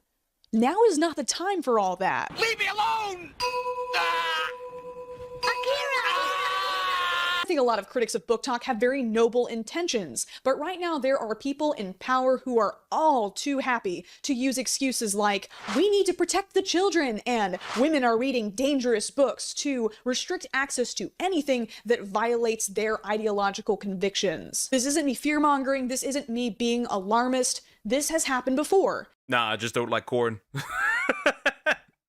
Maybe actually a case where girls were defending a YouTuber delete a mom and newborn in stroller, only the dad is alive and he wasn't even present in the scene. When a guy wants anime girls, it's an ick, but when you want a rapist from a book, it's cool.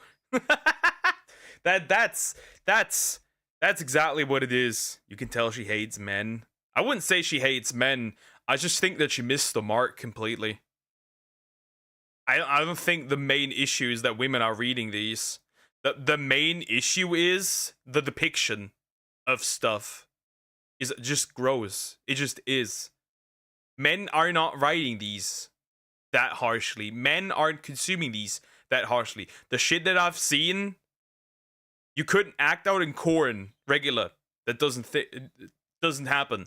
So the main argument, the comparison is already out the window, right? The comparison is already out the window. Here. Only technically in hentai. And it can't. You paused to read Time Father? Yeah. I mean, she's feminist, which is a huge huge flag. I mean,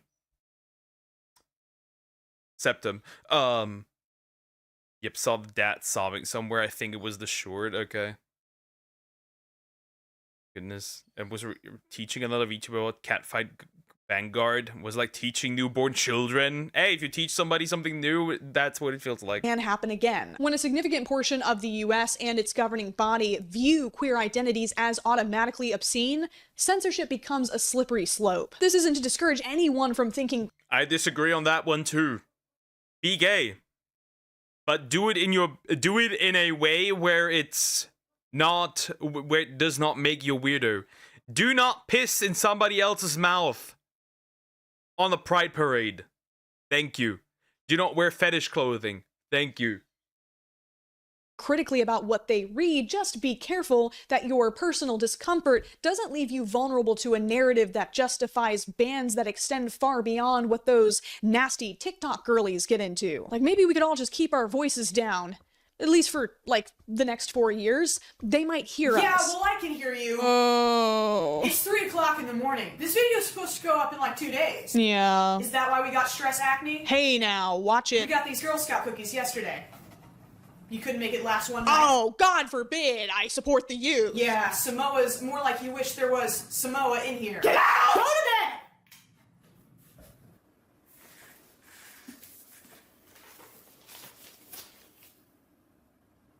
$17 That's the exact thing. That's what I'm talking about. 17 inches. No man's writing about this. Duck 2025, be gay. Yeah, be gay, be lesbian, be trans. I don't give a rat's ass. Just don't spread your degeneracy. I don't want to see you run around naked. I don't want to see you piss in somebody else's mouth. I don't want to see you in these weird dog things. Just do that in your fucking bedroom. And outside, kiss and hold hands. That's it. Thank you. Yeah, I think Book Talk should be neutered still. This hasn't changed my opinion. I think this is just as gross as any other pornographic material. That's all I'm gonna say. Just 17. Do you want to be impaled? What do you expect? A dick of the size of a giraffe? What do you mean by that? Have you tried out if that fits or something? Weirdo. Just 17? What are you shoving down there? 50? We see the same argument, fan service against men while defending misogyny, sexism against men. True. That is very true, yeah. Also this, look at the comments. I won't just upload like 4 exotics layers video in a week, you know that, right? That's insane. You need to chill. You need to chill, and I still have to do the horse video as well. From the flat earther who's... So now, which one are we doing? The rat one? Yes, I was expecting 50 incher. Are you extra stretchy? Like, are you super stretchy? Is that what it is? Is that what it is? Which one do you want? The pet reptiles or the wild rat? Dear, which one you want for your doze?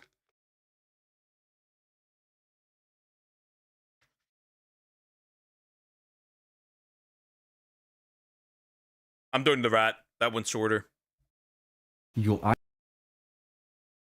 I'm doing the rat. I don't care. We're doing the rat. We doing the rat. Right rat gave birth on my tarantula's cage. What the heck? By Exotic's lair. I don't know how that works. We'll jump in and see. Time for a birthing video. We're gonna see live pregnancy. Yo, I am beyond pissed off right now. So I just came into the animal room after I woke up. I took a shower just to see my plane model on the floor, and it's broken. You see, there's this part of the tail where I'm not exactly sure what. Oh, the worst part. The worst thing that could happen to you is your like your model plane getting destroyed or anything else like that. If you ever wonder what ex-Power Rangers look like, humans. This is called. It should be over here, which I should be able to fix it back. No, I'm not able to do that. I'm gonna have to super glue it, but it is bent, as you can see over there, and the wheels are pretty much gone. Actually, here it is. It was bent as well. I tried to bend it back, and then it broke. And then my calcium dishes, my pet supplements, the reptile supplements, the calcium and the multivitamin were fallen down. This the question I have is, how the fuck did that rat get in there even? Like, how the fuck did that rat get in there? was actually the plain stand. Oh yeah, my powder. This is some tortoise powder, and it bit through it. Yeah, oh yeah, I keep saying it, but I haven't like told you guys. A rat entered my room. Yeah, a rat entered my tarantula room and pretty much just destroyed everything. I mean, not everything, but he destroyed. Homie just experienced Ratatouille. A lot of stuff like this. I saw my yeah, that tarantula, the sling over here, he pushed it down. What else? I don't even know, to be honest, but yeah. And then what the hell is this? A rock. He brought in a rock. Homie brought in a rock as well. Look behind the thing, father. Rewind. Behind what? Where should I rewind? You didn't see his preserved animals? But where? At what place? These aren't the ones, or are they? That tarantula, the sling over here, he pushed it down. What else? I don't even know, to be honest, but yeah. And then what the hell is this? A rock. He brought in a rock. Seriously, man. Freaking rats. I hate them so much. Good thing my tarantulas are in glass enclosures where it's heavy and he cannot push this thing down. Because if that happens, oh my goodness, that will not have been good. Are you serious, man? Seriously? Okay, and then I also came across some poop. I'm not sure if that After the plane? Nah, I'm not reviving anymore. Fuck it. Pesky thing, if he's still in this room, I'm gonna put a trap in here, and if he comes out, Too bad it's not a he, it appears. It's a she! And she gave you a few more children. You gotta take care of them now. Sick of these reptile videos. Well, this time it's a tarantula, not a reptile. Well, it was tarantulas, not reptiles. He goes into that trap. Yeah. Ooh, what's my OBT doing? No idea, but just chilling there, I guess. Hey, what's up? Yeah, there we go. Let me show you some of the poop that he left. I need my tongue because I'm not going to be touching poop with my bare hands. Up here, you see? Rat droppings. Yeah. Rat shit. Nice. Also, like, you're the one to talk with your degen videos. Right off the plane. I don't care, man. I don't even see a good point. These, okay, this is the part. So these are the preserved animals.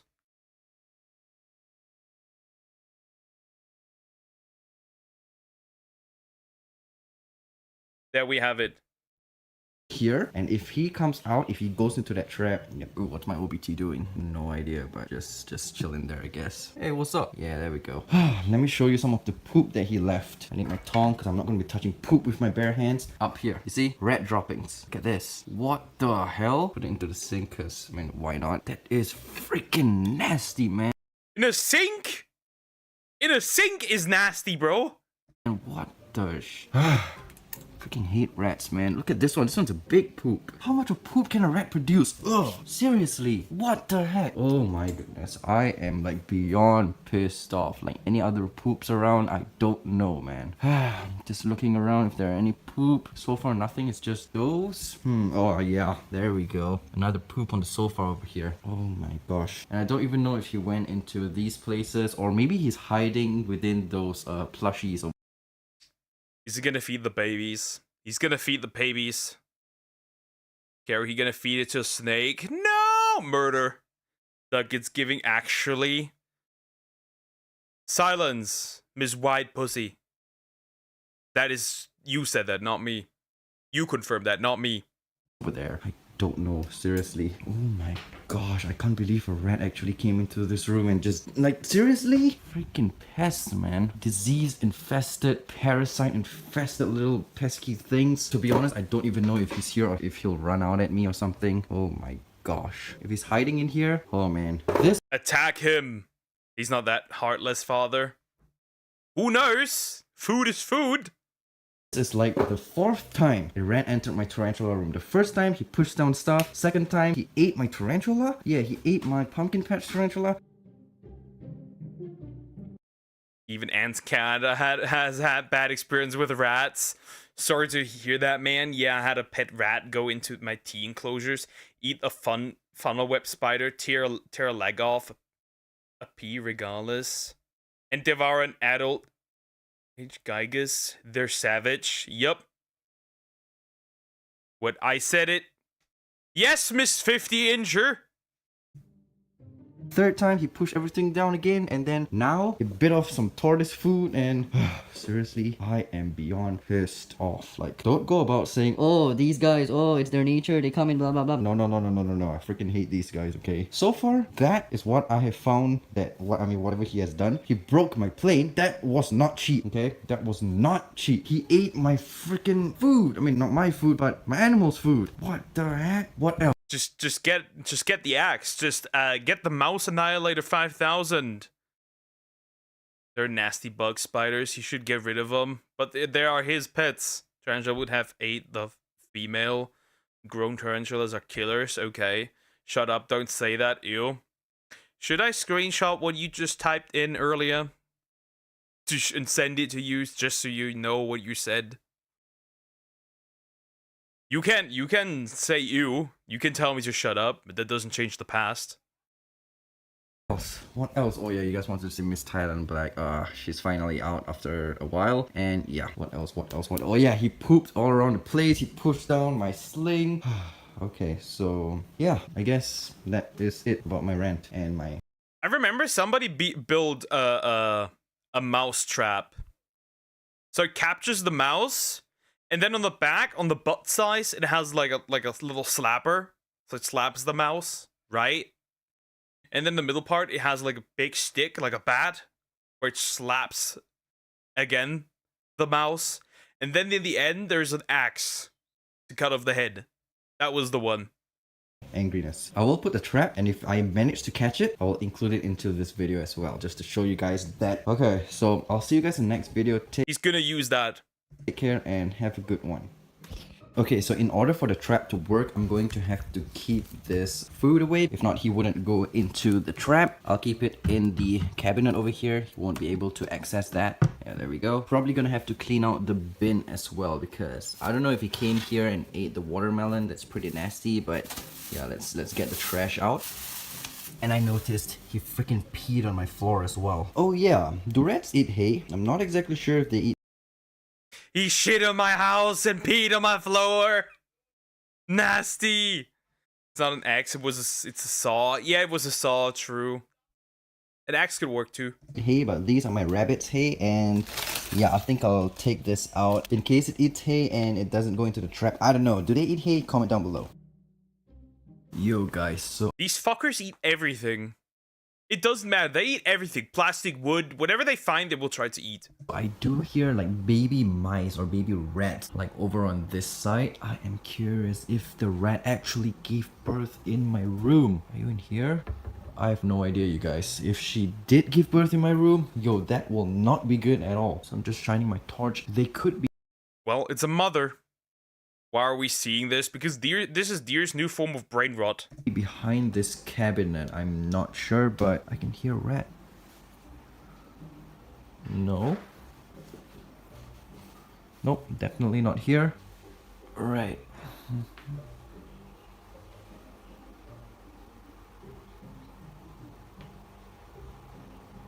Guys. Homie's hiding there! I can see it! There's Homie. Homie's hiding. Or girly in this case. Alright guys, I was totally right. There was a rat in my room. It's still in my room. I found it like right on my enclosure. And yes, I was positive that I heard some babies making noise. And yeah, there is a rat under there with babies. Like literally, it... I would just buy a lottery ticket at that point. The chance of letting a rat in there and it being pregnant is pretty good. Hi Ray, how you doing? Hope you're doing good. What are you watching? Exotic's Lair. We're watching a rat giving birth. Freaking gave birth in my animal room, my tarantula room. Let me show you. I hope it doesn't run out at me, okay? Look at this. Look at that, you guys. It's a rat with baby. Save the ratty and the babies! But they're already. Where's my milk, Mom? Oh my gosh. Look at that. It freaking came into my room and gave birth. Oh my goodness, guys. You see what I mean? Okay, so I'm not exactly sure what I'm gonna do. Well, you gotta get them out there somehow. Baby rat! It's baby rats! They're still naked. They don't wear any clothes. Wait. Did I just look at the naked miner? Weird. Those big cake men jiggling their cakes. You have an ass fetish. I just can't prove it. Or actually, I can't prove it. There's multiple clips I could gather. I have no idea what I'm gonna be doing, but yeah, you guys. You can see there is a rat with babies in my tarantula room. I have no idea how, I have no idea why. Of all places, this rat had to do it in my animal room. Okay, now, I have no idea what to do right now. I am like literally shaking, but oh gosh. Yo, okay, you know what? I'll go ask my dad and see what he has planned for this. But as for now, what the hell? Seriously? A rat just decided to come into my tarantula room, give birth on my tarantula's enclosure. By the way, that right there is my Heteroscodra maculata's enclosure, and okay, you wanna like give birth on my... Yes. The question is how many are still getting out of there? Because that couldn't be the only ones. Maybe they are, but that couldn't be the only ones. That's too much effort, Doug. You won't do it. I have a mission. My maculata's enclosure? Okay, yeah, whatever. But yeah, guys, I don't know what to do right now. I swear I... Well, you could try and capture it somehow, but that could be rough and weird. You could hurt the little guys. I'm gonna get Frog, and we're gonna simply look for spots where you talk about ass. On purpose now. And then I'll send it to you. I heard, I was just editing a video here, as you can see, like, yeah, here. I'm editing a video, and I swear a few times I did hear baby mice. I guess my ears weren't deceiving me. Yeah. When I heard that sound, I was expecting maybe for the rat to, because I've got a lot of plushies over here. But this looks more like a mouse than a rat. To be fair, this doesn't look like a rat. This looks like a mouse. No, my image duck, don't. I have a mission. Here, so I expected it to like maybe give birth in where it is soft, but no, it decided to give birth on a hard surface. So, oh man, this is some interesting content. It's like the first time I've ever come across something like this happen. Oh my gosh, and to be honest, I have not even seen like wild mice or rat babies pinkies before, so that's something new to me. Oh, hello, Brazilian Black. Yeah, you're doing. I've seen them, and fun fact, my sister just grabbed them back then, put them on like a little plate, and just yeeted them out of the window. The more you know. Good. Alright, so yeah, just wanted to show you that I found out that we have rats in my tarantula room and gave birth. So yep, that's it guys. I'll see you in the next video. Take care and peace, I guess. Well, bro should buy a lottery. Should have bought a lottery ticket that day. The odds of that happening are probably pretty low. Pretty good. So he has good ears. He has good ears. Again, I don't know how a rat gets in there, but it is what it is. Anyways, like, comment, and subscribe. On the box near the plushie. Okay. Tarantula mold. Okay. Baby rats are cute. Also, to be fair, Frog does know the weird shit you talk about.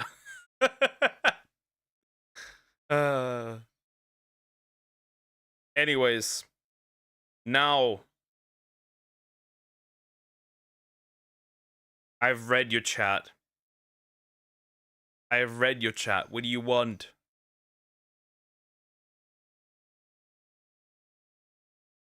I'm gonna do this. We're gonna do one more serious one. We're gonna do one more serious one. And then I think we'll do the Uma one. And that'll be the end of today, I think. I'll ignore that. Anyways, disgusting streamer beats his dog on stream. Wait, is this Alinity? August the Duck. Wait, is this about Alinity? I know that Alinity hurt her cats and what was it? Gave her dog alcohol. That would have of what I know. But this isn't about Alinity, it's about a dude. I feel like I don't even really need to introduce these videos anymore. It's like, wait, you mean to tell me some streamer out there did something awful and despicable in the name of $7 worth of ad revenue? What? Like, no shit. It's a Wednesday. Why is it that every— Oh. It's Kick. It's always Kick. It's always Kick. Remember how two dudes tortured a French guy live on Kick to the point of death? And they're free because the guy was forced to consent, and if you're forced to consent in France, you apparently are fully signing away your human rights at that point. Every single time we talk about a streamer on this channel, it's somebody that you've never heard of who gets like 40 viewers on their streams, yet lives in a downtown high-rise penthouse that's paid for by monetizing the most despicable shit you could possibly imagine. I just truly don't understand how there's such a big audience for this shit. There are tons of people on every single social media website who do bad things for money, don't get me wrong, but it really just seems like there is a disproportionate amount of live streamers who don't even really like make content. They just film themselves being one of the worst human beings that you've ever seen in your entire life. I've said this a lot. I really hope this genre of streaming dies out soon, because if it does, maybe there won't be streamers. Yeah, controversial streamers, nuisance streamers, right? All these people, they're all in the same category. Like Johnny Somali, Streichbruder, Vitali, this dude, the French dudes, all that stuff, right? Not the French dudes. The dude was French. The other two were not French. They were North African, as far as I'm aware. It's horrible. It's horrible. And they just get away with it. They just do. They just do. I'll add it, but I won't watch it today. Out there who can have compilations made of them abusing their dog. Yeah, this fucking loser that you're seeing in the background, whose stream name is Lil Dealy, which sounds like he's aptly named, has recently kind of gone viral on Reddit after some people posted this compilation of various different clips taken over the last few months of him abusing his dog. Now, you would think that a guy who has enough clips of him abusing his dog for somebody to make a 2.5 minute compilation of it wouldn't really have much of an audience. 2.5 minutes. That's horrid, bro. That's terrible. Okay. If I would ever attempt to abuse my dog, I'm dying. For sure. She would bite me. And everyone else if that ever happened. Just saying. Just saying. And I mean, you'd be right. This guy averages like a solid 40 viewers a live stream, and from what I can tell, he's kind of like a baby lol cow or something. It doesn't really seem like anybody who watches him really likes him based off his chat, so I don't really understand the dynamic of his streams, and I don't really care that much to him. He probably went the dog abuse route because he's that worthless of a human being that he just wanted internet clout that badly, that he was like, okay, well nobody wants to watch me because my life's boring, so I guess I'll just beat up my dog, and even that didn't work, so really goes to show the kind of guy we're dealing with here. But it seems like this guy streams to the same few dozen people and basically just kind of begs for money the entire time. The poor doggo. The poor doggo. He's probably not going to show any clips of the abuse because that would probably get you nuked off the platform. That would probably get a strike on YouTube.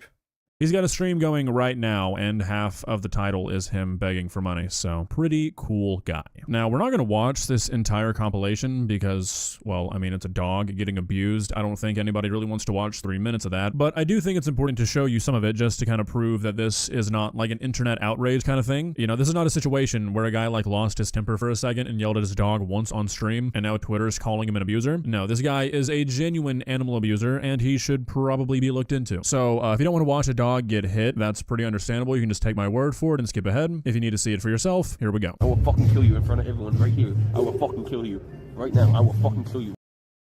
What the fuck? Yeah, get this guy out of there. End jail time.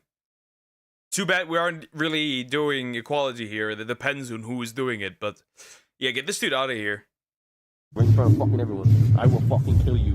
Alright? I will fucking kill you right here. I will break your fucking neck right here. Sit the fuck down. So there's a lot of that in this compilation where it's just verbal abuse, which is bad enough. Probably like half of this compilation is just shit like that. Like the clip you're seeing in the background, I'm not gonna play it because like there's fucking Babytron in the background. Don't really feel like getting copyright striked by Babytron today, but it's him saying how much he wants to kill this dog for like a minute straight, saying how he's gonna snap her neck and shit like that because she pissed What the fuck? in the house, which she's a girl. Depending on the time when she gets her, you know, her usual stuff, the stuff that women get. Girlies. My dog sometimes does that, because her bladder is sometimes not strong enough to hold it if she has to wait for a little too long. Or she goes too quickly downstairs. Then that can happen. And it's not that big of a deal. Maybe the problem is you, actually. You didn't go out with her in time. You know, I'm going to go out on a limb here and say that that's entirely this dipshit's fault because he got a dog without training it. But he just walked around his apartment for like a minute straight, talking about how much he wants to kill his dog, throwing a temper tantrum like a child for something that's ultimately his fault. Anyways, fair warning, after this, it's no longer just verbal stuff. Hey! No. Come here. Stop. Come here. Don't fucking hit the dog. That's my dog. No, you don't fucking That's grab my her. fucking dog. I do what the fuck I want No, with you my don't dog. grab the Don't fucking tell me dog. what I do when I'm out. Bro, this bitch is thinking she gave me a fucking... Don't grab her. Stop! Baby, stop! You could hear him punch or kick the dog because she made the sound. Stop! What are you doing?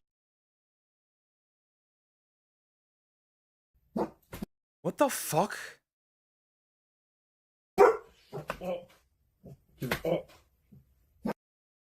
What? Yes, dogs bark! Are you retarded? Give it up. Feeling. She is bad news. If you don't shut up. If you don't shut your mouth, okay? If you don't shut your mouth.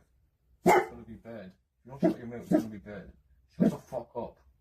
Shut up. So yeah, I mean, as you can tell, this guy is a real piece of shit. This guy clearly has a few screws. Bring me the guillotine. We're doing it the old good old French way. We're doing it the French way. The good old French way. You know? What does the dog's booty shake like that?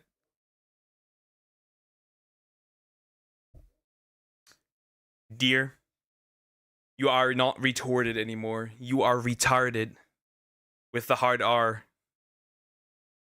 Screws loose, if not just all of them, and he really should not be in possession of this animal. He should also not have any sort of platform whatsoever. And the fact that this has been like a half-viral thing for the last few days and Kick has done nothing is absurd. Like, I get that Kick has sort of purposefully solidified their place on the internet as the home of degeneracy, but I mean, really? You've got a guy beating his dog. And I think Twitch is also pretty close. I mean, they're hosting literal terrorists.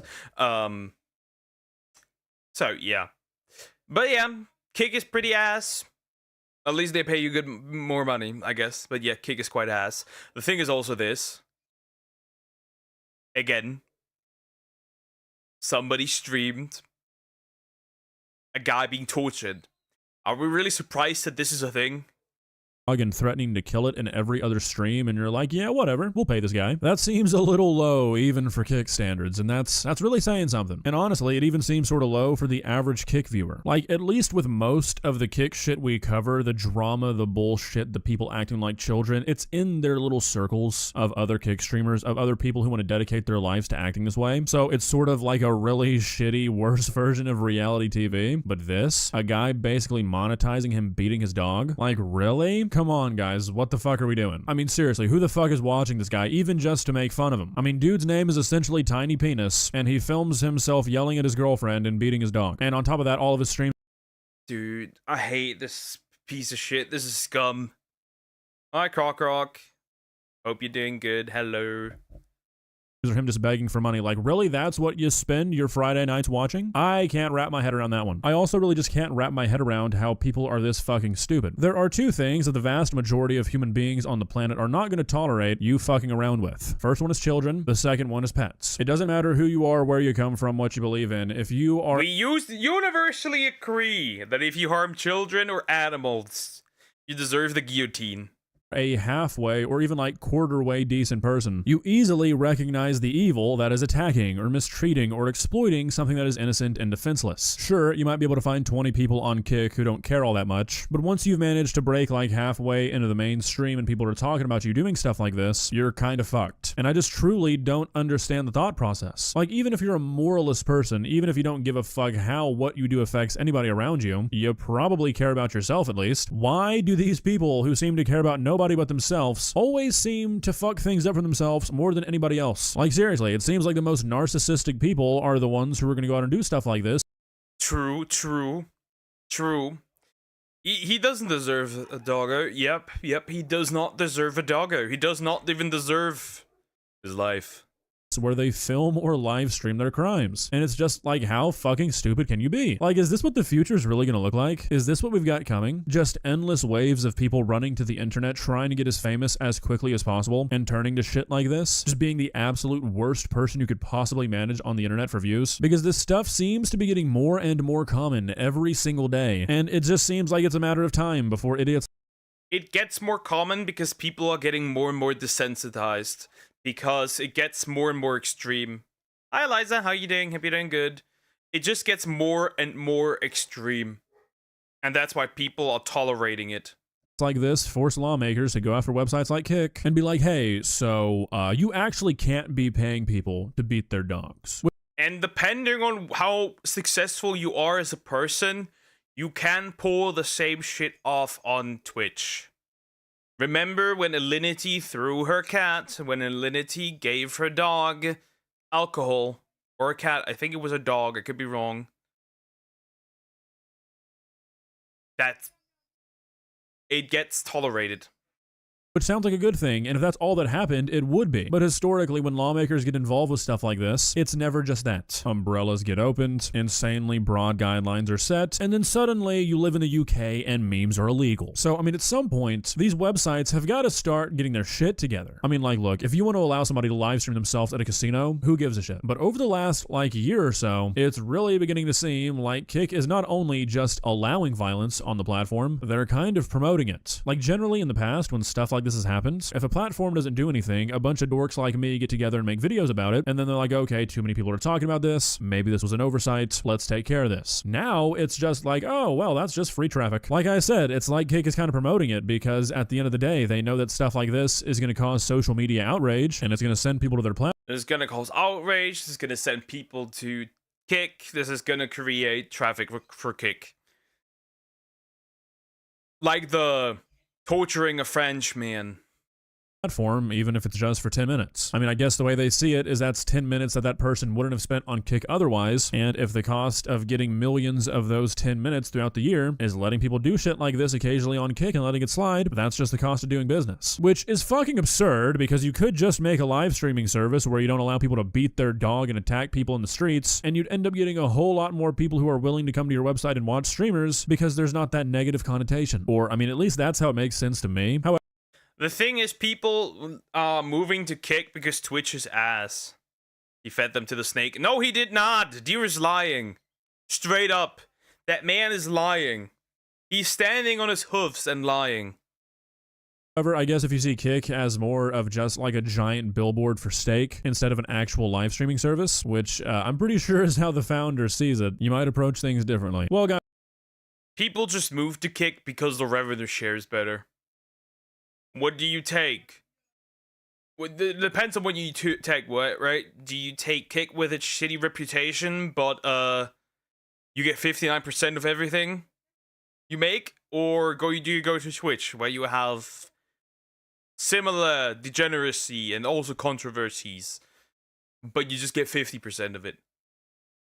Guys, what are your thoughts? Like I said, I'm not trying to like shift any blame off this fucking loser Tiny Penis or whatever his name is. This guy belongs in jail. I hope the Toronto police slap him with something heavy. But at some point, we have to step back and be like, okay, what's the common link here? We all know it. People have been talking about it for years. Kick is a problem. It just is. And I don't really know what can be done about it other than like what I was saying earlier, where lawmakers get involved. And I don't think anybody really wants that. But eventually, something's got to give, right? Maybe YouTubers like me talking about it is part of the problem. I'm open to that. I think it probably is, but I also don't think it's fair to be like, hey, we should not talk about anything negative because it might benefit them in some way. I think stuff like this still deserves to be called out because, like, hopefully in the grand that's the loop, right? People say like, don't talk about it. It gives it more attention, but if you don't pay attention at all, they're just gonna continue. Why did he abuse the dog? For one, she's just pissed into his house. That happens sometimes. It is what it is. No reason to crash out. And she barked. And he also told her that he's going to kill her multiple times, like for a minute straight. Like grabbing by the snout and be like, I'm gonna end it. I'm gonna end you. scheme of things, eventually it goes away. Maybe Kick just needs the right amount of pressure. Unfortunately, I don't know if that amount really exists anywhere, but one can dream, right? I don't really know the answer. And like chased her through his apartment. May have even kicked her. Who knows? I don't think anybody does. Yippee. See ya. Well, that's the end. I think this guy's a piece of shit. I think there's no argument to be made that this guy isn't a piece of shit. And jail would be a good option. I think jail is a nice one. Jail is a really nice one for him. Just saying it. Anyways, like, comment, subscribe. Let's grow. Absolutely. I have a doggo. I have a massive big girl. That doesn't happen around here. I don't tolerate that. Animal abuse. Gross. Disgusting. These guys can't even do anything. Can't defend themselves. Nothing. Let's do... Let's see what we're gonna do. Should I do the horse video?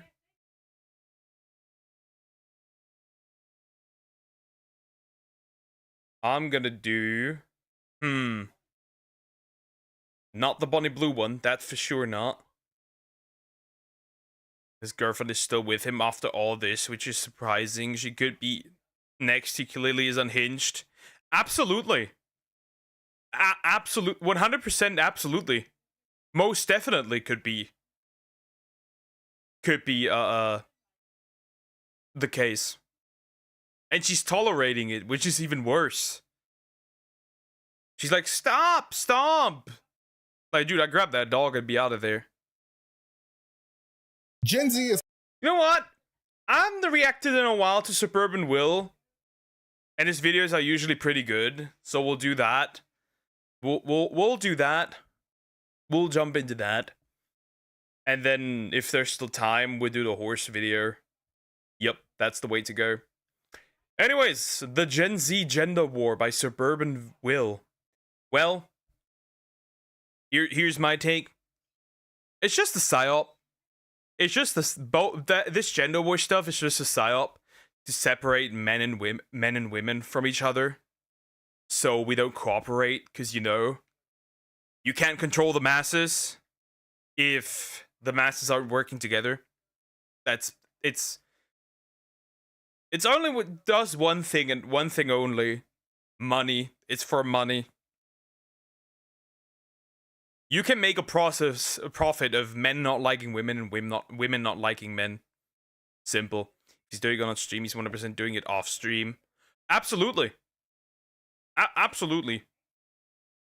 Gen Z is currently at war, but not the kind of war being fought with weapons or bombs, but something far more dangerous: feelings. We're in the middle of an ongoing divide between men and women that's only getting worse. Women say it's men's fault the world is the way it is today, and men are saying the same thing right back. And the biggest battlefield this war is being waged on is I think this is the collective. I think this is a collective issue caused by both sides. Problem is, though, men are being blamed more than women. social media. We're in the trenches of the TikTok algorithm, and the fighting continues on the Twitter timeline. And this has been happening for a while now, but sadly, none of the commentary around it has been productive. No one is actually trying to understand the issue. It's just one side trying to tell the other that they're wrong. People are constantly doubling down and turning every interaction between men and women into a pointless power struggle. Drama is heating up on Love Peninsula. All right, I'm gonna just holler at your sister then. Oh, really? Hi, sis. I mean, yeah, she looked better. Oh my God, you were so... I can't stand him. He's so toxic. I mean, honestly, I kind of agree with him. She really did him dirty. Are you serious? He literally manipulated her. Okay, but she was flirting with that other guy in the hot tub. That was before they were a couple. This is the problem with men. You guys never understand women. Well, women are always the ones making it complicated. Oh, so it's about women now? Well, you made it about men. You know what? You should sleep on the couch tonight. I'm not sleeping on the couch. That's pretty accurate. Everyone sucks. That's very accurate. Everyone sucks. Well, not everyone. Or would you say you suck? It's just like, it's a psyop. I say it. I say it as it is. It's just a psyop. Couch, this is my house. Gen Z is a generation that is constantly battling loneliness, mental health struggles, and a general lack of community. And constantly fighting each other isn't making it any better. We're in this weird spot where we have a bunch of men who hate women. Why are you putting Yamcha there? Yamcha doesn't do this. Yamcha doesn't do this, though it is implied that he cheated. But also want to date women, and a bunch of women who hate men, but also want to date men. So everything is just extremely hostile all the time. The weird part, though, Labubu was being mentioned. I'm ending it. I'll say I thought you were the video and the red hair is similar. That's the guy from Freerun. Let me rephrase it. Everyone but me. Well, fuck you too, then. Is that each side swears that they have it worse than the other, when in reality, we're facing a lot of the same problems. A lot of men talk about a male loneliness epidemic and say that it's difficult for them to approach women, but many women are also dealing with loneliness and feel uncomfortable and awkward when they interact with men. But instead of coming together, the problem is that both loneliness problems are not comparable. They're not even functioning the same wise. So for men, it's like a U curve, right? around the peak of male loneliness is at 40 and at 80, and I think there's a reason for that. I think at 40, the average divorce is around 43. So you could argue the peak is at 40 because that's when the first divorce happens. And at 80 is probably because that's when your wife dies. The vast majority of men say that their best friend at like 80, at like their old age, is their wife. While 60% only say that for women. The fuck is a boo-boo? Google it. I can't play those ugly plushies with big grins. Yeah, just Google it. You will figure out what it is. They're really colorful though, but they're ugly as shit. Everyone just blames each other. Male loneliness is being branded as a male. And for women, it's a like linear increase statistically. Like it gets worse over time. I don't know how. Don't ask me. Loser epidemic, and people are trying to make their exceptions to who deserves to feel lonely. I know it's easy to pretend that loneliness only happens to people we don't like, but a lot of people are out there struggling. Drawing lines where they don't belong only takes our focus away from the real issue. Gen Z as a whole are struggling. That's what this entire thing is about. Women have the Gen Z is struggling, and I'm gonna say it, the boomers are at fault. Because the boomers lived in the most financially luscious, whatever you want to call it, good, whatever, time. And they did left nothing for future generations. They also really didn't build upon anything. They just lived. And the first that were fucked were the millennials. And now it's the Zoomers. The idea that all men want to do them harm, and men have the idea that women are evil demons who want to traumatize them. And to be honest, there's a lot of credit to those feelings. Young people especially are very vulnerable to violence and harm in their relationships. There are dangerous people out there, and it's important that we're cautious about who we trust to be in our lives. But I don't think it's healthy for us to constantly live in fear of each other either. But because men and women don't talk, we automatically assume the worst about each other. However, despite this, Gen Z is still longing for connection. I have a hot take. I have an incredible hot take. It might actually not be a hot take. I think that your very first relationship will shape every relationship after that. Because it is your first. It is an imprint on you. Doesn't matter whether it's man or woman. I think the first relationship is the one that will have the greatest effect of how you will handle future relationships. And I can see this when I look at people and I look at their first relationship and I look at their current relationship, and there's definite similarities. If you got fucked over in your first relationship, you live in constant fear that you're gonna get fucked over in future relationships. So what we should actually do is, to fix this problem, make it so that young people in the future treat their first relationship as if it's holy. My first relationship was being groomed, so hopefully not. Chances are, you will now go into every relationship with the fear of abuse. That is just the case. Just like I will go into, hopefully not. Hopefully not. I don't want the new relationship. I love this one. It's great. But I will live with the constant fear of getting cheated on. And that will never go away. It may become less and less, but it will never go away. What I'm saying is, if your first relationship's ass, chances are you're going to be scarred for the future relationships. Both men and women are still seeking companionship with one another, but nobody knows how to do it anymore. There's a lot of politics involved in dating now, and a lot of it is the result of negative experiences on both ends. Many women have had a lot of negative experiences with men on an individual level, which causes them to be more wary of men in general. They recognize potentially problematic behaviors in guys, and as a way to protect themselves, distance themselves from men. And many men have also dealt with women who have genuinely tried to do harm to their lives, reputations, and mental health as well, which causes a lot of men to be discouraged discouraged from approaching women entirely. And before I continue, speaking as a man who has a primarily male audience, we have to recognize that when it comes to these dangers, women are just a bit more vulnerable than we are. Men can be victims of a lot of the same things that women face. I, unfortunately, have experienced it myself. But we live in a world where women are the ones put in danger more often. It's something to keep in mind because I remember having a conversation with a female friend once that put things. Obviously, women are more weaker. If something happens, they're the one that are fucked. Obviously, that makes sense. That makes sense. Into perspective for me.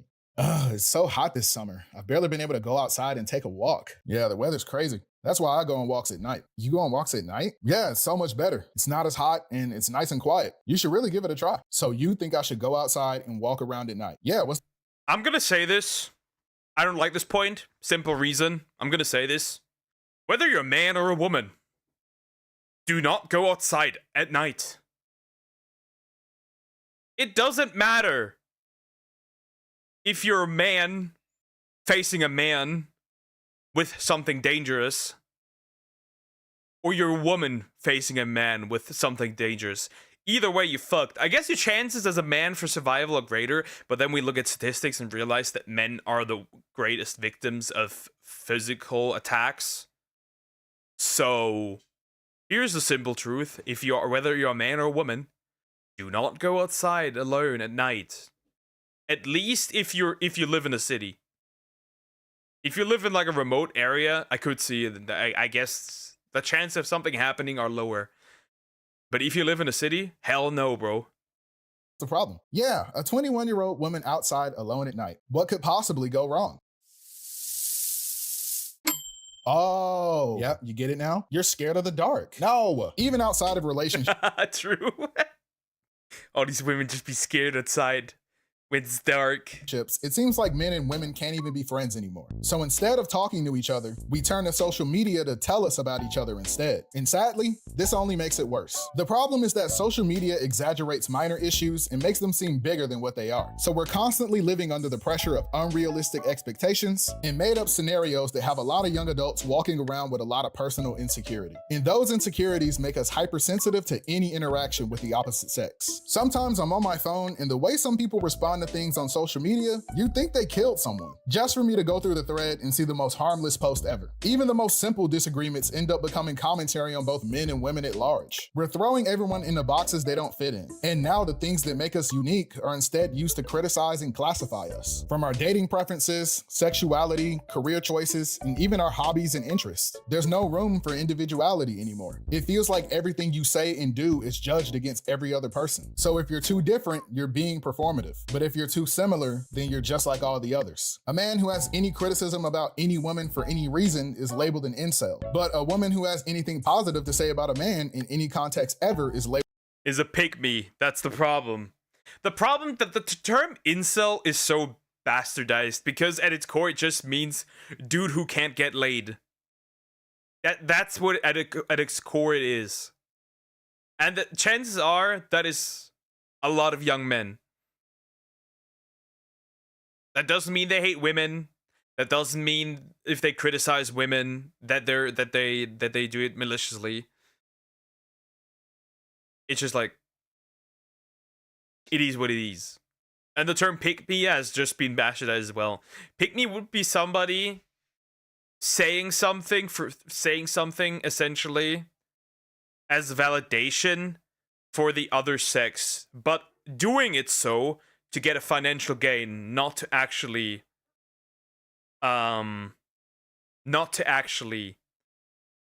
support men, right? It's just a financial gain. For example, there's plenty of OF girls on TikTok. They post pro-men content, but then you look in their bio and like, here, spicy link. Those are pick-me's. I would classify those as pick-me's. And maybe Pearl Davis. Just pearly things. The amount of times I've been called a pick-me is insane. Sorry, I don't hate men. My bad. To pick me. Obviously, not everyone is like this, but now all of our interactions have become dominated by fear. Women are fearful of men for Honestly, a lot of very valid reasons. You can't always tell which guys are gonna go crazy over a polite rejection. And a lot of men are afraid because many women have made it clear that they don't want to be approached. And for the men who at least try to be respectful, the last thing they want to do is make women uncomfortable. It feels like we're in a stalemate, where if you make one wrong, or you don't want to catch a case. Remember, there was a guy, a woman reported that on, apparently on, could be on Twitter. I think it was on Twitter. Could also been Reddit. I forgot where it was. A man avoided a woman by not taking the same elevator as her. He could have taken the same one. He did not. I wonder why that is. I wonder why that is. Yeah, it's just like, I don't know, man. This society's fucked because we push the wrong ideals. Move, it's over. And again, I don't want to make it seem like bad things don't happen. They do. I'm just saying that for Gen Z, we're putting ourselves under some unrealistically high stakes for every interaction. Oh, are you giving out free ice cream? Yep, we got chocolate and vanilla. Oh, cool, I can pick anyone I want? Sure. You can have this nice vanilla cone. It has a great personality and is very respectful. And while some people think vanilla is boring, I think it can make you really happy if you give it a chance. Okay, what about chocolate? Oh, well, chocolate is good, I guess. But while on the surface it seems more fun, it's not really the type of ice cream you want to commit to long term, honestly. Well, I don't know about all that, but chocolate is my favorite flavor, so I'll take that one, please. Okay, well, consider this. Wouldn't your mom be happier with you bringing home a nice, safe vanilla cone? Oh, my mom likes chocolate too. Can I get an extra one for her? The question I have here. But this is accurate. This is accurate. This is very accurate. There's a lot of women out there. I have to say it.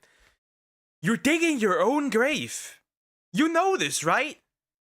With the guys you're picking. Because you're not chasing a stable relationship. You're chasing dopamine. You're chasing the guy that makes you rush the most, which just does not work. Because those guys are not in for the long term. They're just there to finish and then move on after a while. Once they're tired of you. You know what? You don't get any ice cream, actually. That's the problem with you women. You never want to give a good vanilla ice cream a chance. That's why you're going to be 40 with no ice cream at all. What was up with that guy? I don't know. I guess he just really likes vanilla. I think a big thing holding us back is that a lot of Gen Z are dealing with commitment issues and insecurity. But these commitment issues aren't coming from us having a lot of options. But I think the problem is that we call insecurities when they're not. Oftentimes, those insecurities are, I've been in a relationship, I've seen this before. I've seen this behavior. I can't, something's off. I have seen, it's not, I'm insecure, it's, I have seen this before. I know where this is going. That's the problem. Rather, everyone is afraid of being taken advantage. The pattern recognition sets in. Of. It's why ghosting has become so popular for Gen Z. Because when it comes to dating... Bro, I hate this. I actually hate this. If we're texting... Dude, if you can't do it in person, at least tell me via texting. Like, dude, nothing's gonna happen. You're not gonna get run over. That's the one I don't get. Like, saying in person... People want to bring this argument up, yeah, but what if, like, the woman gets hurt? Here's a question. If the guy gets doxxed and he goes to seek out the woman, what difference does it make? What difference does it make if a crazy dude gets rejected after a date and then goes after the girl? After getting ghosted. Which is why this argument never makes sense. Like, if you're not into somebody, tell them that you're not into that you're not just not into them. What is this? People think their feelings are the only ones that matter. It's true that you should put yourself first in your relationships, but it doesn't mean that you should disregard everyone else. There's another real human being on the other side, and they have feelings too. But since we're in this war, the other side isn't seen as a potential partner, but as an enemy to be conquered. There's this bitterness between us where it seems like some of us enjoy seeing the other side lose. Men complain about experiencing feelings of loneliness, and women applaud that and say they deserve it. And women complain about not being able to find a date, and men celebrate that. We're all struggling, but because we see each other as enemies, we can't even respect each other for trying. There are people still fully fighting this gender war while being in a relationship. Hey, you still coming to happy hour with us? Yeah, I'll be there in a bit. Just making my boyfriend some lunch. You're making That's the funny part, right? I've seen this also when I'm questioning things. Women be like, all men. Oh, I hate all men. But they're in a heterosexual relationship, and I'm like, so your boyfriend too? Why is he even with you at this point? Well, it cannot be all men if you have a boyfriend. That does not make sense. Who will you choose to become friends with? Yugi, Sasuke, or Ash? Huh. So Sasuke definitely not. Bro is never around. And he would probably murk me at one point. But it comes down to Yugi and Ash. Ash is always in trouble. Yugi is not. I'm picking Yugi. Making food for a man?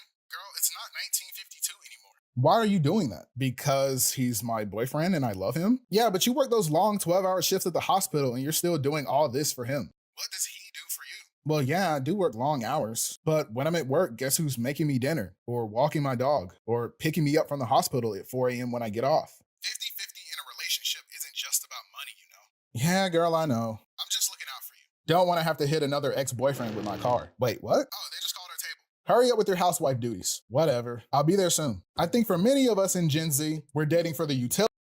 50-50 relationships are impossible to do. End of discussion. They are impossible to maintain. They're impossible to do because not everyone can provide at all times 50-50. Sometimes it's 40-60. Sometimes it's 30-70.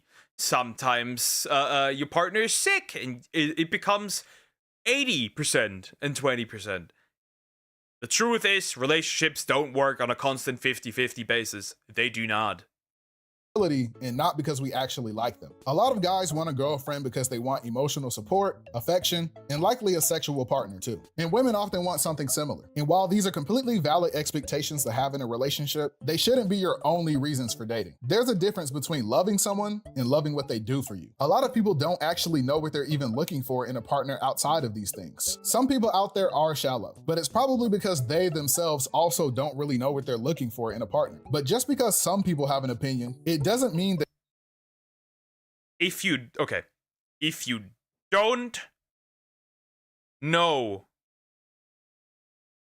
don't know what you're looking for, why the heck are you dating? That's the question that I'm asking. If you don't know what you're looking for, why the heck are you looking for a partner? Just fix your shit first. Know what you actually need, what you actually desire. And then go. Also, what I've noticed is... How do I put this? There's a lot of people out there who look for someone that is gonna fulfill... They look for people that they want and not people that they actually need. They don't look for a partner that complements them, that actually is going to be there, be at their side. They look just for the current thing, like the ride with the waves. And that's also a big problem. Do not date if you don't have serious intentions of having a long-term relationship. I'd say do not date if you're not ready to find somebody for a lifetime. Another thing is people don't try in relationships anymore. They have one argument, break up, label a relationship toxic, and then shit talk each other when they could have talked through it through. That's also something. Yeah, that's also something. That's something. Or what I've noticed is that there's problems in the relationship and they just don't talk about it at all, right? They just neglect it until it's just like too much. Unfortunately, I've seen a lot of women pull that move where like the guy has to guess what is wrong and the woman does tell him what's wrong. So she loses feelings, which is like, I don't like it when the side that says communication is key does that weird shit. Not that men aren't doing this, but I feel like men oftentimes do put up with a lot more shit. Or tolerate a lot more shit. It disappointed me. I would choose Sasuke. At least he can send a shadow clone to check up on you. The question is not if he can, Jacob. The question is, would he? As long as you're making 100% and when one person is instantly overworked, the split doesn't matter. 50-50, they mean equal effort. Sometimes you just can't do that. Sometimes you just can't. Sometimes life just is a bitch and you need to focus on other things. And then the 50-50 just falls apart in effort. Sometimes that's just how it is. And that's okay for your period, that's okay. There shouldn't be a continuous thing, right?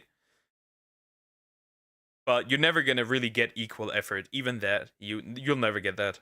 Everyone thinks that way. A lot of times you end up turning yourself down before anyone else gets the chance to. I know that a lot of men feel overlooked by women, which is why I think that it's easy for some men to harbor a bit of resentment towards them. You're probably trying your best to put yourself out there just to not even get rejected, but completely ignored. Despite your best efforts to stand out, you feel totally invisible, which I think feels even. It's not just invisible, right? It's like a lot of guys are like, oh, that girl looks cute. So we went from, oh, that girl looks interesting, that girl looks cute, let me talk to her, to, that girl looks cute. And that's it. Like, guys don't see a lady that they find interesting and go up to her. They're just like, you look interesting. Anyways, moving on with my day. Been worse than rejection. I have my own experiences with this. In college, there was this girl who had a crush on my roommate. And one day, he told me that she felt like I didn't like her. And I was confused because I had nothing against her. We just didn't talk. The only time she ever interacted with me were to ask about my roommate and what he was doing. So I told her that she never seemed particularly interested in getting to know me. I'm a nice guy, but I don't think anyone enjoys feeling like an accessory to another person. So I just left her alone. Eventually, my roommate ended up getting a new girlfriend and she stopped talking to both of us. But my roommate's new girlfriend seemed far more interested in getting to know me as a friend. And she was always very inclusive towards me and was always really respectful. And they're still together to this day. Who would have thought that someone who treats others with kindness and respect would have a lasting relationship? It's not about just being nice to someone because you like them, but being a pleasant person to be around in general. You don't have to be performative or a pick-me to get attention from people. You just need to get comfortable expressing yourself around people and doing it in a way that doesn't offend others. Being nice isn't a personality. You're more than just a nice person. You're you. Anyone can be a vanilla ice cream cone, but some people like sprinkles, or caramel, or a cherry on top. And yes, this is the second ice cream related analogy I've done on this channel. It's really hot. Ice cream. Yeah, I agree. Being nice is not enough. But it is really important, regardless, being just kind and being just good. I think that's an important part. I'd argue that's important. It's just not enough. That is just not enough.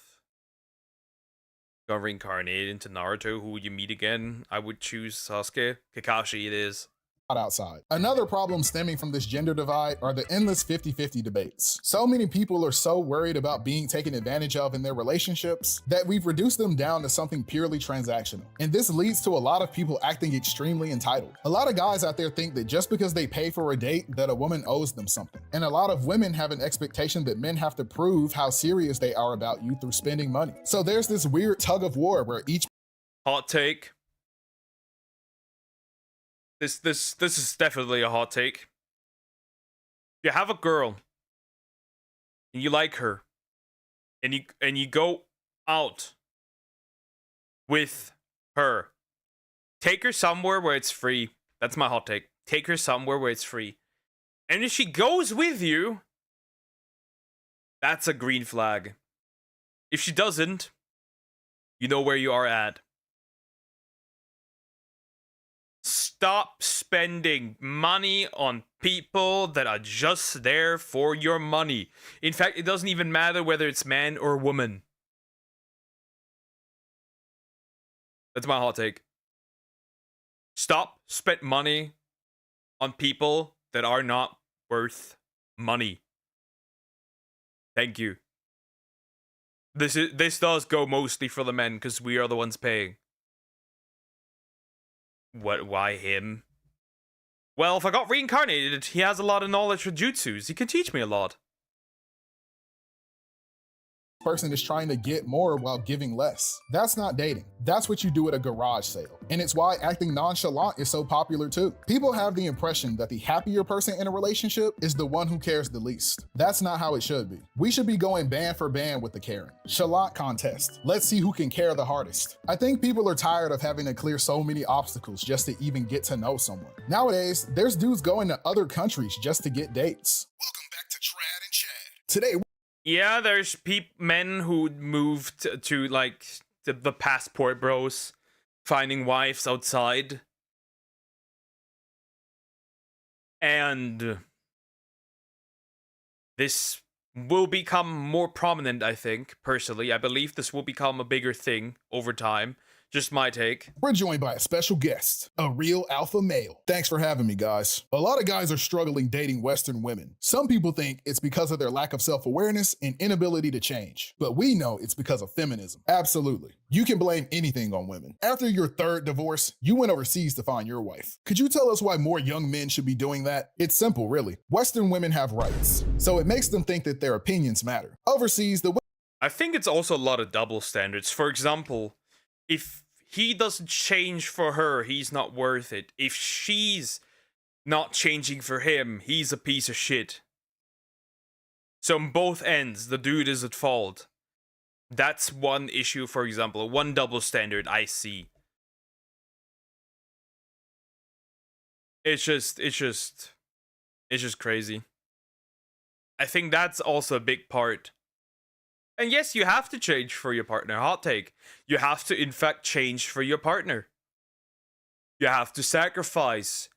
You have to do things that you don't don't even like, but that's how it is. You have to compromise. You have to work together. You're a union at that point. Women don't ask stupid questions like, who did you vote for? Or, why are you 35 trying to date an 18-year-old? Yeah, I hate when they ask that one. Western women are just jealous because overseas women appreciate masculinity. So I never have to bother with feminine things like emotional maturity or growing and changing as a person. I mean, I do see it. I feel like it's not that. I think that a lot of how do you put that? A lot of women aren't particularly what's the term? They don't appreciate stuff as much anymore. I think that's a general issue, but I feel like in a relationship, women do that a lot less than men. A lot of men expect a submissive woman, but don't realize they have to be worth that submission.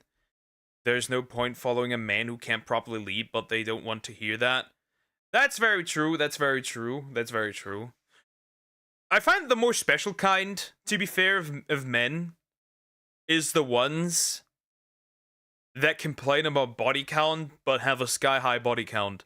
The ones that say they want a virgin but they themselves aren't a virgin. I find that very interesting.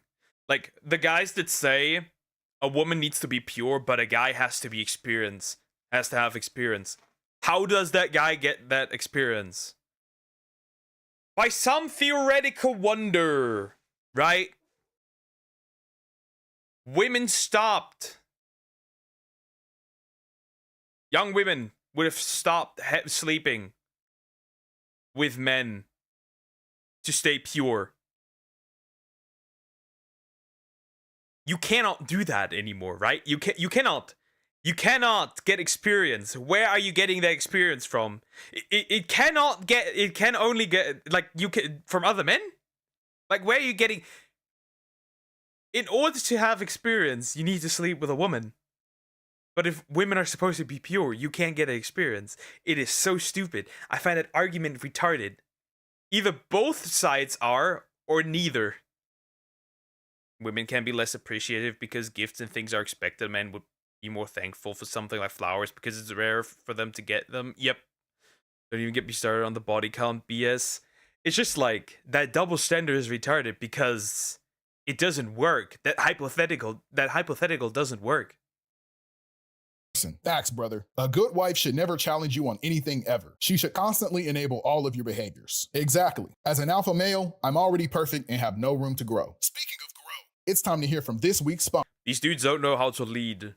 A good leader makes decisions taking into consideration the point of views or the arguments of the people that he leads. I'm sorry, that's how I see it. Blue Rhino Male Enhancement Pills. It's the only blue pill you'll ever need. Because when life gets hard, we get harder. Bro, I thought you were done watching these guys. Okay, but he was low-key spitting though. Relationships can be scary because they require a certain amount of vulnerability. And opening yourself up to someone means that you have to trust them not to hurt you, whether that be emotionally or even physically. I can't speak for women here, but for a lot of guys I know, one of their biggest fears in dating is being settled for. No one likes being the safe option, the plan B. So I noticed that a lot of male dating advice tends to be some sort of insurance policy against this. And I understand. When you look at yourself and you know you're not the tallest guy or the hottest guy or the guy with the most money, sometimes you might think, why would she choose me first? A lot of dudes are walking around with that thought in the back of their heads, and not for completely imaginary reasons either. That's why a performative man is also one who's deeply insecure. Inside, you don't feel like you'll ever meet the absurdly high requirements to date, so you try to become someone you're not just to get a chance.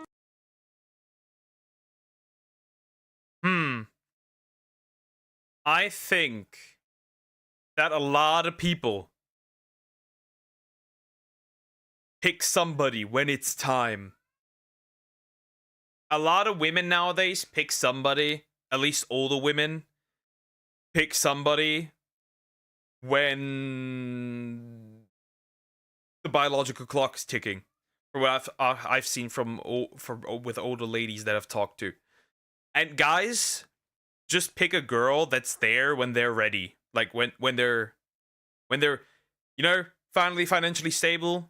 Oh, that girl's cute. Take it. Yep, that's pretty much it. That's what I've seen. Neither of those are good, because you're not taking somebody that you genuinely want and need. A good man does what is best for the entire family unit, not what's easiest for himself. Exactly. It really doesn't matter, to be honest. Yeah, I agree. It's why I think a lot of content creators who are women are popular. I'm not saying these are all pick Smogalana! Let's go! Just to get a chance. It's why I think a lot of Shuonen content creators who are women are popular. And Smugalana. Can recommend. Smugalana's fun. I'm not saying these are all pick-me women who only appeal to men, and I'm not saying their viewers are desperate for female attention. I'm saying that many men are used to hostility from women, and sometimes it can be a good thing to hear a woman on the internet sympathize with your experience. I think yeah, that's why I think VTubers, female VTubers particularly, are so loved and liked, because for once, you're not being told that you are evil because you have a dick. For once. The problem comes when men externalize those feelings and then take it out on women. And even in communities centered around women, their audiences are still mostly men. So sometimes they can become echo chambers that reinforce a lot of the ideas that push women away in the first place. I think for both men and women, we look for support from our peers to help us cope with the ideas that push women away in the first place. I think for want to be clear, I'm not talking about any communities in particular, but want to comment on something I've observed about men online. Shout out to all the creators who react to my videos. They've been all very kind to me. Well, you're likely going to see this, because the last one you saw as well. You make pretty good videos. Just saying. Both men and women, we look for support from our peers to help us cope with our struggles in interacting with the other side. But we lack the proper perspective to fully understand the issues they face. Women don't fully understand the depth of the challenges men face, and men are blind to what women experience on a daily basis. So sometimes we say things that are a bit insensitive to each other's struggles, and that's what keeps pushing us apart. But as bad as things can get sometimes, I don't think Gen Z is completely hopeless. I think the majority of us have I don't think it's hopeless, but we need to work together to genuinely fix it. I think so. It's rough. We need to combine our power to fix this. I'm gonna put this the way what was it? Who was it? Nora Vincent put it. Because some ladies say that they have it worse and men have it worse. This is the perspective of a woman. Men have different struggles, but they don't have it any better. They need love. They need, I think she said, compassion, and more than anything else, they need each other. And later on, she ended her life because the experience she made as a man was just too much. We've all reached the conclusion that dating apps are garbage and honestly a little dehumanizing. Even the companies that claim to Actually, I wouldn't even say a little. I would say fully dehumanizing. You're literally a product trying to sell yourself. And the funny part is, speaking of Bumble here, Bumble needed to change its stuff. Also, what the fuck? You know full well a vow of celibacy is not the answer. Well, it is, because that would create less problems with relationships, actually. But yeah, Bumble needed, for example, to change its entire system because the idea was that women do the first move. They did not. Women did not. Give women the power have been trying to shame them into jumping into the sea of desperate men that they've created. We're starting to desire more sincere connections over convenience. And Gen Z is even willing to put in the extra effort to do so. We just don't know how. So when you're a not creepy guy looking to improve his relationship with women, you might not even know where to start. And I think the first step is understanding one key concept. Women tutorial. True. Yeah, understanding women is rough. Understanding women is rough. Because y'all don't know what y'all want. You guys just don't know what you want. It's so terrible. Some of you, not all of you, but some of you definitely. I really think women need to start having open conversations without judgment. That's the best way to learn about the other's perspective. Yep. Acknowledge each other's struggles would, for example, be a good step. Acknowledge that both sides struggle and have issues, and that it's fine to have those issues. Concept. Women are people too. I know it sounds simple, but so many guys seem to think that women are a completely different species, which is why a lot of guys seem to anyways. Sometimes I do think that, because I'm like, why you do that? There's nothing logical about this. Why are you doing that? Have this idea that in order to get a girl, you have to trick her into liking you. The problem is, women are smart, oftentimes smarter than you. So being performative isn't really gonna get you anywhere. All right, bro, I got my matcha. See, you would believe that women are smart, but then I encountered a dude on TikTok saying that he LARPs as a lefty, as a Democrat, so he can sleep with women, and then slowly shows his true colors and turns conservative. It was insane, and the funniest part is it came from a black dude, which was completely surprising. That threw me off because I would have never expected that. My black nail polish and my Labubu keychain. I'm ready to finally. So yeah, Eliza. Also, matcha is disgusting, by the way. My black nail polish. Just like nail polish. I'm sorry. Most men, it does not look good. And my Labubu. That's a Labubu. That horrid creature. That monstrosity is a Labubu. Now you know what a Labubu is. And it's horrifying. And people are collecting these like Pokemon cards, like the golden Labubu. It is crazy. Disgusting. Keychain. I'm ready to finally get some girls. Sorry, bro. Performative method got patched. Already? But I got matcha. Patched. Black nail polish? Hard nerfed. Even the Labubu? Already vaulted, bro. The Labubu method is vaulted? Bro, that was my conversation starter. We need a new meta, bro. These girls catch on quick these days. Bro, being a male manipulator is hard. I'm gonna go back to being myself.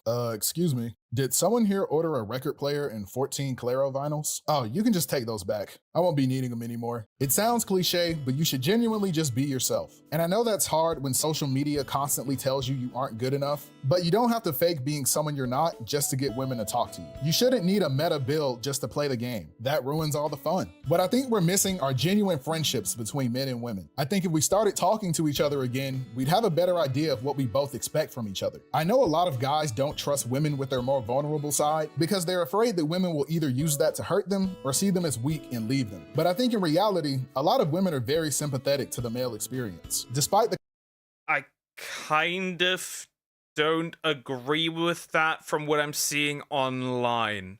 I know that is a loud minority, but that's what's gonna get stuck in the heads of men. I know, but it's like the problem is that most women that I've sometimes had the displeasure of meeting, that includes family members, do use your weakness. And I think that's not a good idea. conversation online, I think a lot of men really value a woman's perspective on a lot of things. It can be very reassuring to hear something positive about yourself from a woman who isn't your mom. However, just as men don't want women to take advantage of our vulnerability, we shouldn't take advantage of theirs. A lot of women who are Makes sense, yeah, makes sense, obviously. Nope, always pick the tree, nah. I have a wonderful woman.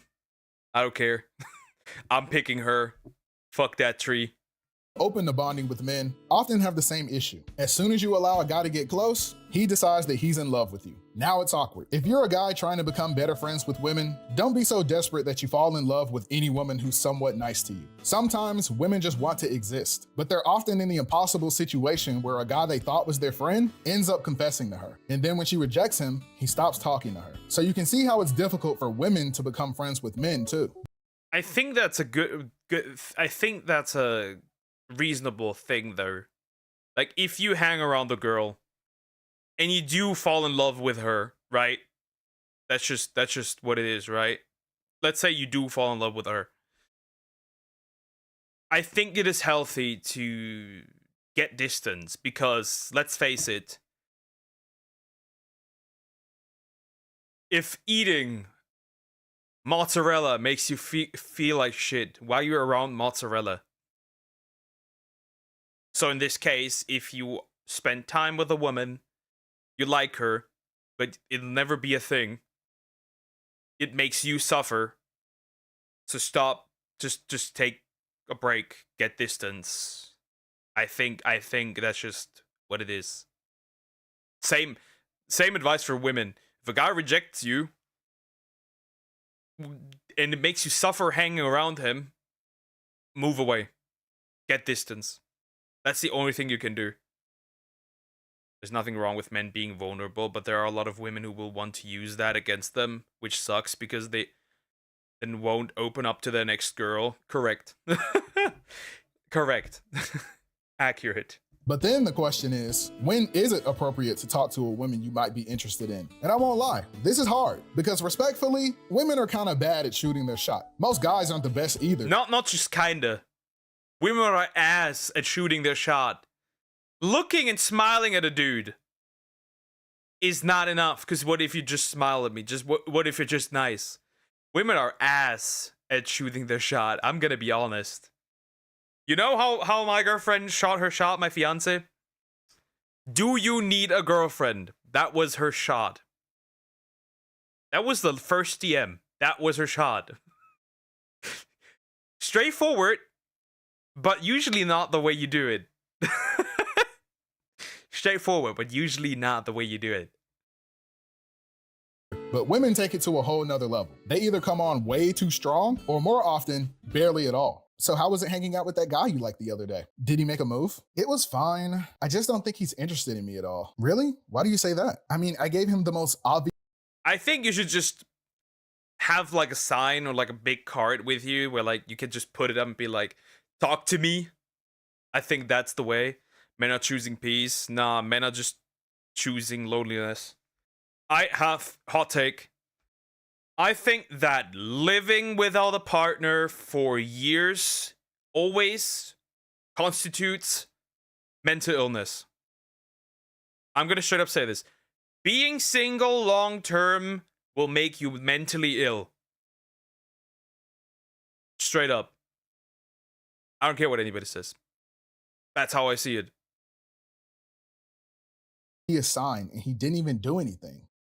Because, fun fact, technically, your biological purpose as a mammal on this planet is to reproduce. You can't do that when you're single. Hey, it's been hot lately, so I figured I'd stop and get some drinks on the way here. This one's your favorite, right? Oh yeah, I love these. Thank you. Oh, that is so obvious. Men are so dumb. I know, right? Maybe he likes boys. After years of terrible online dating, I think we all agree that we should be a bit more open to approaching people we're interested in. Someone finding you attractive shouldn't be scary. The problem is that we don't have third spaces anymore. Like, there, and I'm also like clubs and bars are not the place where that is a thing. We need third spaces that are not clubs and bars. That's the problem. We need new third spaces. We need places where young people can meet up. I disagree, Poke. I've been single for years. I've been doing pretty good. But you have intimacy. That's the thing. You still have physical intimacy. But if a guy shuts himself off, or a woman shuts herself off completely from any physical relationships with the other sex, I can guarantee you that that person has mental problems. I can guarantee you that. I can guarantee you that. You have not shut yourself off completely, right? You have intimacy. Single and alone are different, exactly. I think that if you are alone without at least some form of intimacy for a continuous period of time, you will develop mental illness.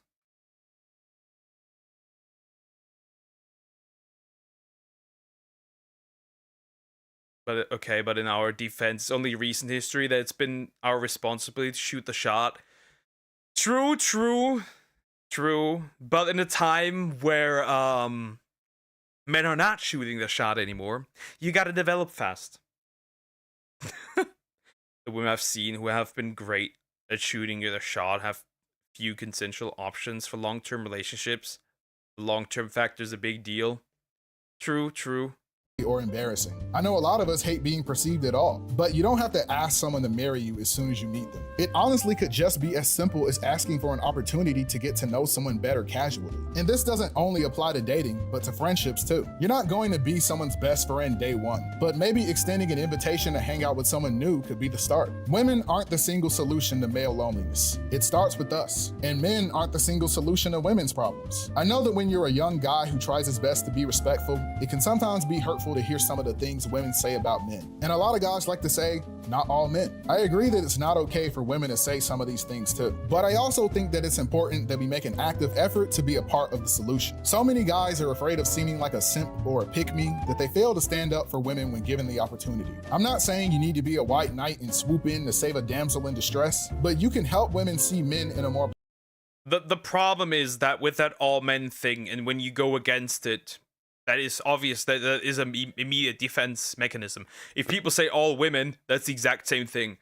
The problem is that with this one, right, we have done this in the past with certain groups that did not end well. That did not end well. This generalization does not end well. Someone in history said, all Jews. That didn't end well. Some people say all Muslims. That doesn't end well.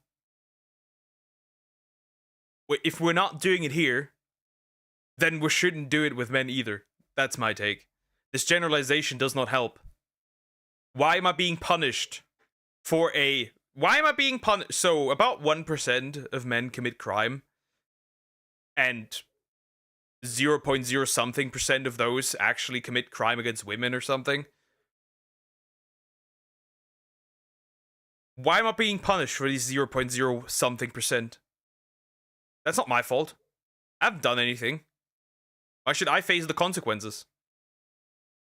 Positive light on an individual level by doing your best to make sure they feel safe and comfortable around you. I think you'll find that women who trust you will also stand up for you too. I think it's important that we're more open to understanding instead of arguing, which is why I want to say that I didn't make this video because I have the answer to ending this gender war. I just wanted to share my own perspective as a Gen Z guy on what we're facing. I know some people might think that this video oversimplified a lot of things, and you're probably right, but I hope that I can at least help make the conversation a little more productive. And I know that I focused on the male perspective a lot as well. Unfortunately, IP standing up, so I can't. Well, you are a man, and I'm a man, so obviously we're focusing on the male perspective, right? That just makes sense. I don't know what it's like to be a woman in this weird situation where we're not allowed to talk to each other. I don't know. Can't speak too in depth about the women's point of view. So I hope that any women out there can also help contribute to the discussion. Maybe some of those creators I mentioned earlier. People love to talk about how Gen Z is cooked as a generation, but I think people just have a lot to say because we're the first generation growing up with a comment section. But for Gen Z men and women, I don't think we should be on two different teams. We belong on the same team, fighting together against things like loneliness and heartbreak. Thanks for watching the video. Don't forget to subscribe and follow me on Twitter. That's the end of the video. Again, as usual, good talking points. Some things I agree with, some things I don't agree with. I just think that this whole gender war started mainly for profit. That's how I see it. It mainly started with profit, and now we are in the situation we are in because women fearing men, you can turn that into profit. Men fearing women, you can turn that into profit. Hating each other, you can turn that into profit, and that's how I think that's conspiracy theory. That's how the actual thing really started. Money. But yeah, anyways, like, comment, and subscribe. Alrighty. Speaking of, I should subscribe to the man. No, I am. Alright. Guys. Nyong. I will be ending here. Thank you so much for watching. We will be back tomorrow with the usual stuff. And yeah, have a good day or night. And I'm officially out. Also, Mama Slime is back from her vacation. Peace is no longer an option. Okay. I'll see you tomorrow. Take care.